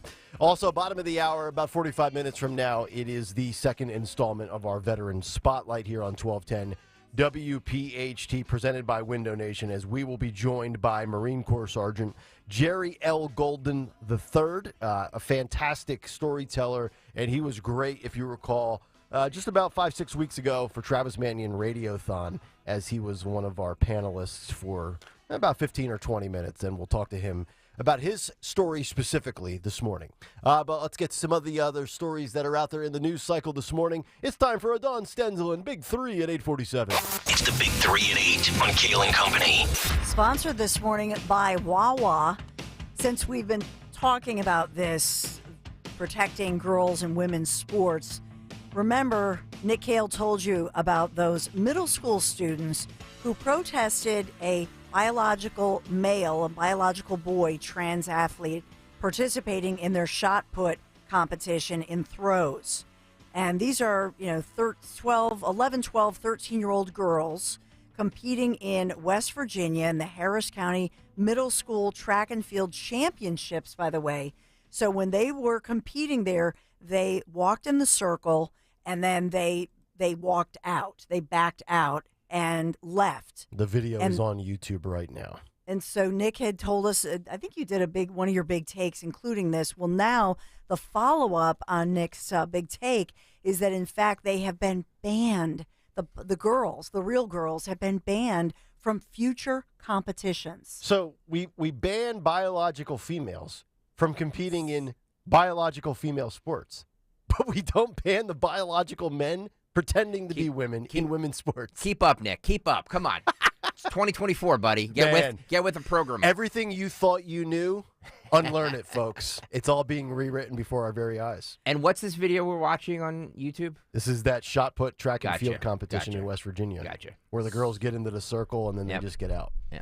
And so the trans middle schooler identifies as is a 13-year-old, is identified as Becky Pepper Jackson, a hyphenated last name, Pepper Jackson. Yeah. First name Becky, and that I don't know what the birth name is of this biological boy. Right. Who has a pepper? He's Becky Pepper Jackson because he has a pepper. Right. Oh my gosh, you made my day. Sorry, this is where my brain goes during moments throughout the day. So Becky Pepper Jackson remains in the competition. These 5 little, young ladies, they're 11 to 13-year-olds, and they just didn't feel. First of all, Becky threw at least 3 feet more than them. I thought thought biological men did not have inherent athletic advantages over females. upper body strength. The data is not conclusive, according to Harvard. Okay. So now the update as well is that in their defense, the West Virginia Attorney General, Patrick Morrissey, has just filed this lawsuit against the local Harrison County Board of Education on the students, the 5 girls' behalf, after they were banned from these future events. And the Attorney General there says that he is doing everything in his power to defend these brave young girls. This is just wrong. He says we must stand for what's right and oppose these radical policies. And if I recall correctly, your son is involved in track and field events, right? Yeah, he does shot put, and David also does he does discus. That's really his thing. Who would throw the shot put farther, David or Becky Pepper Jackson? Well, it's different. That's just it. That's a great point you make, because much like you have ladies' tees in golf, the girls have a lighter ball. Well, yeah. In throws. Yeah. So we've got lighter balls and we've got peppers here. Yes, Chris Eppolito on YouTube. Yes, he did say pepper. Pepper. Yeah. Not Pecker. Stop. David. Pecker's going after Trump right now. Yes. in David New York. Pecker. He's testifying, although he said they're friends. But on a serious note, the discs and the balls that they throw are of different weights if you're a female. Yeah. So it's just like bowling, right? You know? You get a 13-pound ball, a 10-pound ball. Yeah. Yeah. Oh, by the way, speaking of bowling, we didn't get to it. Maybe we can get to it at the end. I have a bowling video. You know how bowling used to be a nice civilized event? Yeah. Now it's people throwing bowling balls at one another. Oh, well, I mean, my assault with a goodness. deadly weapon. Yeah, exactly. Sorry, Yeah. Don. That is crazy. It is. What else do we have going on today other than Becky Pepper? So I was looking up, since Nick Kayal, you were giving percentages on Columbia. Just wanted to point out to you that UPenn locally, I don't have any reports of those so-called protesters, the anti-Israel individuals. Some of them students, we don't know because they're still refusing to show their IDs. I don't have any reports of arrests or any violence. But looking up as far as University of Pennsylvania, they say that their admissions office says 16% of their incoming class is made up of students with home addresses outside of the U.S. They also say they have, of all the Ivy Leagues, the largest group of international students. They say the most common countries most of their international students come from: Canada, the UK, China, India, and Hong Kong. Oh, okay. Canada, China, India. I could see all that. So they don't even mention on their website other countries. Very interesting. But 16% of the incoming class, international students. Okay. So, by the way, the chance of getting in as a new student, it's on paper. Slim and none. Yeah, it's like on paper, it's Yeah. 6%. Yep. But pretty much, it's tough to get in. Oh, yeah. All right, we have to go. All right. We are sponsored by Wawa this morning on this beautiful day, 84 degrees today, and the sun is coming out. We are sponsored by Wawa. Spice up your sandwich routine at Wawa. Try a Honey Hot Club, panini, ciabatta, or hoagie from Wawa. Made fresh when you order it. Gotta have a Wawa. Thank you very much, Dawn. 8:54 as we get ready for the final hour. Our buddy Sean Farish coming up in exactly 6 minutes. Veteran Spotlight at 9:30. But first, a word from my friends at the Piazza Auto Group, specifically Piazza Mazda. Visited their location last week in Westchester just to test drive the new 2024 CX-30. And this vehicle screams value, it screams safety, and also luxury. And I got to tell you, if you're looking for bang for your buck, I'm not sure you get a better vehicle with all the brands that Piazza has. And it's almost 20 plus brands. The Mazda out there right now, the modern day 2024, all the different models, but specifically the CX-30, unbelievable fuel efficiency. You don't want to pay $3.84 a gallon for gas? Neither do I. But if you want the most bang for your buck with gas, something like the Mazda CX-30 is super fuel efficient. All-wheel drive, turbo engine, which I was able to test drive that specific model. Man, this thing has a lot of juice for a smaller four-cylinder vehicle. You mix that in with Apple CarPlay and Android, along with all the safety features like iActive Sense technology and blind spot monitoring, and you get a 9.5 out of 10 from Car and Driver. Go to test drive it today. It's the new CX-30 at Piazza Mazda in Westchester, or check them out in Reading as well. Visit piazzaautogroup.com. Tell them Nick sent you. Window Nation presents the 1210 WPHT Veteran Spotlight in partnership with the Travis Manion Foundation. Listen the first Wednesday of every month as Kayal and Company shines a spotlight on a local veteran, highlighting their remarkable commitment to the community and their exceptional service in the military. Presented by Window Nation. At Window Nation, there's nothing more important than giving back to the communities we serve. For all of your window and door needs, visit windownation.com. That's windownation.com. You're in hot water, mister. What'd I do? I told you months ago our utility bills were getting higher because of that old outdated tank water heater. Maybe it's time we finally switch to a Navien tankless.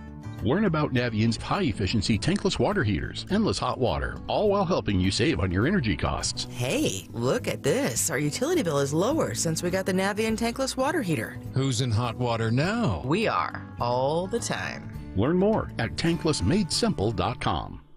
I learned patience from my adoptive dad.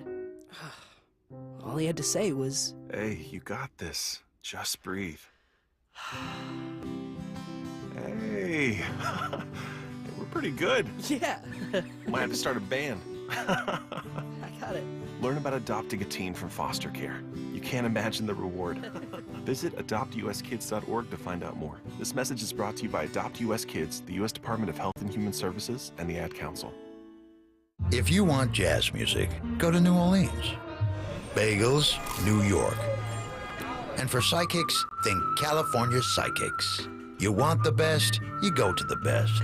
At California Psychics, home of free spirits and open minds, we know better than anyone what makes a good psychic. That's why we guarantee, if your reading isn't life-changing, it's free. Visit CaliforniaPsychics.com and experience the joy of certainty. California Psychics. As a roofer, spring means the start of my busy season, which means I've got to get organized. With help from Beacon, I can save time with Beacon Pro Plus and 24/7 access to live pricing, delivery tracking, order history, and more. Plus, this spring, I can earn $1,000 and the chance to win a $25,000 backyard renovation just by buying my CertainTeed shingles online with Beacon. No purchase necessary. Now that's what I call a spring cleanup. Visit BECN.com for official rules and to start earning entries. Fargo, the new virtual assistant from Wells Fargo, makes banking faster and easier. Like this. Fargo, what's my checking account routing number? And this. Fargo, turn off my debit card. And this. Fargo, what did I spend on groceries last month? And that's just the beginning. Do you, Fargo? You can in the Wells Fargo mobile app. Learn more at wellsfargo.com/getfargo. Terms and conditions apply. Your mobile carrier's availability and message and data rates may apply. Wells Fargo Bank, N.A., member FDIC. See Joe Conklin and the City Rhythm Orchestra on a tribute to Philly sports fans at Wildwood Catholic Academy on Saturday, June 29th. For tickets, go to joeconklin.com. JoeConklin.com! WPHT, WPHT-HD, WOGL HD3 Philadelphia. From the Cherry Hill Volvo Studios, where relationships matter. Always live on the free Odyssey app. Should be a big weekend at Citizens Bank Park when the Phils host the Giants for a 4-game series Friday, May 3rd through Monday, May 6th. Order tickets now at Phillies.com.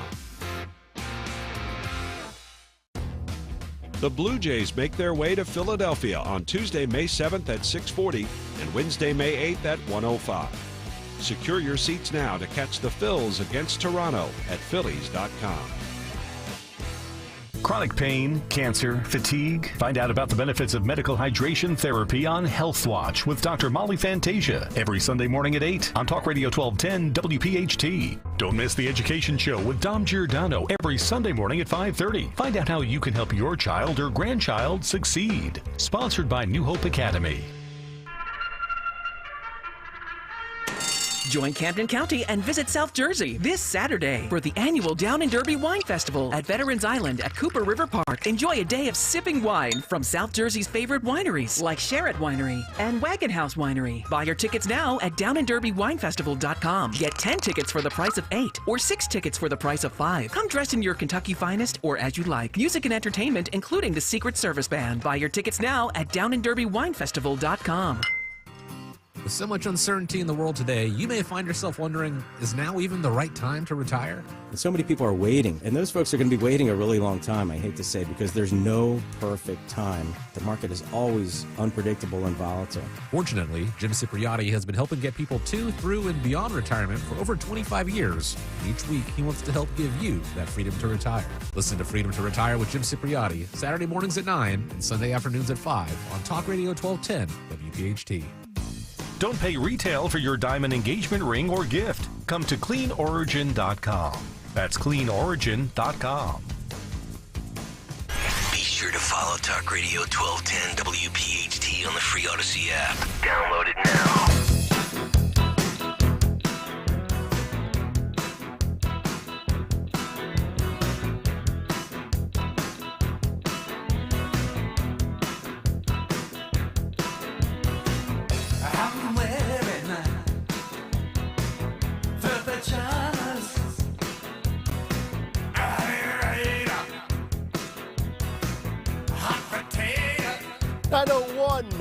Fourth and final hour is off and running as we get it going here on a Wednesday, May 1st. Mick, Dawn, and Greg, Kayal and Company, Talk Radio 1210 WPHT. Get us on the free Odyssey app. Watch us live on YouTube, social media at 1210 WPHT. Great hour coming up. Bottom of the hour, we will have our 1210 WPHT Veteran Spotlight presented by Window Nation, as we will be joined by Marine Corps Sergeant Jerry L. Golden III coming up in just about 28 minutes. But right now, we welcome in the 45th and hopefully 47th President of the United States of America, always kind enough to give us a few minutes of his time when he's not in court or on the campaign trail. The great Donald J. Trump is with us and back again. Mr. President, good morning. How are you, sir? Well, we're doing tremendously well. We love joining you. We love talking to the wonderful people of the city of brotherly love. You know that they love me so much like a brother. They booed me so much, but that's a term of endearment. They do it to everybody. They do it to Santa. They broke the Liberty Bell, and that was a term of endearment too. You know, they cracked it. They split it in half, but it's still together. And it's emblematic of our country. It's split in half, but it's still together. I'm going to fix it. We'll fix the Liberty Bell too if I'm your president too. Philadelphia may not like that, but maybe we'll do it. But it's always good to be here. You guys do a tremendous job. Let's start with the gag order. Judge Mershon, 9 gags, $9,000 total. I think that's $1,000 per gag. That's kind of the Stormy Daniels rate these days. Your thoughts on this contempt charge against you, sir? Well, you talk about gags and you talk about Stormy Daniels and...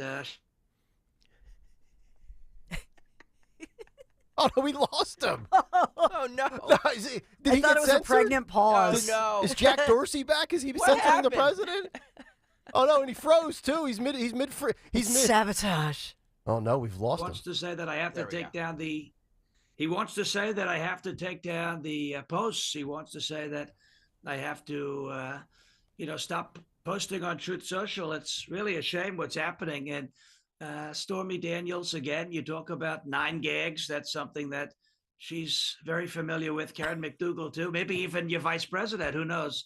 But and that's gag orders we're talking about. Yes, of course. We need to have our minds in the gutter. It's the first day of the month. We don't have to get there yet. And our minds are, and let me just tell you something, our minds are really going to head to the gutter next month. It's June. You know what happens, all the freaks come out.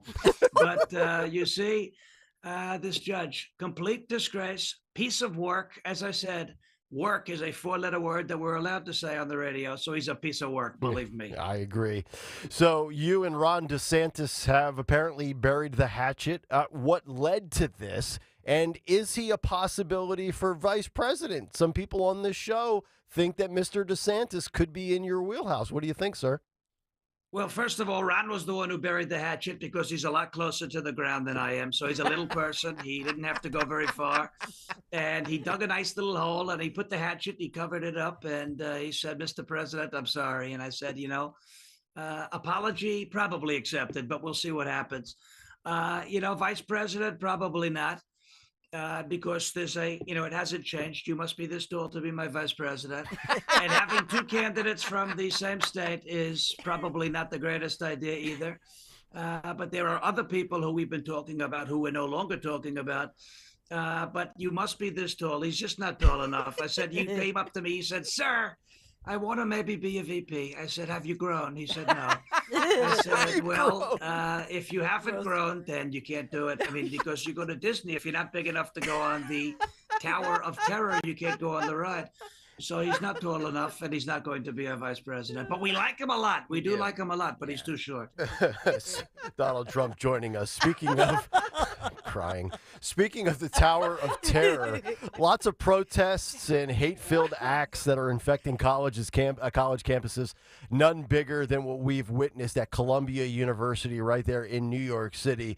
If you were president, I have to believe that you would have issued a stern warning, unlike Joe Biden. Your thoughts on what we have seen and this hate-filled anti-Semitism? Well, if I was your president, this never would have happened. And we would have gone down to Columbia. We would have told these people, you're protesting and you're talking about equality. You're talking about diversity. You're talking about, I love this group. These are tremendous people. Queers for Palestine. I say, okay, let's send you to Palestine. And you tell me how far you fly off the tallest building. How about that? Let's see what happens. Because what they do, these people, and they're fighting for these people, is they take you, if you're gay, we don't have a problem with it. We love Rick Burnell. They would take you to the top and they throw you off and they say, good luck. That's the end of it. And usually it doesn't work out very well. If you're a woman, we love women. I love women. Probably you look at the Billy Bush tape. I like women probably a little too much. They take them in the street. If you're not wearing your hijab, they call it a hijab. I call it a mask. If you're not wearing the mask too much in the street, they throw rocks at you. And they call that tolerance. They call that acceptance. If that's the case, I want to start throwing rocks at some of the people who don't like me because I want to be tolerant too. I want to be warming up, I'm very good friends with the great, he's called himself the Sandman, Mariano Rivera, the sand person. Now you can't say man because, you're not allowed to have it. Metallica, enter sand person because you can't say man. It's too gender specific. But you have this, you have him. I taught him how to throw the cutter. I'd love to throw rocks at some of these people who say that that's tolerant. Let's see how they feel about it. These are terrible things that they're doing to our country and terrible things that they're doing to once prestigious institutions that have gone to hell. And the only reason Columbia's gone to hell is because I left New York. If I was there, it would be in line. There would be no problems, believe me. Donald Trump joining us here on Talk Radio 1210 WPHT. I've got to imagine, Kristi Noem in the news again, her dog-killing admission in her book. If she was on your short list, and we know DeSantis is too short for the short list, but if she was on the short list for vice president, maybe she's now on the outside looking in. What do we think of this latest revelation, sir? Well, the only dog we're happy that we killed was Al Baghdadi. You remember that? We took him out and we said he died like a dog. And then we talked about the other dog. We had Conan, his dog's name. And the dog chased him into the tunnel and made him cry and scream like a little pansy because that's what Al Baghdadi actually is. So he died like a bad dog, that spends its nights in the doghouse. And then we had a beautiful and talented dog chase him down. We don't like shooting dogs, even Crooked Joe's dog who can't stop biting people. We don't want to shoot those dogs. So we don't want to see that. And now she's talking about she killed horses and all these other things. We don't want to be the party of death. And Kristi Noem, she does a fantastic job at South Dakota. She's probably going to have to stay there because we don't need people. American people love dogs. It's man's best friend. It's also woman's best friend. And again, we have the term, we can't say it, man, because people get offended. They don't know what the hell's going on. But you have it, and you look at that. Yes, the sanctimonious is on the too short list. And now Kristi Noem has been taken off of the short list and has been put on the do not touch this list because you're not supposed to kill dogs. We don't like that. Exactly right. I got to believe, Mr. President, that Time Magazine, much like a lot of the legacy publications, are getting ready to crank out more copies, more publications, more columns of fear porn. Time Magazine with the cover, you right on the cover of the magazine, on the digital version as well. It says, if he wins. We've already heard from people like Nicole Wallace who have said, well, if Donald Trump gets reelected president, I might lose my show. I'm going to get deplatformed. They're scared, aren't they? Well, you look at the Time Magazine article, you see what they did. These are terrible people. These are sick people. They put the article out, they put the cover out, and they put the M behind my head. It looks like I'm wearing devil horns. They took away my halo and they put the devil horns there because if you look closely at every picture, you see my beautiful gold hair, and I call it amber waves of gray. It's tremendous. Yes. And you see what happens. There's usually a halo. You sometimes can't see it, but there usually is. The fake news edits it out. That's why you don't see it. But there's a halo because I'm a perfect person. I'm really tremendous. When you look at it, I get the highest ratings. I'm a beautiful person. I do a great job everywhere. And Time Magazine replaced it with the M. It looks like devil horns. These people are very scared. And they would never do that to Crooked Joe, but they're doing it to me because they don't like me. But they know that not if I win, they know when. They know when. I'm going to win, and I'm going to win like nobody's ever won before. And when I win, we all win. And so they're terrified. They're scared. They're scared more than, I don't know, they're scared more than probably some of these pro-Palestine protesters. When they found out the NYPD was coming, they started doing the Crooked Joe in front of the Pope routine. The poop was coming out like nobody's ever seen before. And so they're very scared. They're scared like Chris Christie before he steps on the scale. Or quite frankly, the scale before Chris Christie steps on it. The scale gets there. They have a scale sitting on the floor. Chris Christie's coming, and the scale starts off by saying, oh, not this again. We don't want to do this again. And so, they're very scared. Time Magazine is very scared, and they should be happy, but they're not. Oh, how does he do it? It's unbelievable. Oh, yeah. Donald Trump with us.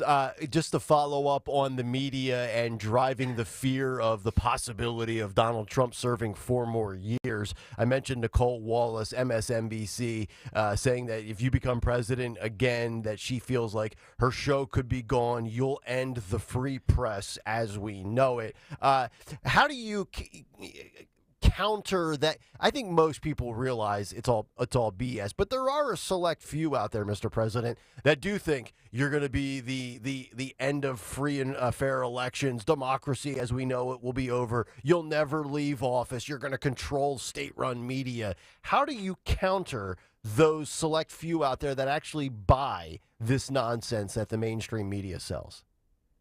Well, you look at Nicole Wallace. She works for MSNBC, which is owned by Comcast, C-O-N-cast, because it's a con job. And I know you're in Philadelphia. They have a very large presence there. And con, it's a complete con job. There's a reason why Comcast is one of the most hated companies in this country because, A, nobody loves their cable provider, but B, it's fake news, and nobody likes the fake news. Nobody respects them. It's a complete and total con job. Xfinity, their Wi-Fi is terrible. I can tell you that. But we can look at this, and you look at Wallace, you look at these people on the fake news. They say they're going to take it away.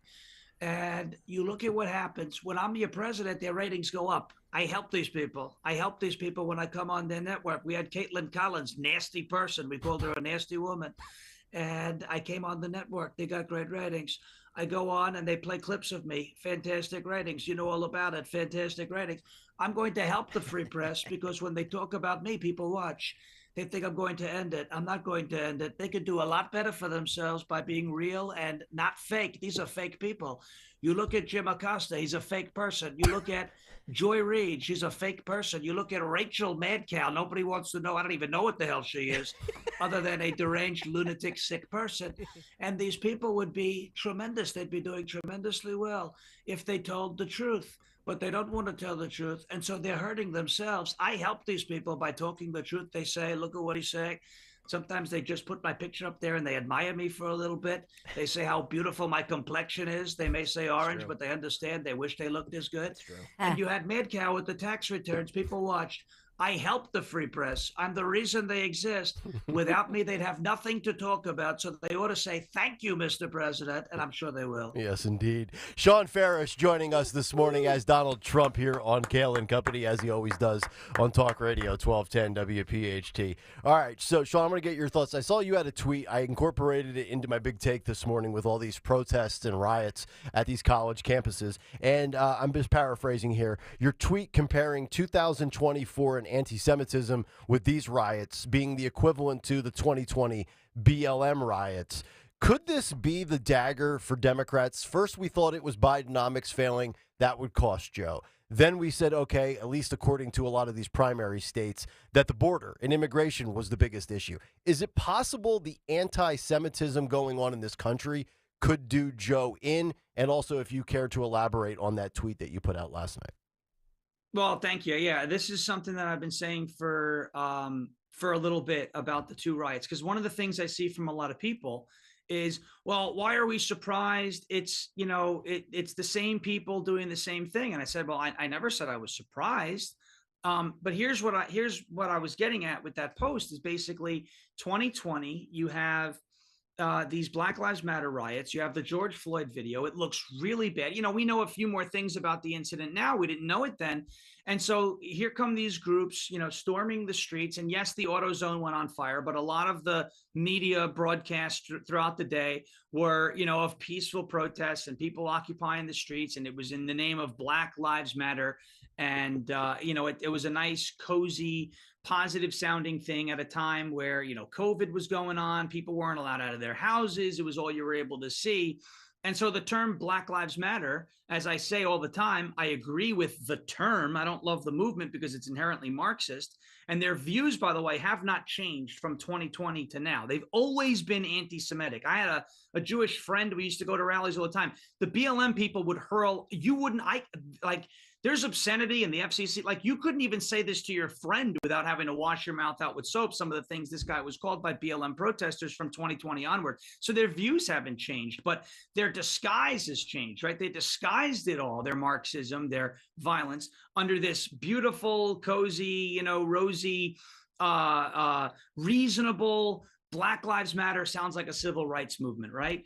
And while I say I agree, Black Lives Matter because all lives matter, more average, everyday, normal, kind of peripheral politic American voters could get behind something like a Black Lives Matter, right? But they're not going to get behind this idea of free Palestine, or specifically death to America, where the anti-Semitism is now front and center, right? They're calling Jews pigs.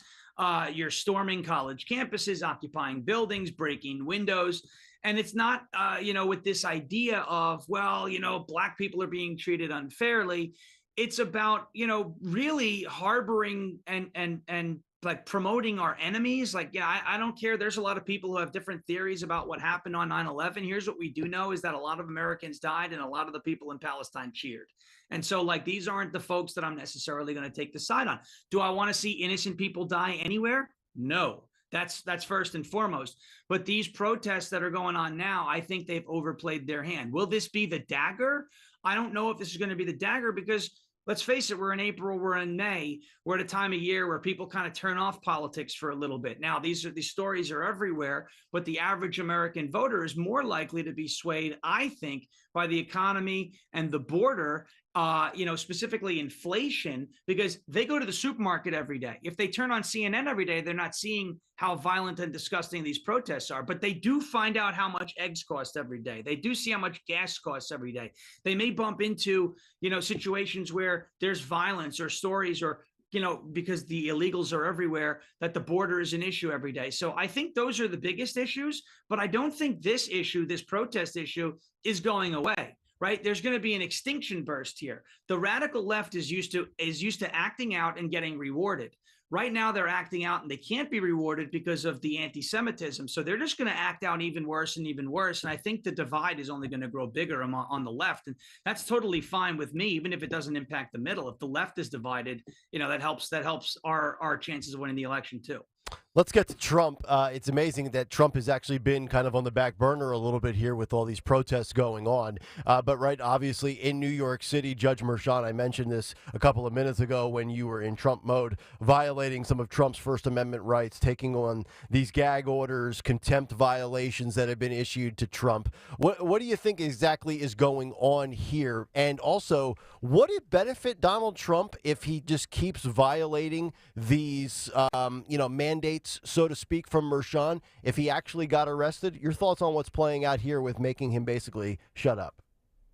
Well, it's obvious that they're abusing their power, and I don't know. I think the goal here of Merchan, by basically telling Donald Trump, you're not allowed to tell everybody that my daughter has a financial stake in this case.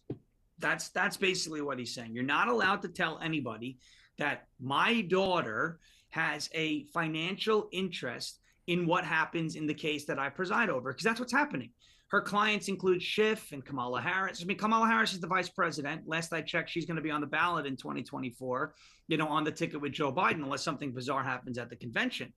So if her client is Kamala Harris and Kamala Harris is running against Donald Trump and whoever his running mate is going to be, then Judge Merchan's daughter has a financial interest in what happens in that case. He should recuse himself, and the American people should know that the case is being presided over by the father of somebody who has a financial interest in the outcome. I mean, that's just, if we want equal justice, we want all the information out, that should be something that people are allowed to hear. But he's gagging him from saying that as if it's not relevant, but it absolutely is. It's relevant because it shapes the perception of what's happening to Donald Trump. Should he keep violating it? Should he push his hand? Look, at this point, I love Trump to death. I say beat the case, get the hell out of there, get back on the campaign trail. The more time you spend tied up in New York, look, there are good things that are coming from it. The union bosses seeing Donald Trump, these scenes of support coming out of New York, they can definitely influence voters in the swing states. But at some point, it's going to be like Nickelback and get overplayed, right? Like this is the same song. Let's get through the case. Let's beat the case. Let's get the hell out of there, because the Supreme Court immunity arguments are probably going to sideline all the other cases. So this is going to be all he's got to do, most likely. So let's get through this. You got your gag order. There's 9 violations. Pay the money, beat the case, go to Barron's graduation, which he's allowed to do, thankfully, and get out of New York. The only thing I would do if I was Trump, and he may have missed the opportunity, but we'll see what happens, I would have gone to Colombia. I would have gone right out there, and I would have shown up there. I think maybe Secret Service probably told him, look, you know what you're dealing with over there. Not a smart idea. I would have gone to Colombia and made a spectacle of this whole thing. Yeah, that's a good point. But maybe it was not safe enough for him to go. I wouldn't doubt that being the case. Final one for you on the Donald Trump front, and then we'll wrap here. The burying of the hatchet, Ron DeSantis, Donald Trump. I don't think from a VP standpoint it makes sense. I don't think Trump would benefit from having DeSantis. I think he needs to go elsewhere. I also don't think DeSantis is kind of the guy that's wired to be a Veep and do the duties that the job entails, doing public speaking engagements and doing a lot of the lesser important, so to speak, work. I know Dawn and Greg earlier yesterday, we were talking about this, saying he is absolutely in the mix. I don't see it. I'm curious to what you think about the possibility. I don't see DeSantis as a VP for a couple of reasons. I don't think Ron wants that job. I think he said it specifically. I know he was campaigning when he did, but he says he's more of an executive type of guy, ahead of something. Maybe maybe DeSantis is a member of, a secretary. Maybe he's a secretary of defense. Maybe he's a secretary of state. Maybe he's, he could be handling something else in the administration when his term is over. I'm not sure. I think he needs some time in Florida to do what he does best and be a tremendous governor. I mean, you're seeing states like Florida, Texas, and Tennessee leading the way on several cultural issues, financial issues, et cetera, law and order issues. Florida, you don't see these protests breaking out in Florida because he basically said, this is just not going to happen here. Clean it up. And they're done, right? I mean, the kids are crying victim. There's like 5 of them at Florida State. They're crying victim. I mean, if I was a student at Florida State, I'd take my other students and start doing the FSU chop at them because I know that's, triggering them. That'd be pretty funny. I don't think DeSantis is going to be VP, and I don't want him to be VP, to be honest with you, because there is a constitutional question about whether 2 candidates can be from the same state. Dick Cheney had to kind of change that around when he ran with Bush. One of them had to change their residence. And, the Supreme Court kind of punted on it back then. But if you don't think the left is going to look for any way to derail a Trump presidency, and if they can put the electoral votes of Florida at risk there, because 2 candidates are from the same state, and there's a provision in the Constitution that says that may or may not be allowed. If you don't think they're going to try to exploit that. So I'd say avoid that at all costs. Maybe Trump has to change his residency in New Jersey if he wants to make DeSantis or a Byron Donalds as VP. I think a better VP choice would be a guy like maybe J.D. Vance. I like him. People talk about Ben Carson. He's a little quiet, but he's super loyal. You need somebody who's gonna not be afraid to be that tie-breaking vote though in the Senate. And not be afraid to be vocal. I would want to change the VP a little bit here, not somebody who's under the radar a little bit. But if it's a guy like Vance, you're being groomed to be the next president, which I would love to see. I think a J.D. Vance presidency. I think that would be pretty cool. Solid choice, I would agree. Sean Farish, great stuff as dude. always, buddy. Woo-hoo. Thank you so much, and we'll reconvene in a couple of weeks. Thanks, pal. Thank you so much, guys. Appreciate it. You got it. Sean Farish joining us here as he does on Kayal and Company now pretty much on a weekly basis. Yeah. We'll come back, and on a monthly basis, the first Wednesday of each month, it is the 1210 WPHT Veteran Spotlight presented by Window Nation. It is round number 2 today. Marine Corps Sergeant Jerry L. Golden III. We will honor him. This dude is jacked, by the way. Is he really? I Send see him him into standing Columbia. out there. Oh, my. Yeah, exactly. He'll clean up Columbia in 8 minutes. Yeah. Clean it up real quick. Real quick. Real quick. And he's not going to provide any humanitarian aid for all you little punks out there. All right, we're back after this with our Veteran Spotlight on Kayal and Company. Window Nation presents the 1210 WPHT Veteran Spotlight in partnership with the Travis Manion Foundation. Listen the first Wednesday of every month as Kayal and Company shines a spotlight on a local veteran, highlighting their remarkable commitment to the community and their exceptional service in the military. Presented by Window Nation. At Window Nation, there's nothing more important than giving back to the communities we serve. For all of your window and door needs, visit windownation.com. That's windownation.com. Tired of your old kitchen or bathroom? Then you need to give Kitchen Magic a call. They offer no shortage of solutions for any room in your home. With a new vanity and a tub shower conversion, you'll love that new bathroom. Plus an industry-leading warranty, a 10-year recipient of Lehigh Valley's top workplaces. Right now, they're offering 12 months of no payments, no interest financing with 10% off your remodel. Get your free in-home consultation today at kitchenmagic.com. That's kitchenmagic.com. Get slimmer for the summer by losing a contractually guaranteed 20 to 40 plus pounds in only 40 days with NJ Diet. Call 855-5NJ-DIET or go to njdiet.com. Get ready for spring with njdiet.com. Indulge in an extraordinary dining experience at Del Frisco's Double Eagle Steakhouse. For intimate dinner parties to corporate events, the chef-driven cuisine, impeccable wines, and exceptional hospitality give you an experience like no other. Call 215-246-0533. Hi, everyone. Stephanie here from Emmons. You know, a great way to spring out of those winter blues is by upgrading the favorite place in your home, your bathroom. Emmons will give you an affordable, modest bathroom refresh with synthetic stone surrounds in as little as 1 day. That's right, 1 day. And Emmons will include interior design consultations at no cost to you. This is an easy way to spruce up your bathroom without having to break the bank. Call Emmons today at 856-885-6677 or check out our website at callemmons.com.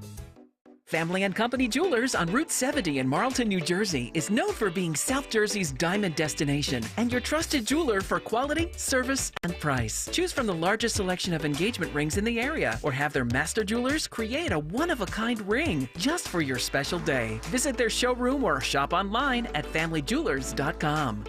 Family and Company Jewelers, South Jersey's diamond destination. Hey, it's Rich Zioli, and if you want to make lifetime memories with your family and friends, you should book a getaway at My Happy Place, the beautiful oceanfront Grand Hotel of Cape May, New Jersey. Right now, book a June midweek stay and save. Stay 3 nights, you're going to get $60 a night in resort credit. 5 nights, $70 a night in resort credit. Stay 7 nights, you're going to get $80 a night in resort credits, and you can use those resort credits to eat and drink at Hemingway's restaurant, the outdoor pool bar, beach concession stand, or in the gift shop. Get passes to take your family on a whale-watching boat cruise. Book direct with them for the best rates. The Grand is also the perfect place to host a wedding, corporate events, baby and bridal showers, and more. With 4 ballrooms, they have the perfect space to make your event perfect. Just call them, ask for my friend Caitlin, and she will help you have your dream event. To book your stay today at the Oceanfront Grand Hotel of Cape May, call 800-257-8550 or visit them at grandhotelcapemay.com. Hypertrophic cardiomyopathy is a serious heart condition. Some symptoms include being short of breath, feeling tired, or having dizziness or chest pain. My HCM impacted how I felt and what I could do. So I asked my cardiologist about treatment advances that gave me new options.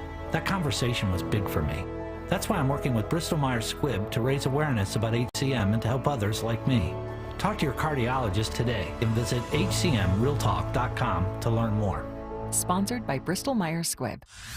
Hey everyone, Boomer Esiason here. The NFL draft is behind us and your favorite team is now gearing up for week number 1. The free Odyssey app puts you right in the middle of the pro football conversation with the biggest sports radio stations from across the country. The local voices who know your team the best, giving you their unfiltered takes on the current state of your squad. It's always football season on the free Odyssey app. That's AUDACY.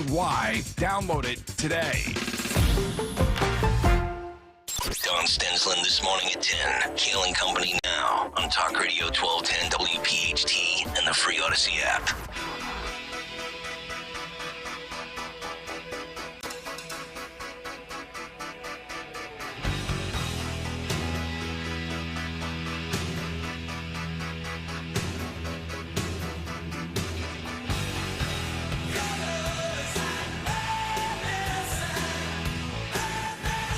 At 9:30, it is Kayal and Company as we continue on this Wednesday morning. Nick, Dawn, and Greg, Talk Radio 1210 WPHT. Get us on the free Odyssey app. Watch us live on YouTube as we get ready for round number 2 of our 1210 WPHT Veteran Spotlight presented by Window Nation. Joining us in studio this morning, Marine Corps Sergeant Jerry L. Golden III, as we honor his historic time and his exemplary contribution to the veteran community. Good to have you back in the studio. It was great to see you about, 6 weeks ago at Travis Manion Foundation. Yes, I just want to say thank you for having me on air, and to Nick, the team, to Sonia, to Andrew, and Tom Brennan. It's a great opportunity. I'm blessed, and I'm grateful to be here. Thank you. We thank you so much for your service and everything that you have done. And by the way, for those that are not watching on YouTube right now, Jerry wears a Travis Manion Under Armour golf polo better than I could ever wear. He's a little bit more cut up than Nick. Yes, well, he's a veteran, and he will kick butt and take names. Yeah. I think if Jerry would go to Columbia right now, he'd end these protests right away. He would take the shirt off, and everybody would run home screaming to mommy and daddy and go back to their basements. So thank you so much for your service. Good to have you back in. Let me just start, and we had our first installment at the first Wednesday of April last month, and we're doing this each and every Wednesday to begin each month. Just generally speaking, because I grew up in a family of veterans, from World War II to Vietnam to Desert Storm, never had the courage to get into that line of work. I'm a total coward. But you ultimately made that sacrifice. And I always love to ask people, what was the motivating factor? I mean, some people it's, hey, I saw 9/11. Other, it's just a family legacy. What is it specifically for you? So for me, it was my father, Senior Chief Golden. He did 28 years in the United States Navy, and growing up around him, he impacted me. He was a big role model in my community, big role model for me, and I just knew I wanted to be like him growing up. I wanted to follow in his footsteps and kind of following that path. Even though I did choose a different branch, I joined the Marine Corps, but yes, definitely my big reason why I did it. You know, I think it's very fascinating when you look at some of these individuals. I mean, everybody is a hero, so brave. And then you have people that take certain specific paths. You entered the UAVIP program, which has led you to Steam Fitters and local union 420, Tom Redden from the union. And we, of course, had the honor hour, so to speak, on the Radiothon in March. What about that partnership means so much to you and that connection? So I went to the VIP program in 2017, and when I joined the program, it was a true blessing to get into that program, and then that led me to Steamfitters Local Unit 420 in a smooth transition from the Marine Corps into a civilian career, which is huge to me, and it helped me set up my family with a great career, great benefits, and a great life after the Marine Corps. So I really am blessed, and I'm happy to have that. You will be a part of the Future Leaders Conference in the month of May as we get the calendar underway here on May 1st at the International Headquarters, Annapolis, Maryland. And when I see something like Future Leaders Conference, I always like to look at the individuals. I remember in high school there was FBLA. It was called Future Business Leaders of America. And you could pinpoint those individuals. I could see that guy being a business leader. Right. You scream leadership. What is it, and what are the characteristics that make you somebody that is fit to be in a leadership position? Because a lot of times on this show, we talk about, and I know you're not here to talk about politics, but we talk about strong leadership versus weak leadership. What is it that makes somebody a great leader? I think that it's their characteristics like their ambition, their drive, their willingness to put others before themselves, the ability to work hard and just make the people around them better. You see the great leaders in like basketball. The best players in the game make them people around them better, and I feel like that's important in a leader to make those around you better and to not to be a boss, but to be a leader where you are setting the example and showing those around you. You talk about leadership, and it's fascinating, especially in sports. I have a sports background before getting into news and politics, and we were just talking about the Sixers and Joel Embiid, MVP, but at times he doesn't have a lot of that leadership characteristics and quality. And I think being a leader in any aspect of life, sports, leading a radio station, serving your nation, you take the good with the bad. You take certainly some of the credit, but when things go wrong, you own up and you say, you know what, even if it's not on you, you shoulder the blame. At times Joel Embiid's like, well, I blame the fans and this, that, and the other thing. Yeah, no accountability, right. So you're getting hate, brother. Come on. It's just one of those things where I think at the end of the day, the military, police, law enforcement, I know a lot of people, well, it's alpha males, but it's accountability. It's personal responsibility. And I think you learn that at a certain age. Some people, it's just ingrained in your DNA. And others, that are seeking a future and maybe they don't know where they want to go with their career or what their identity is, they use the military to find that, and they come out with a passion and a purpose and a drive that maybe they didn't have before they enlisted. Yeah, I 100% agree. I think you hit it spot on. I think a big reason for me was seeing my father and being that leader in my household and in the military when he was in, kind of showed me the way and the direction. But like you said, you go into the military, it definitely instills that in you, and you come out a whole different person. Yes. So you were in the Marines for, if my notes are correct, 8 years. Yes, sir. You had 2 enlistments, and you joined in January 2010. I did. So you had 2 to Afghanistan. Yes. Take me through what that was like, because we have talked about the withdrawal from Afghanistan. Right. We see what's going on in the Middle East now since October 7th with those terrorist attacks.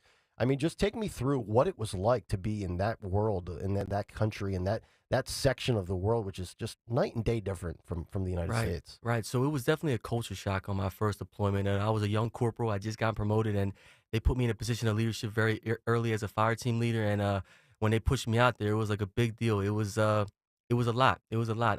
Definitely a culture shock, and definitely changed my perspective and made me more thankful for what I have back home.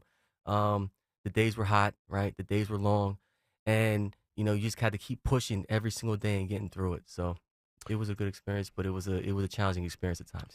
Can I ask you a question, Nick? What is the training for the Marine? Because Nick and myself are giant.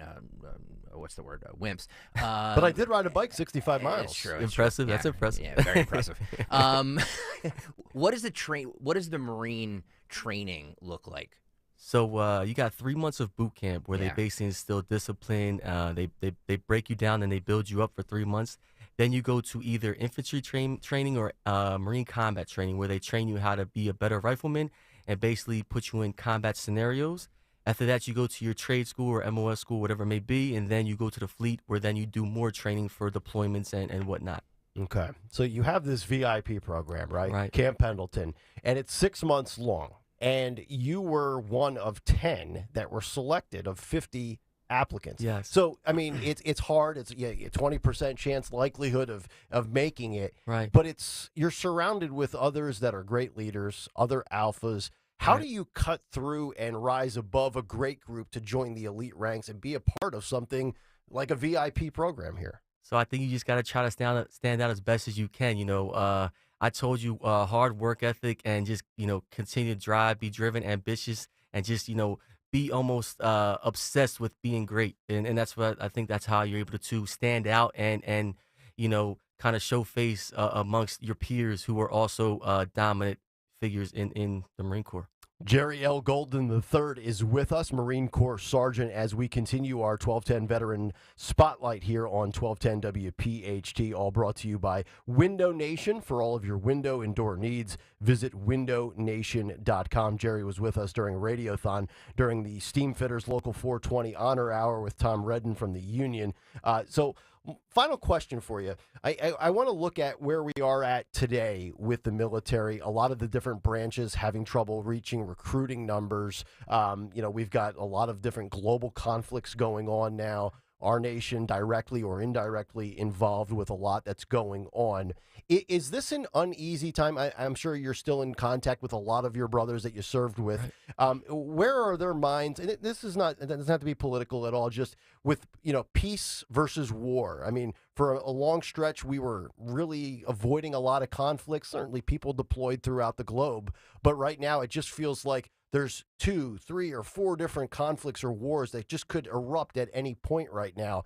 Is that an uneasy time for somebody like you that's no longer in active duty? How do you view it now, kind of on the outside looking in, so to speak? So I feel like you're on the sidelines at this point, and you kind of want to get in the game. So it is a little bit. You get a little bit anxious because you still have the itch. I do a little bit. Yeah, I do. And my wife knows back home. She knows that I talk about it all the time because my buddies are still in and they're ready and they stay ready, and I love that. Right. And I feel really confident in that. But well, you still look ready. Yeah. So I would love to go back in. It definitely is on the back of my mind all the time. So it's not uneasy for me. It's just more like I want to go back. I want to do this. Let's go. You know. Obviously, my wife would not like that in my family, but I'm ready to go. Yes. My wife would love to see me go. It's true. Just go in general, not necessarily to war. Just go and be gone. Right. Just go away. Or Alaska, it doesn't matter. Yeah, that's correct. There you go. Well, hey, man, thank you so much. It's an honor to spotlight you and your brothers. Thank you for everything you do for this nation. And I know this audience, especially so, incredibly grateful. Thank you. Thank you for your support. I would like to say one more thing. I want to shout out my mom and say thank you. She has been the light in my life, and she has done so many great things for me. She is truly a blessing. She's always been in my corner. She is the reason I'm the man I am today, and I am truly blessed to have her in my life. Thank you, Mom. I love you. And so I Oh, wanted my to Lord. Well said. My God. The man knows Mother's Day. Man. 11 days around the corner, right? I'm playing chess here, Nick. Yeah. I'm playing chess. and normally I'm anti-shout-out on the radio, but his arms are so big, what am I going to say? He'll toss me through this window. It's true. All right.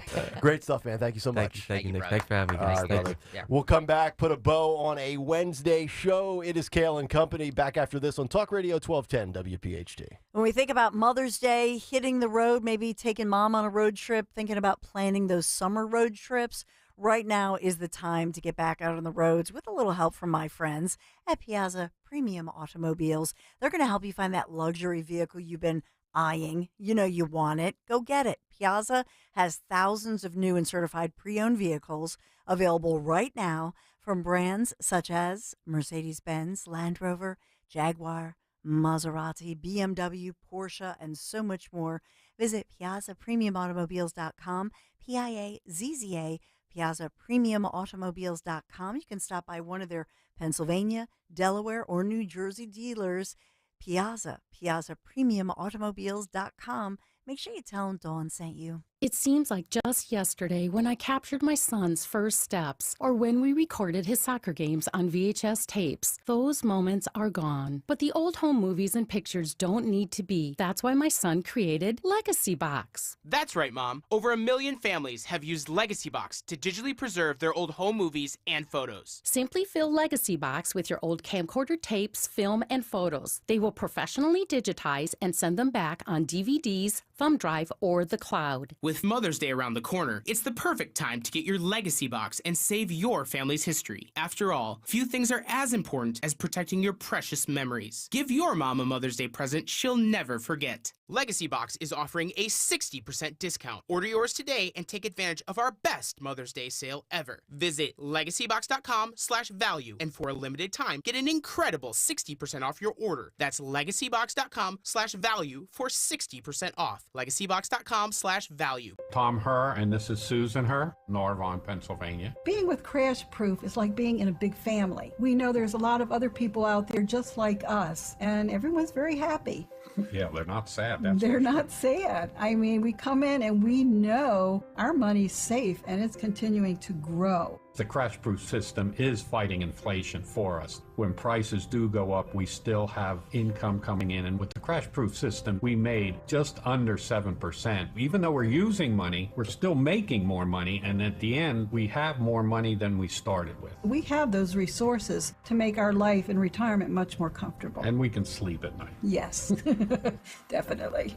Only Crash-Proof Retirement can guarantee peace of mind in a legally binding, recorded financial meeting. Register for our next event happening at the Washington Crossing Inn on May 15th. Choose either the 11 a.m. or 5 p.m. event. 800-722-9728 or crashproofretirement.com. Attention taxpayers. If you or your business owe the IRS back taxes or have years of unfiled tax returns, the IRS has green-lighted billions of dollars in tax relief to those facing financial hardship through its tax relief initiatives. If you have a delinquent tax problem and possibly facing wage garnishment, liens, levies, audits, or already in a payment plan, you may now qualify for significant relief. Qualifying and enrolling in this program could stop all collections, settle your tax problem, and may even reduce what you owe by up to 99%. Call the hotline at Tax Help USA to see if you qualify by dialing 800-266-4464. If you or your business owe at least $10,000 in back taxes to the IRS or state, you can now get the help that you need during these hard economic times. Call Tax Help USA to get your free tax assessment to see what you qualify for by dialing 800-266-4464. 800-266-4464. That's 800-266-4464. Free speech lives here with Kayal and Company weekday mornings. Talk Radio 1210 WPHT. What's the room again? 1240, down at the end.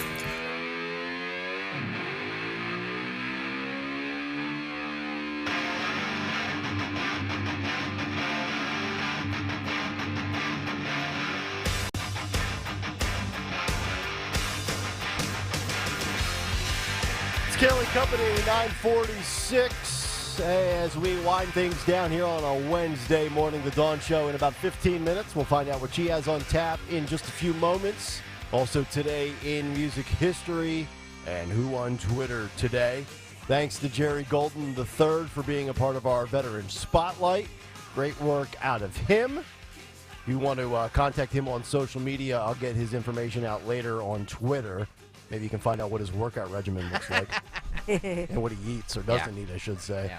But in the meantime, let's get to some audio. It's time for a brief edition of What's on the Cut Sheet Part 2. Part 2, yes. What's on the cut sheet? Part 2. Remember when you could go out with some friends, maybe join a league, bowling? Yeah. It was a nice activity in the suburbs. Yeah. By the way, bowling seasons, if you're in a league... No, is it a season? They're incredibly long. Yeah. They start right after Labor Day, and they don't end until April. Yeah, not exactly a sport. You know what I mean? Like I totally disagree. Absolutely a sport. Oh, you're and I'm not a bowling fan by any stretch. Come on. Absolute skill. No. Oh, no doubt. Dawn B, the tiebreaker, is bowling a sport? Yes. More of a sport than... You're both wrong! It's more of a sport than It's a sport. than NASCAR. You're both fired. I don't know about NASCAR, but it's a sport. Come on. Yeah, driving a car or throwing a bowling ball? Poll Well, question. speaking of throwing a bowling ball, all right, poll question. Is bowling a sport? You try picking up a 300, sir. Look at the people who bowl. No offense. I know. But they can eat a cheeseburger, smoke a cigarette. Dude, their guts are hanging out. One of my best buddies is a 9 handicap on the golf course. He's 6 feet tall, 280. He looks like a slob. Yeah. You would think he has no shot at being a good golfer. YouTube, and he's great. YouTube.com/@1210WPHT if you want to weigh in on is bowling a sport or not. Wow, the yeses right now are winning. It's a sport. It's not an Olympic sport, but it is a sport. But they do have bowling in the Special Olympics, but not in the regular Olympics. That's right. Okay. Well, whether it's a sport or not, if you want to weigh in on it, YouTube.com/@1210WPHT, you can join the poll. What's the worst stalker take? Elvis or bowling? Elvis. Put your Elvis shades on if you're going to bash bowling, sir. Bowling is not a sport. It's a sport. It's an activity. Bowling is an activity. Yeah. Hang on. You can't. There we go. Oh, okay, sorry about that. Stop disgusting up our country if you don't want to be here. Yeah. Disgusting up. I love that. All right, Phil, can you roll cut 6, please? There's no, I can't play the audio because it's just a giant. He needs help playing his thing, Phil, please. Cursing. These people are just throwing bowling balls around this bowling alley. The most disgraceful thing comes at the very end, by the way. Okay. Where they're just throwing bowling balls at one another. Yeah, like these are soccer balls. By the way, guys, they're women. Yeah. They're women that are throwing these. Look, right in the head. Another reason why she hits her right in the head with a bowling ball. And she just dropped like a fly. Look at that. Oh my goodness. Look at that. Yeah.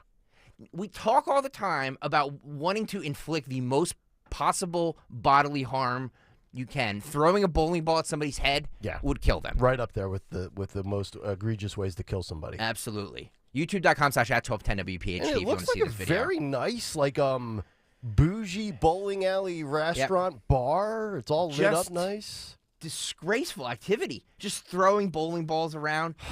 Women doing this, by the way. See, this is right in the head. You give women an inch, they take a mile. Oh, look at that. Oh man. Ouch. These are. Oh my God. These aren't women. These are crazy chicks. Yes, they are. Let's qualify. That's right.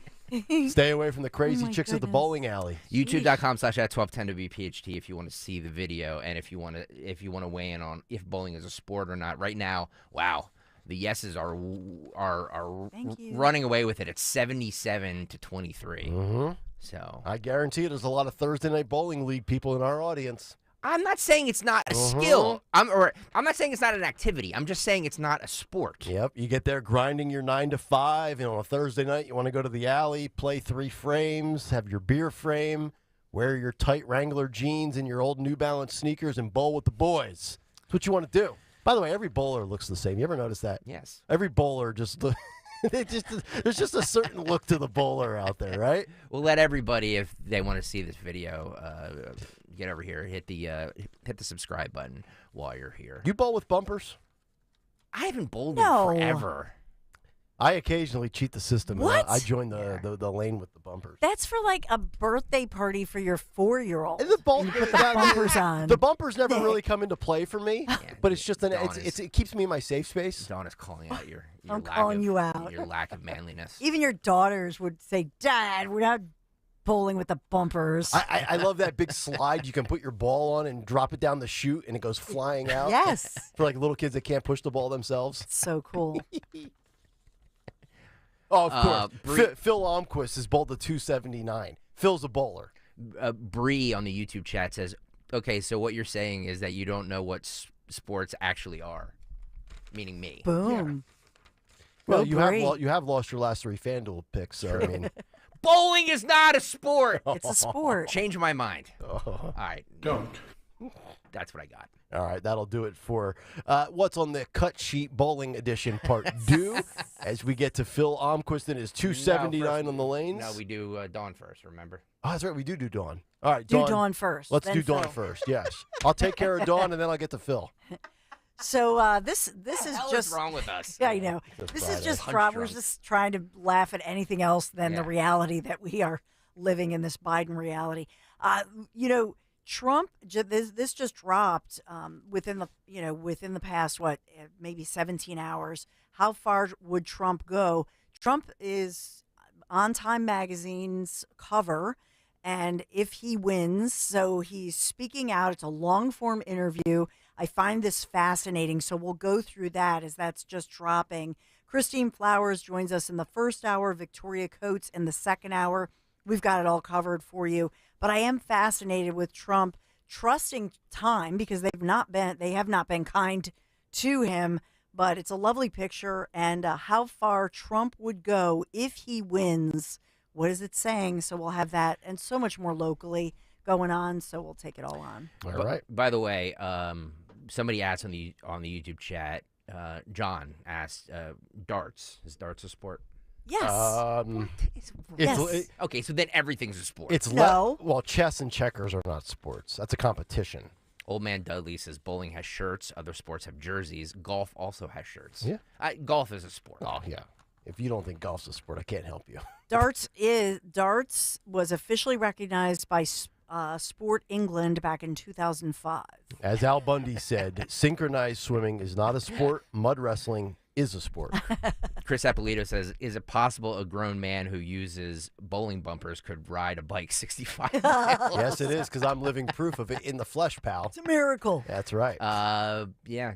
Is bowling a sport? 81% say yes. You're all wrong. Ornery Hounds says on Twitter, the question is not whether bowling is a sport. The question is whether Stalker's an athlete or not. No, I'm not an athlete. I am not an athlete. Pickleball? Nothing. Anyone? No. I could see Stalker taking up pickleball. No. Yeah. I can see you being like a frisbee, extreme frisbee guy. I played rock music. And the drums, right? And the drums. All right. Speaking of drums and music. It's Phil time. It's Phil time. What happened on this day in music history? Music history on Kayal and Company. Today, Wednesday, May 1st. Now, let me quickly say regarding last night's game, I could have sworn the Sixers won the NBA title, considering how much our group text was blowing up after that game. Just a reminder, it was only Game 5 of Round 1, Knicks fan and Phil I said it Almquist. would go 7, so we'll see. Now, here's the news. We celebrate the birthdays of Johnny Cole, bassist for the Black Crowes, Steve Ferris from Mr. Mister, and Ray Parker Jr. of Ghostbusters fame. We also lost Gordon Lightfoot a year ago today. Singles include the Eagles' Take It Easy from 72, Tom Petty's I Won't Back Down from 89, and Deep Purple's Smoke on the Water from 73. Albums include Snakes and Arrows by Rush from 2007, and Neil Young's Everybody Knows This Is Nowhere from 1969. And by the way, he's here in about a week and a half. Also in 79, Elton John became the first Western rock star to play in Israel. In 55, Chuck Berry signed to Chess Records in Chicago. And in 66, James Brown performed on The Ed Sullivan Show for the very first time. And lastly, on this day in 2013, a Minnesota man at St. Cloud Hospital racked up $100,000 in unpaid medical bills because he claimed to be a member of Pink Floyd. The man was treated and released, but not before he signed an autograph for an employee's son. How nice. For Kayal and Company, I'm Phil Almquist. Hey, Phil, if you have time, why don't you give us some stock tips? Anything else you want to comment on? It's your moment. We'll just give Phil the last 3 minutes of the show. Fine by me. I'm done rambling. All right, everybody have a great rest of your day. I'll be off until next Tuesday. Tony Bruno tomorrow with Greg and Dawn. Tony Bruno, Harry Mays, Greg and Dawn on Friday and Monday. And stay tuned. The Dawn Show is up next. We'll talk to you Tuesday morning at... Stop disgusting up our country if you don't want to be here. And Sons. What's the room again? 1240, down at the end. Ooh, what's that? Sammy, don't touch that. That's someone's old food. Here we are. Do you have the key? You have both of ours. Oh, right. Not working. Rub it. Come on. Try flipping it over. Seriously. Why can't we go inside? I'm tired. Give me yours. You have mine. All right. What? Please, if you Dad, could just... why aren't you opening the door? Can everyone just shut the... Don't go there. Go on a real vacation. Go RVing. Learn more at GoRVing.com. Are you a victim of the timeshare trap and think there's no way out? I'm Chuck McDowell, founder of Wesley Financial Group, the original timeshare cancellation expert. And I'm here to tell you that there is a way out. All you need to do is give my office a call. I will send you a timeshare exit information kit absolutely free, explaining how the timeshare industry works and your options for cancellation. Call Wesley now for your free info kit. 800-790-1400. 800-790-1400. Prescriptions require an online consultation with a healthcare provider who will determine if appropriate. Restrictions apply. See website for details and important safety information. Subscription required. Price varies based on product and subscription plan. Hey guys, did you know there's a generic form of Viagra that works just the same but is 95% cheaper? And you can get it online at hims.com/joy. Through Hims, you'll get a free medical consultation to determine the ED medication that's best for you. Discreet shipping if prescribed, a 100% online process, and a range of treatment options, including trusted generic alternatives to the name brands, at up to 95% off. ED is personal, and at Hims, so is treating it. Just go to hims.com/joy and get connected to a licensed medical provider online for free, with zero copay, no expensive appointments, and no awkward face-to-face conversations. To start your free online visit, you need to go to this exclusive address, hims.com/joy. That's hims.com/joy for your free online visit. hims.com/joy. Space may be the final frontier, but it's also what a lot of us lack in our basement or garage. By switching to a Navien tankless water heater, not only will you have all the hot water you need whenever you need it, but you'll gain storage area as well. Maybe a place to display your space collectibles. Highly logical. Learn about Navien's series of high-efficiency tankless water heaters and how they don't just save space, but save dollars on your utility bills too. For more, go to tanklessmadesimple.com. As a roofer, spring means the start of my busy season, which means I've got to get organized with help from Beacon. I can save time with Beacon Pro Plus and 24/7 access to live pricing, delivery tracking, order history, and more. Plus, this spring, I can earn $1,000 and the chance to win a $25,000 backyard renovation just by buying my CertainTeed shingles online with Beacon. No purchase necessary. Now that's what I call a spring cleanup. Visit BECN.com for official rules and to start earning entries. Tyler from Wendy's here. The best part of Wendy's new Cinnabon Pull-Apart is every part. Unlike mornings, which have no good parts. Until now. Because with Wendy's new breakfast Cinnabon Pull-Apart, mornings finally don't completely suck. And now that mornings have warm cinnamon sugar rolled dough and ooey gooey frosting, are they the best part of every day? Probably not, but you get the idea.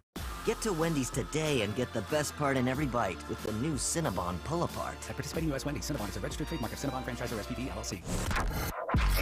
Talk Radio 1210, WPHT, WPHT HD, WOGL HD3, Philadelphia. Always live on the free Odyssey app. From the Cherry Hill Volvo Studios, where relationships matter. Live and local from Philadelphia. The Dawn Stensland Show on Talk Radio 1210 WPHT. We have a great guest moments away. Hey you, Dawn Stensland here at Dawn Stensland on X or Twitter.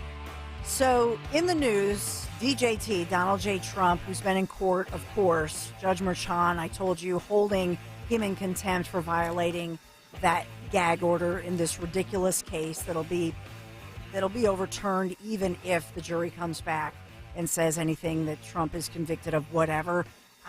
Anymore, I look at this, and I think we all look at it, it's old news. But I want to get to this Time magazine cover. as Time magazine begins with saying Donald Trump thinks he has identified a crucial mistake of his first term. And by the way, in that sentence, Grammar Jar Time magazine, because it says he's identified, he's is not a contraction for he has. So I just want to put that, I'm teasing, but it really is a typo in their first few words. But they say that he has identified a crucial mistake of his first term. Are you ready? He was too nice.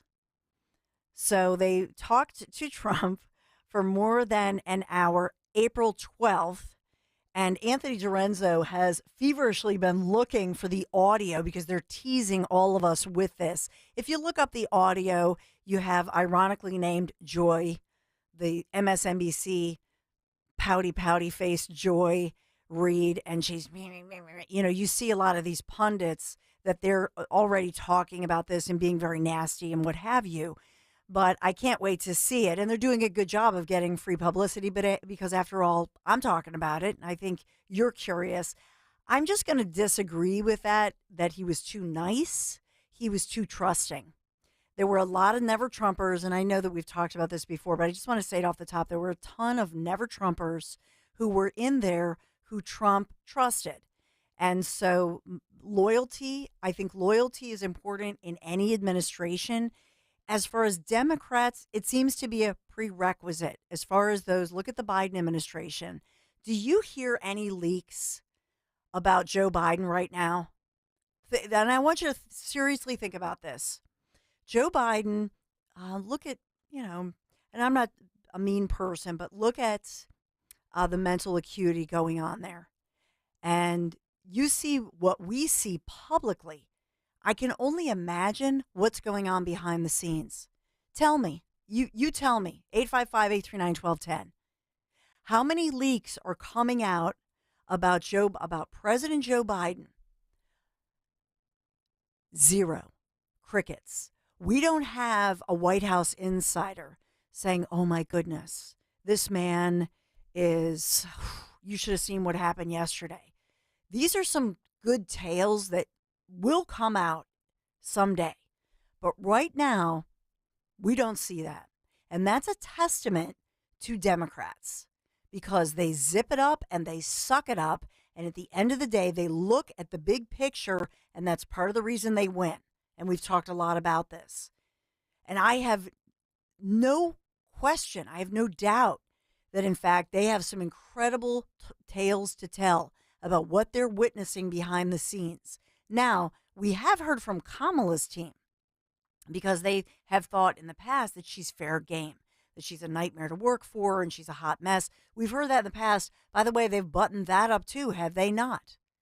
But how much do you hear about Joe Biden right now? This is a testament to the loyalty and the big picture attitude of Democrats. They have their act together.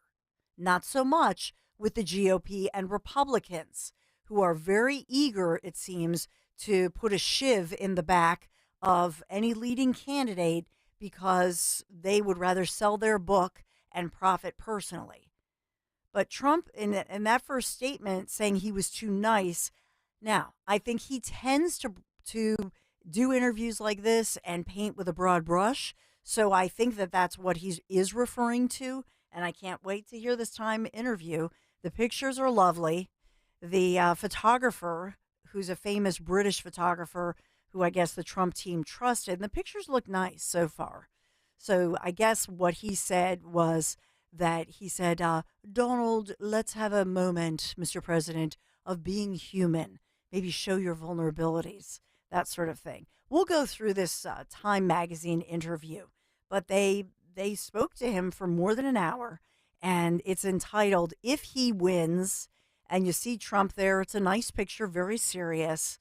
But they say that what has emerged in these two interviews with Trump, conversations with more than a dozen of his closest advisors and confidants, where they outline, give you an outline of the future presidency if he wins.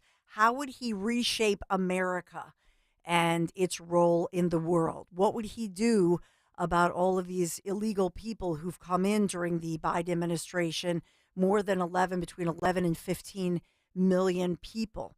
What about the U.S. military? What would he do about what's going on in campus?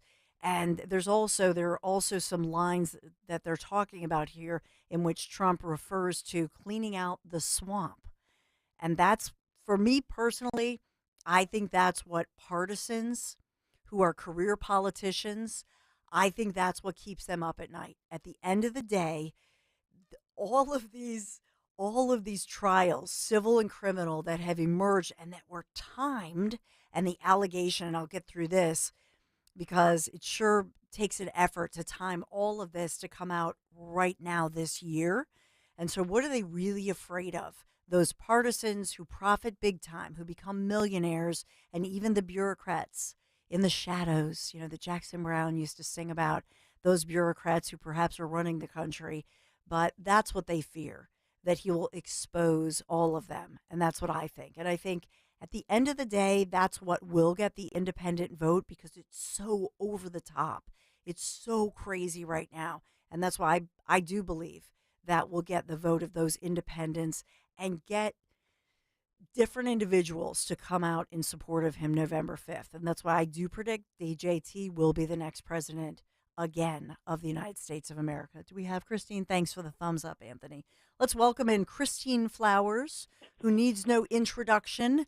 You are famous. You are beloved on television as a writer, as a national columnist. How are you doing, my friend? Happy Wednesday. Happy May. Happy May. I was smiling. Happy May Day, my darling. Yeah, today is for someone like myself who graduated from a women's college, one of the Seven Sisters, one of those like weird kind of colleges caught in a time warp.